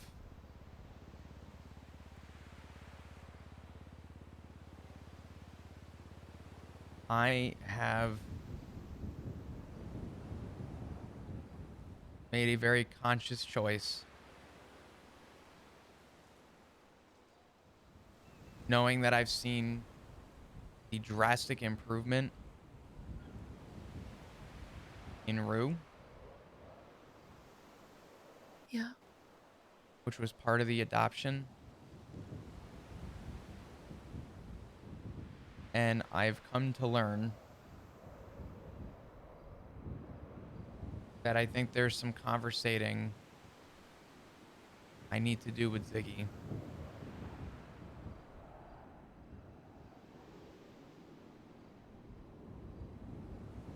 You should talk to Dad too. You want the honest answer? Yeah. I don't know if I comfortably can. Because I know where Dad stands. Do you? Which father are we talking about? Richard. If he still stands by what was said in that first conversation, and it's to any degree of where Matt stands,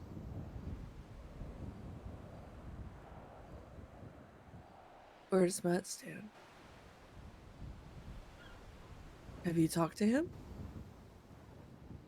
not in recent time, but in that first conversation, Matt did state that he has no problem cutting people out of his life. His words, not mine. Yeah, I know. And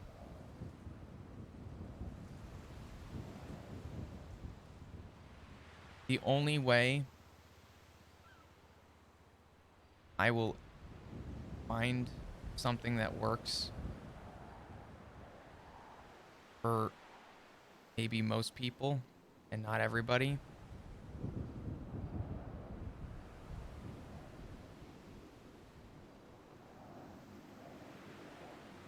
is a couple various things. Moving out is an option. Not that anyone wants that.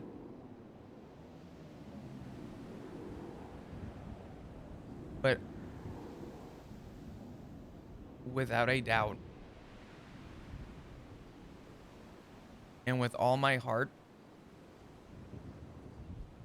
I am happy to have built a family.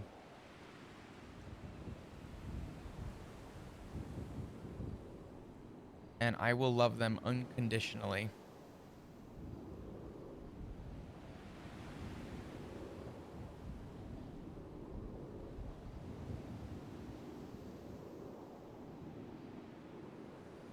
And I don't know if there is much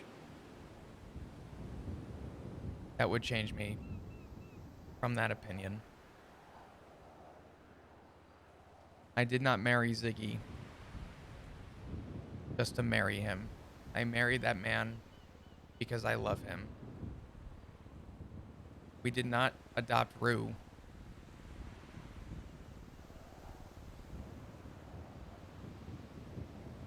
because of any of her affiliations. We adopted Rue. I adopted Rue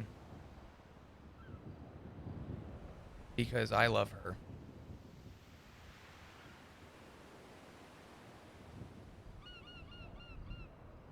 No one's questioning that, sweetheart.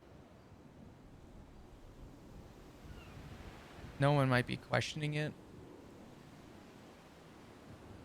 And I only ask this, Etta, because I'm really trying here. I know.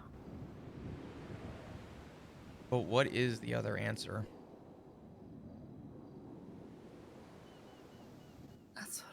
That's the whole thing.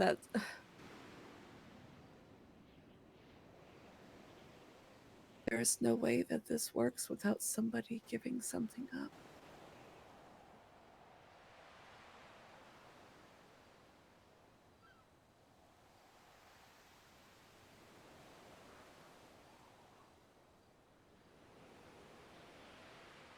But I mean, you and I both know that they're going to change SOPs soon.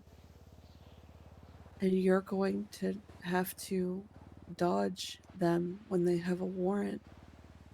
I Or you'll already be do forced that. to report. And that's just the tip of the iceberg.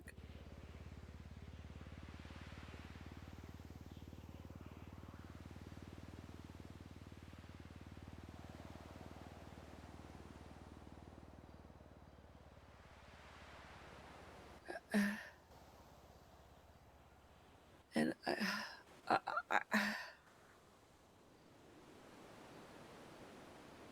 I told Sean that I would be shit at this.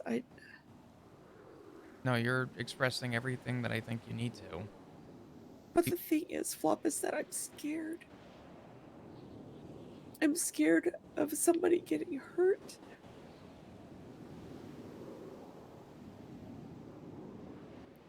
One way or another. I'm scared of people drawing lines. I'm scared of losing the people that I love.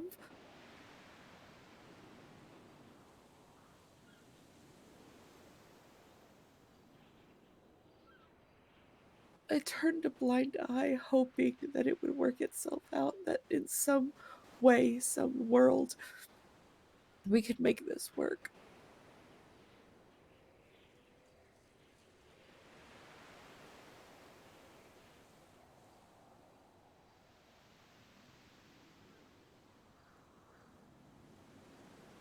But and maybe it's exacerbated because Sean got shot.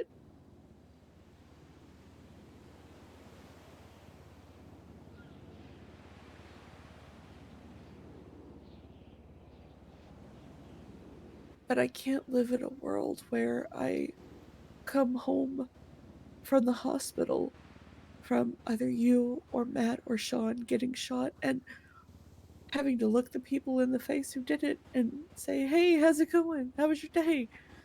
and act like nothing's okay. I mean, like nothing's wrong.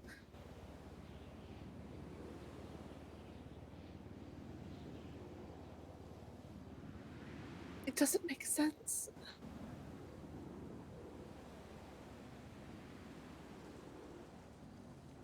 Let me ask you a question.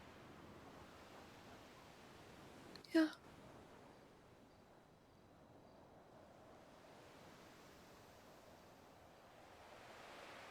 What would have to be done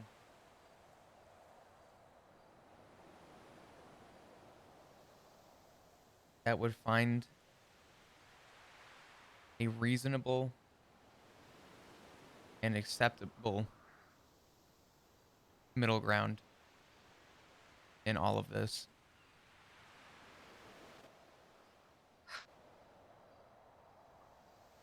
Ziggy and Rue would have to take a role that would ensure that they are never in a shootout, which could end up in a shootout with the cops. So, I mean, they can, because there's tons of things that they can do. Moonshine, weed, roof running. None of that has to devolve into a shooting with the cops, right? If a hunting party goes out for a gang war, they just don't go.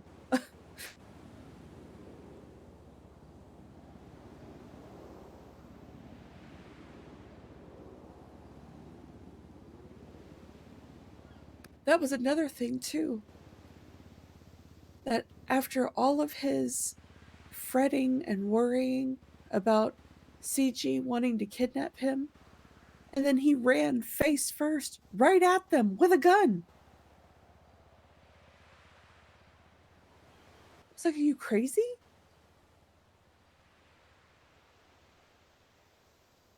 And I literally told him, Ziggy, if the police had not shown up, CG would have picked you up and drug you off as the rest of your club members were laid out bleeding.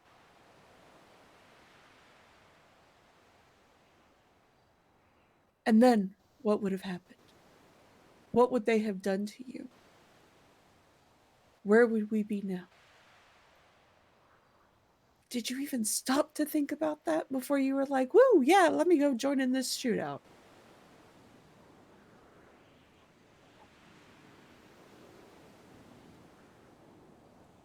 You know I would never say what he did was right.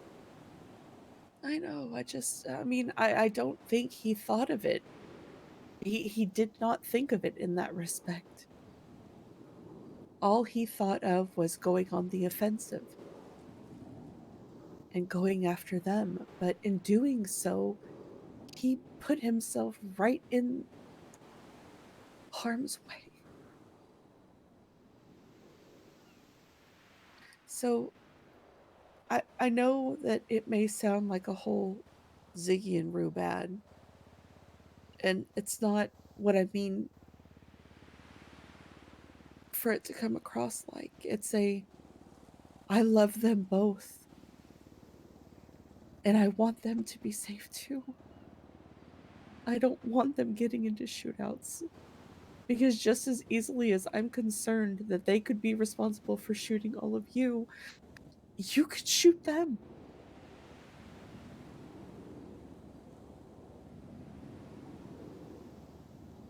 And although Sean would have to do his job and has told them both such, don't think for 1 second that if he actually hurt either of them, that he wouldn't be completely gutted.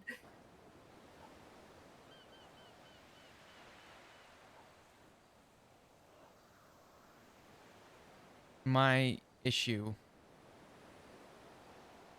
is that I agree with you.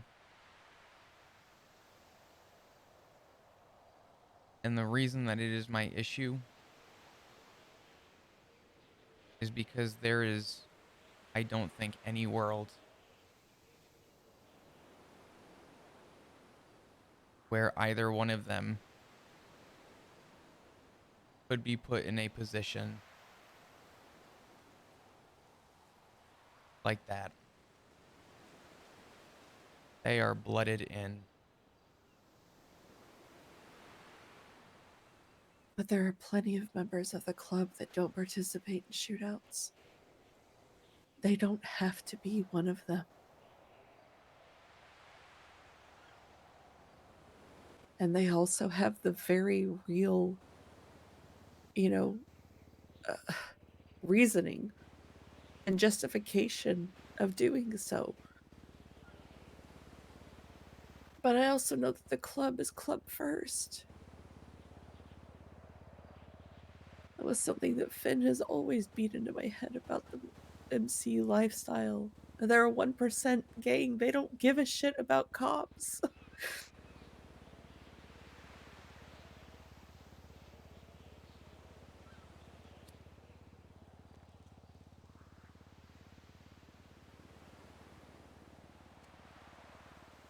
If it came down to it, and they were told to shoot cops, and they refused to shoot cops, the club will turn around and shoot them. And you know that.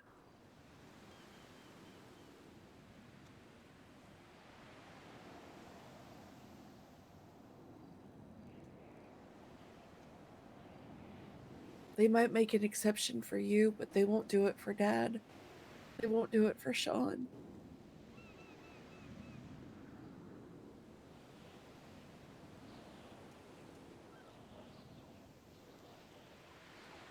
I just don't see a world where everyone is happy. I know. I don't either. And that's why I'm so heartbroken and torn up about this, because I don't want to lose anybody.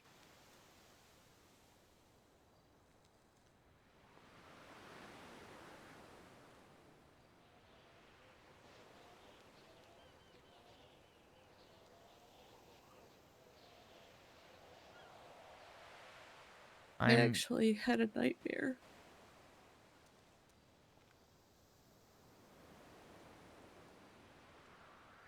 That you had gotten shot. And Ziggy was the one who pulled the trigger.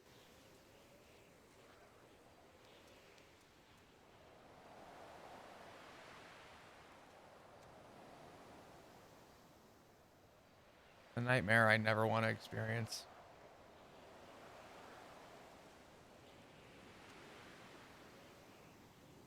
Trust me.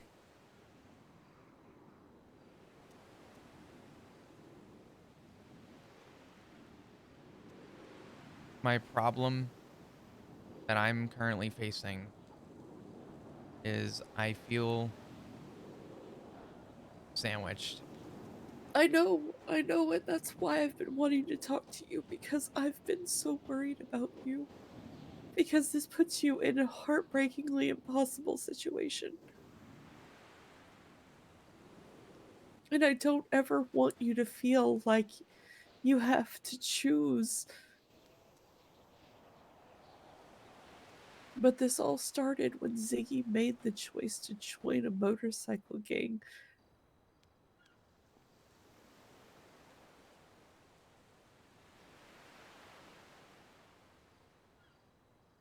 Without consulting anybody. Without thinking about the repercussions.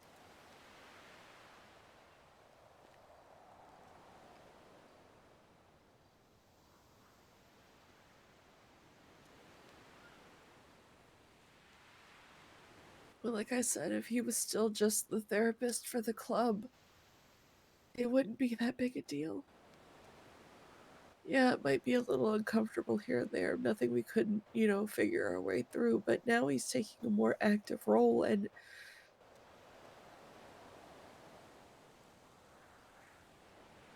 it makes things so much worse.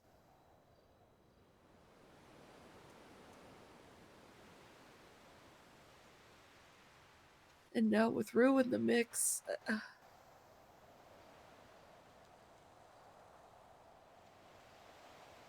and she's never, hidden who she is. And I knew that. And I only see one option right now. And it's not one that I want to make. What's that?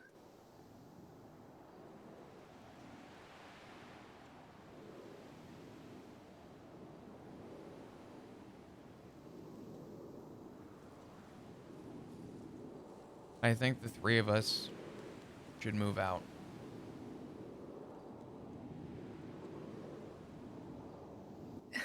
Moving out isn't going to change the fact that the people I love could still hurt one another. That's the problem. And that's the dilemma I'm in. I Maybe there's a way that you could just talk Ziggy into going back to what he promised. Go back to being just the therapist for the club. No more shootings. And if Ziggy does it, maybe Rue will see that it's possible to do that too. And she'll follow suit.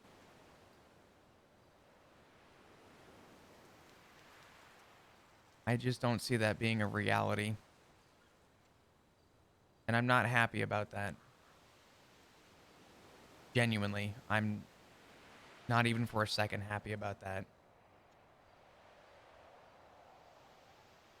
But the other option, realistically, is to break the ties with my husband and daughter. And I know that's not a rational answer. I just can't. I just can't do that. I'm not asking you to. I know. But if it came down to it, Etta, as much as I hate to say it,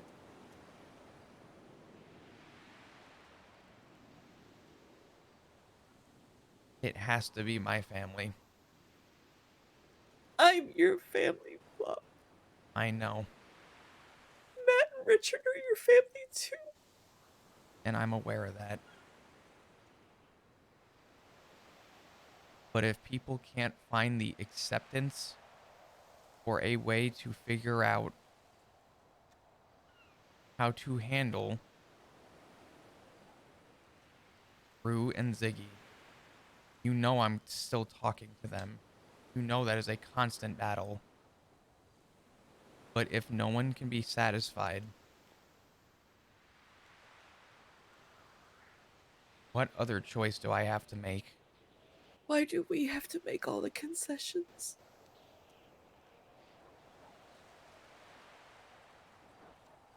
Why do they get everything that they want? They don't. Why do they get to turn the tables on us and we have to just sit there and take it and accept it? It's not fair.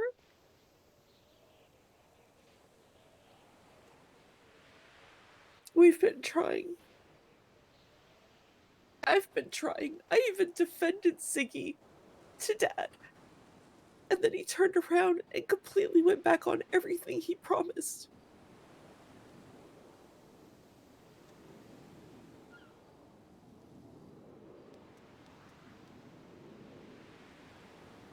You're my brother. I can't lose you.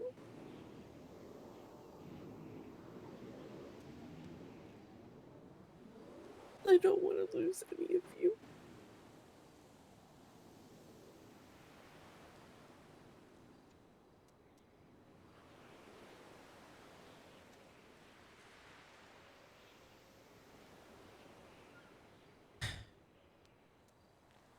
I don't either.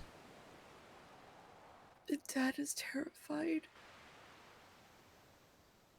It's made him sick that he was even considering compromising who he is to look the other way for what they're doing.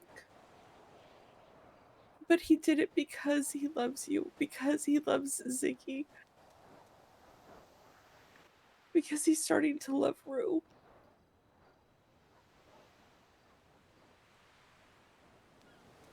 And that's the thing, is that Ziggy has always thought that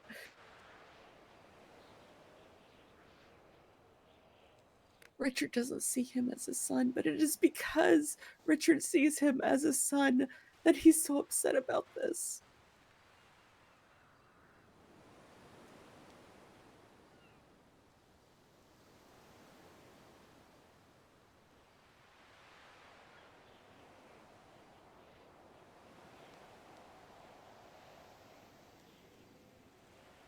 I wish I had a better answer, Etta, and I'm sorry.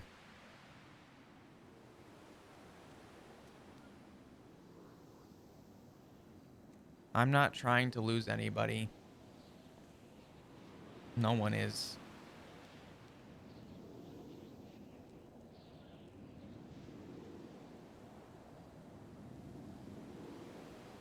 There is only so much I am capable of.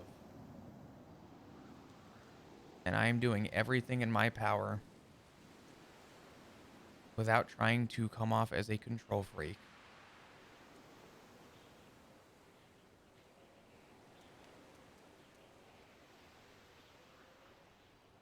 To let Rue and Ziggy know how I've been feeling.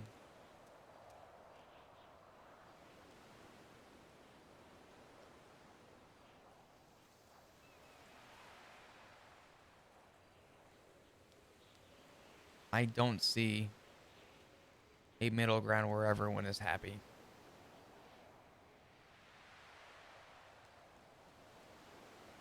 They couldn't be happy staying in the club and just not participating in shootings.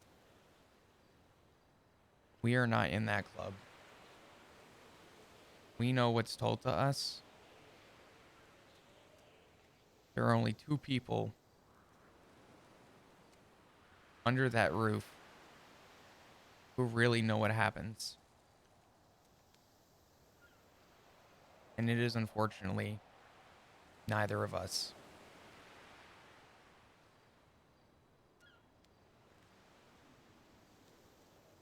I don't see your suggestion coming to fruition, but it does not mean I'm not going to give it my all.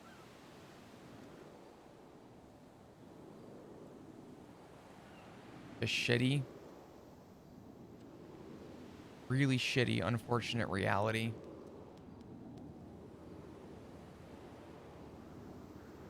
is that I cannot, in an honest, good faith, turn my back on my husband.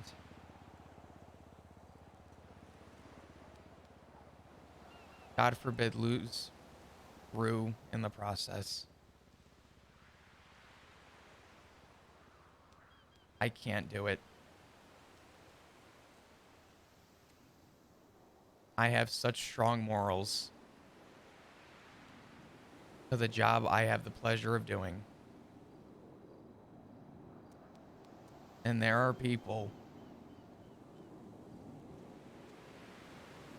that I never want to get violent with.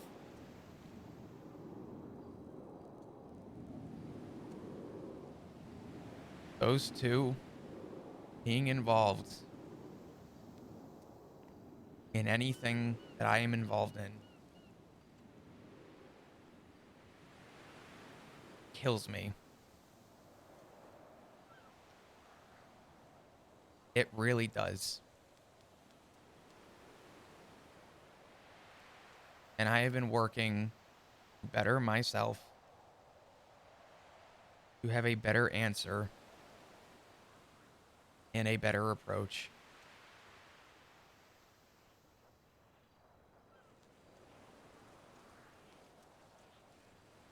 At the end of the day,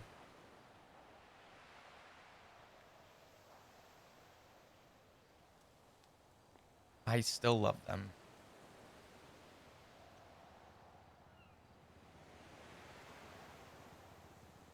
And I don't know what the middle ground is.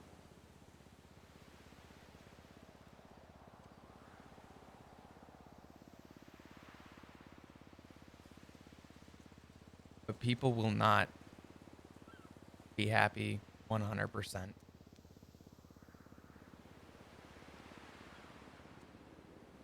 And I'm sorry.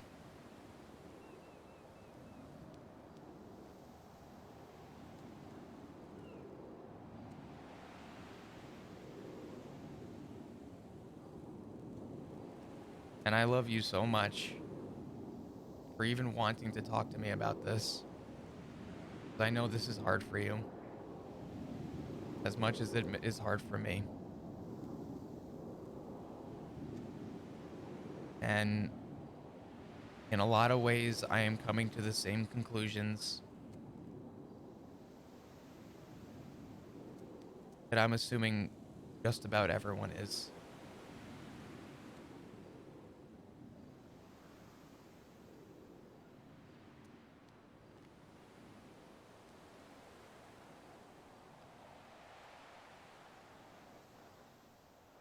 The only other way that this works is if we completely change who we are.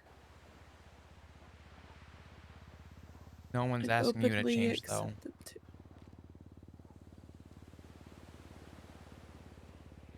But if we don't, then we lose you. And Ziggy. And Rue.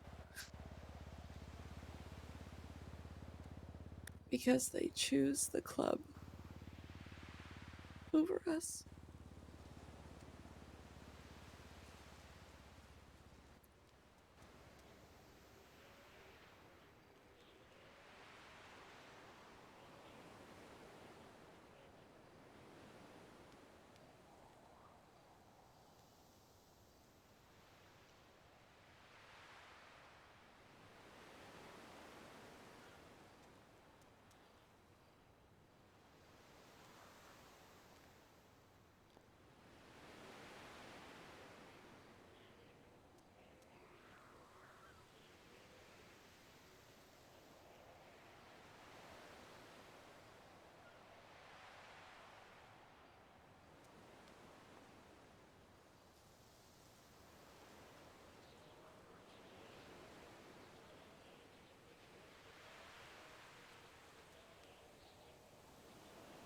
If the end result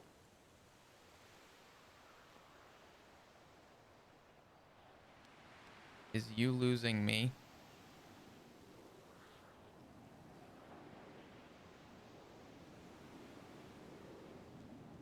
please know that I will never lose you. I'll never lose you. I promised you all those years ago I would never leave you, and I'm not going anywhere.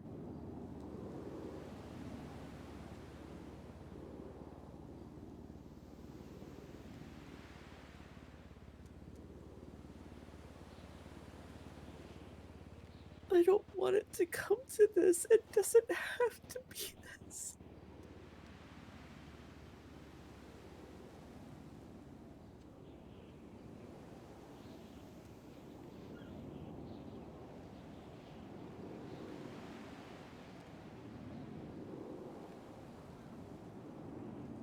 Please, Flop.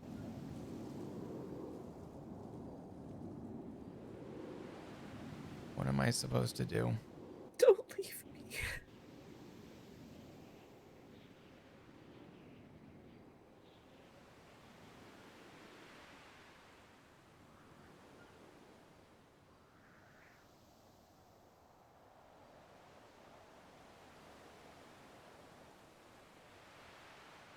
We just need to talk. Everybody needs to talk. No games of telephone. Genuine one-on-one conversations like this. But they need to be had, and they need to be had now. We owe each other that much. And we will get that. But there isn't a world where I don't want you in my life. I said that wrong. You know what I mean? I know. You got a lot on your mind. There's not a world where I want you gone from my life.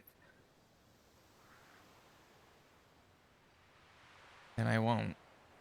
And I can make you that promise.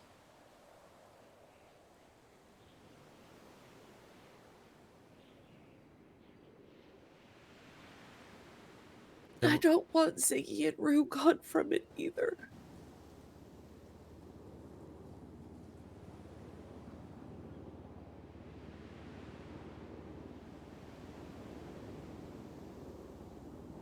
If we can make the compromise, with warrants and whatnot, can't they make the compromise for shootouts? Can't it be a give and take? Why can't it?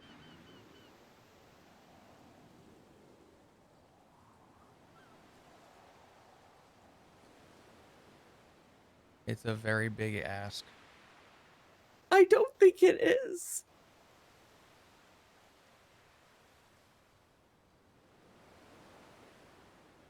Family should come first.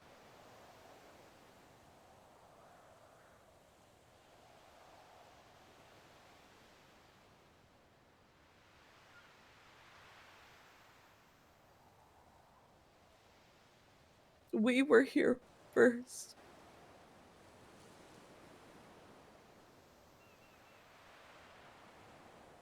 All those years that we spent together in Spain. He's just joined this motorcycle club.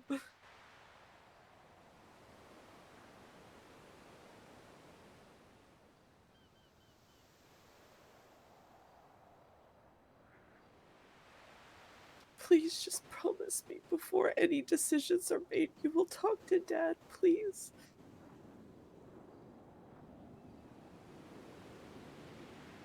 Trust him. He loves you. He loves Ziggy. And this has been eating at him.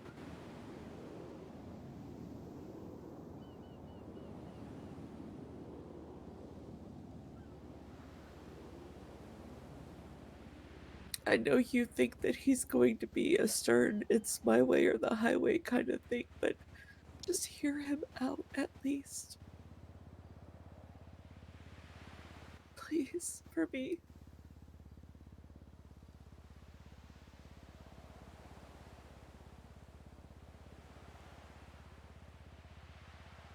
And Matt too, honestly.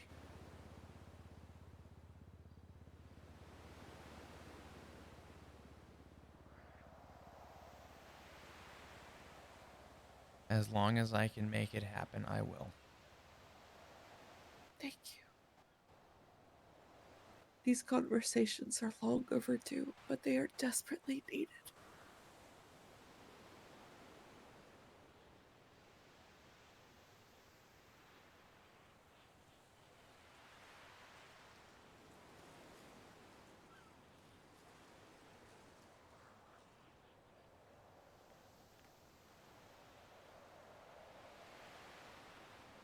I know.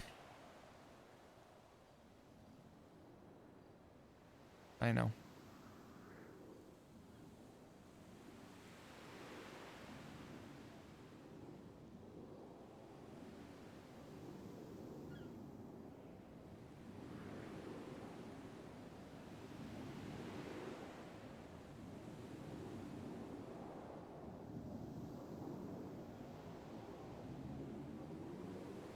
But just promise me when you talk to them go into it with an open mind, not an already defensive mind, please. Actually hear what they're saying and where they're coming from.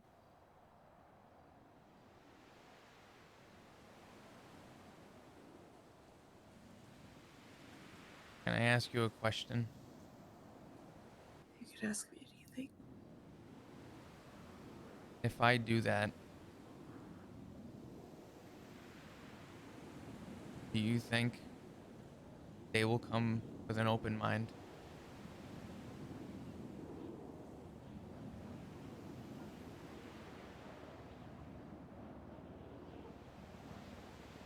I can't speak for Matt because I haven't spoken to him about this.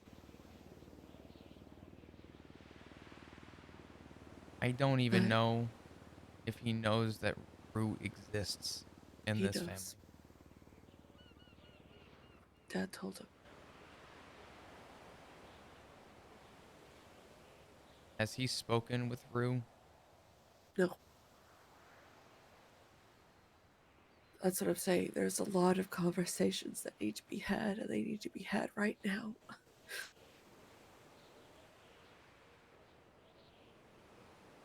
I will go into that conversation with an open mind.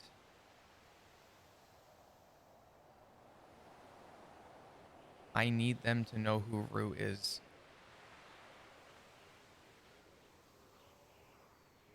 Not Richard already knows. Not Rue Minmi. Not ADMC Rue. I need them to know Rue. I know. Otherwise, that conversation. Richard knows. He sees her the way that I see her too. He's seen that beautiful and caring side of her.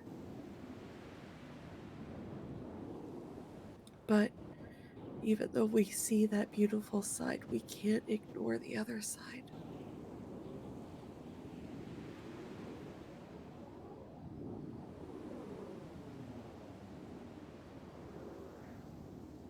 And she has a violent side, Flop.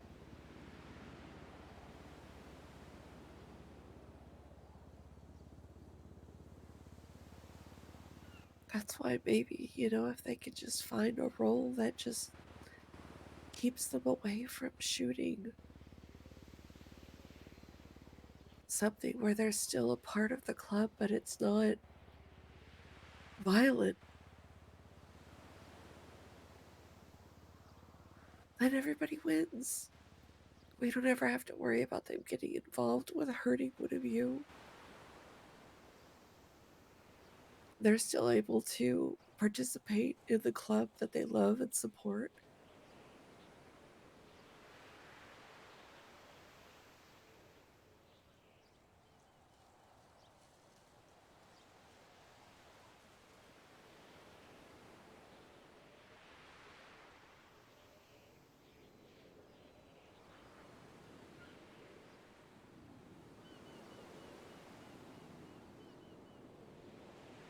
But just promise me, before any decisions are made final, talk to everyone. Even talk to Sean when he comes back on duty.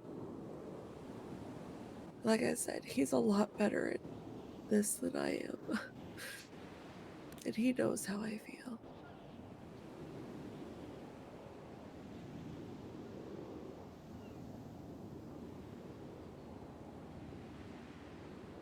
At the end of the day, my heart is breaking because I love everyone.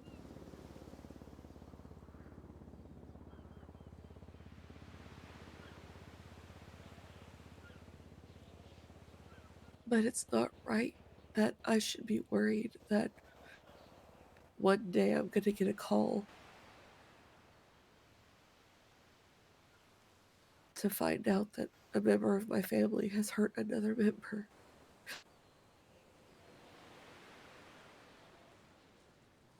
That's really all it boils down to, honey.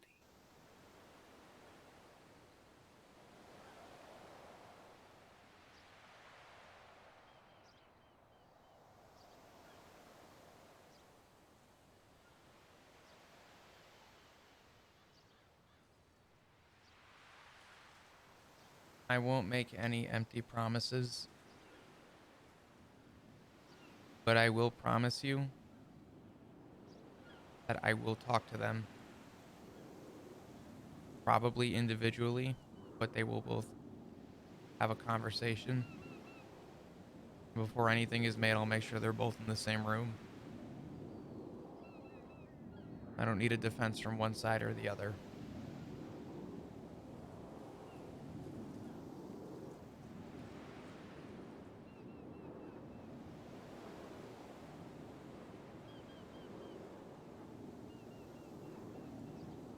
I need dads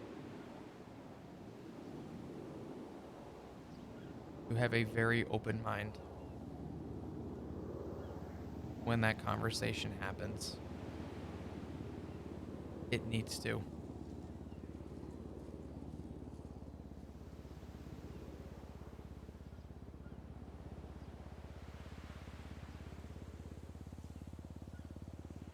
I know.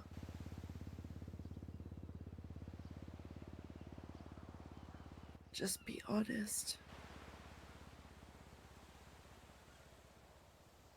Don't go into it defensive. Just be honest.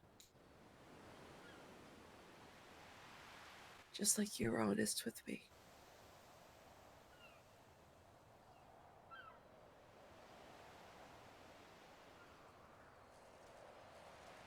I will. I promise.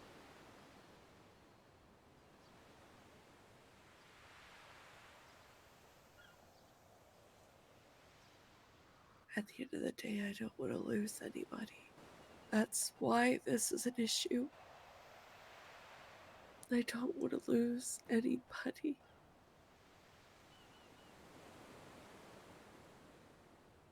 By any means.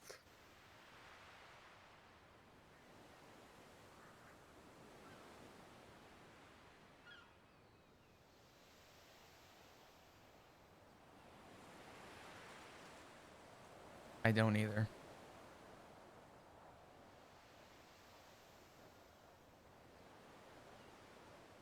I really don't.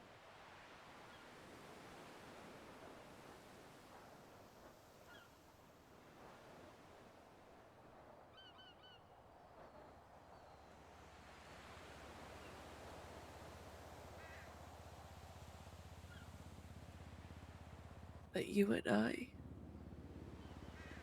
that's forever. Nothing takes that away from us.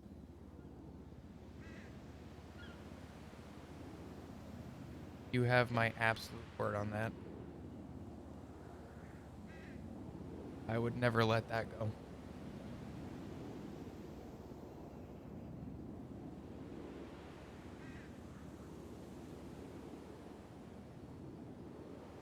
Just have the conversations before making any decisions, okay?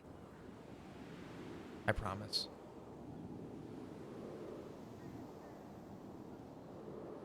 And who knows, maybe Ziggy and Rue will surprise us. You know? Maybe they'll find a way to make it work.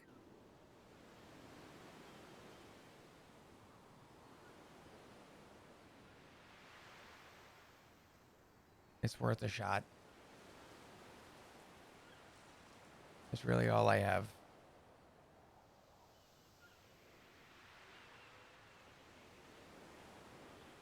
It's gotta be family. Over everything. Our entire family.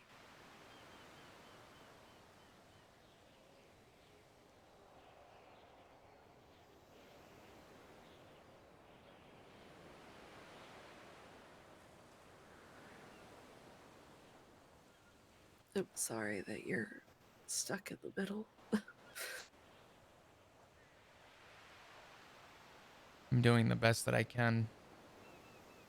I really am. Promise me that you'll come to me if it gets too hard.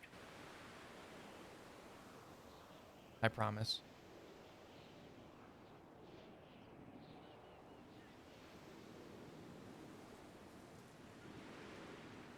And I'll help try and find a way to make it work with Dad and Matt.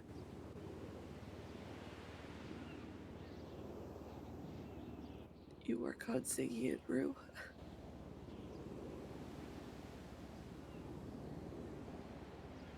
Yeah.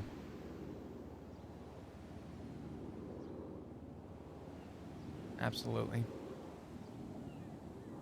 And eventually we're gonna have to sacrifice a virgin because we're all gonna have to sit down and have another talk.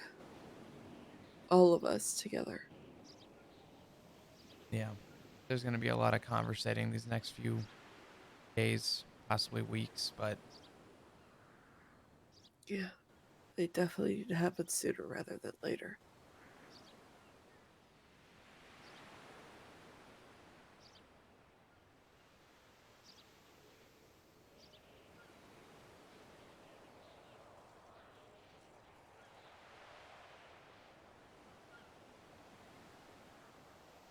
yeah.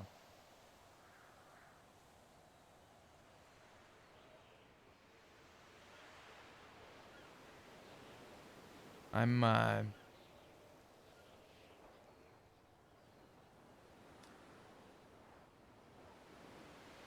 Yeah, I think this is a good place to wrap it up. I'm probably going to catch an Uber back to the house. I think I'm going to hang down here for a minute if you want to take the car. Okay. Yeah, I've gotta head back to the hospital. Gotcha. I'm sorry. For what? Being honest with me. To the best of my ability. That's all I've ever asked. I know. That's all I can do too. I mean, I'm sorry that this is even a conversation that we had to have.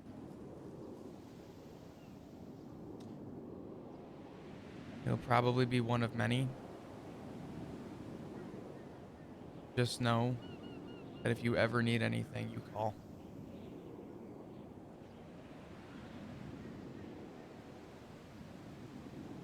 All right.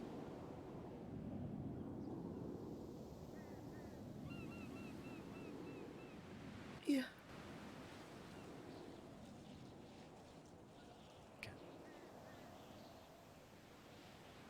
Alright, try and get some rest, okay?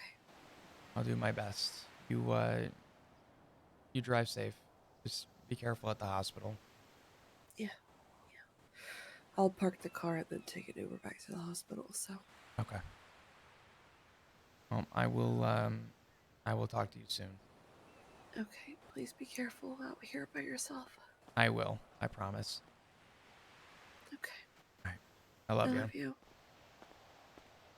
Bye.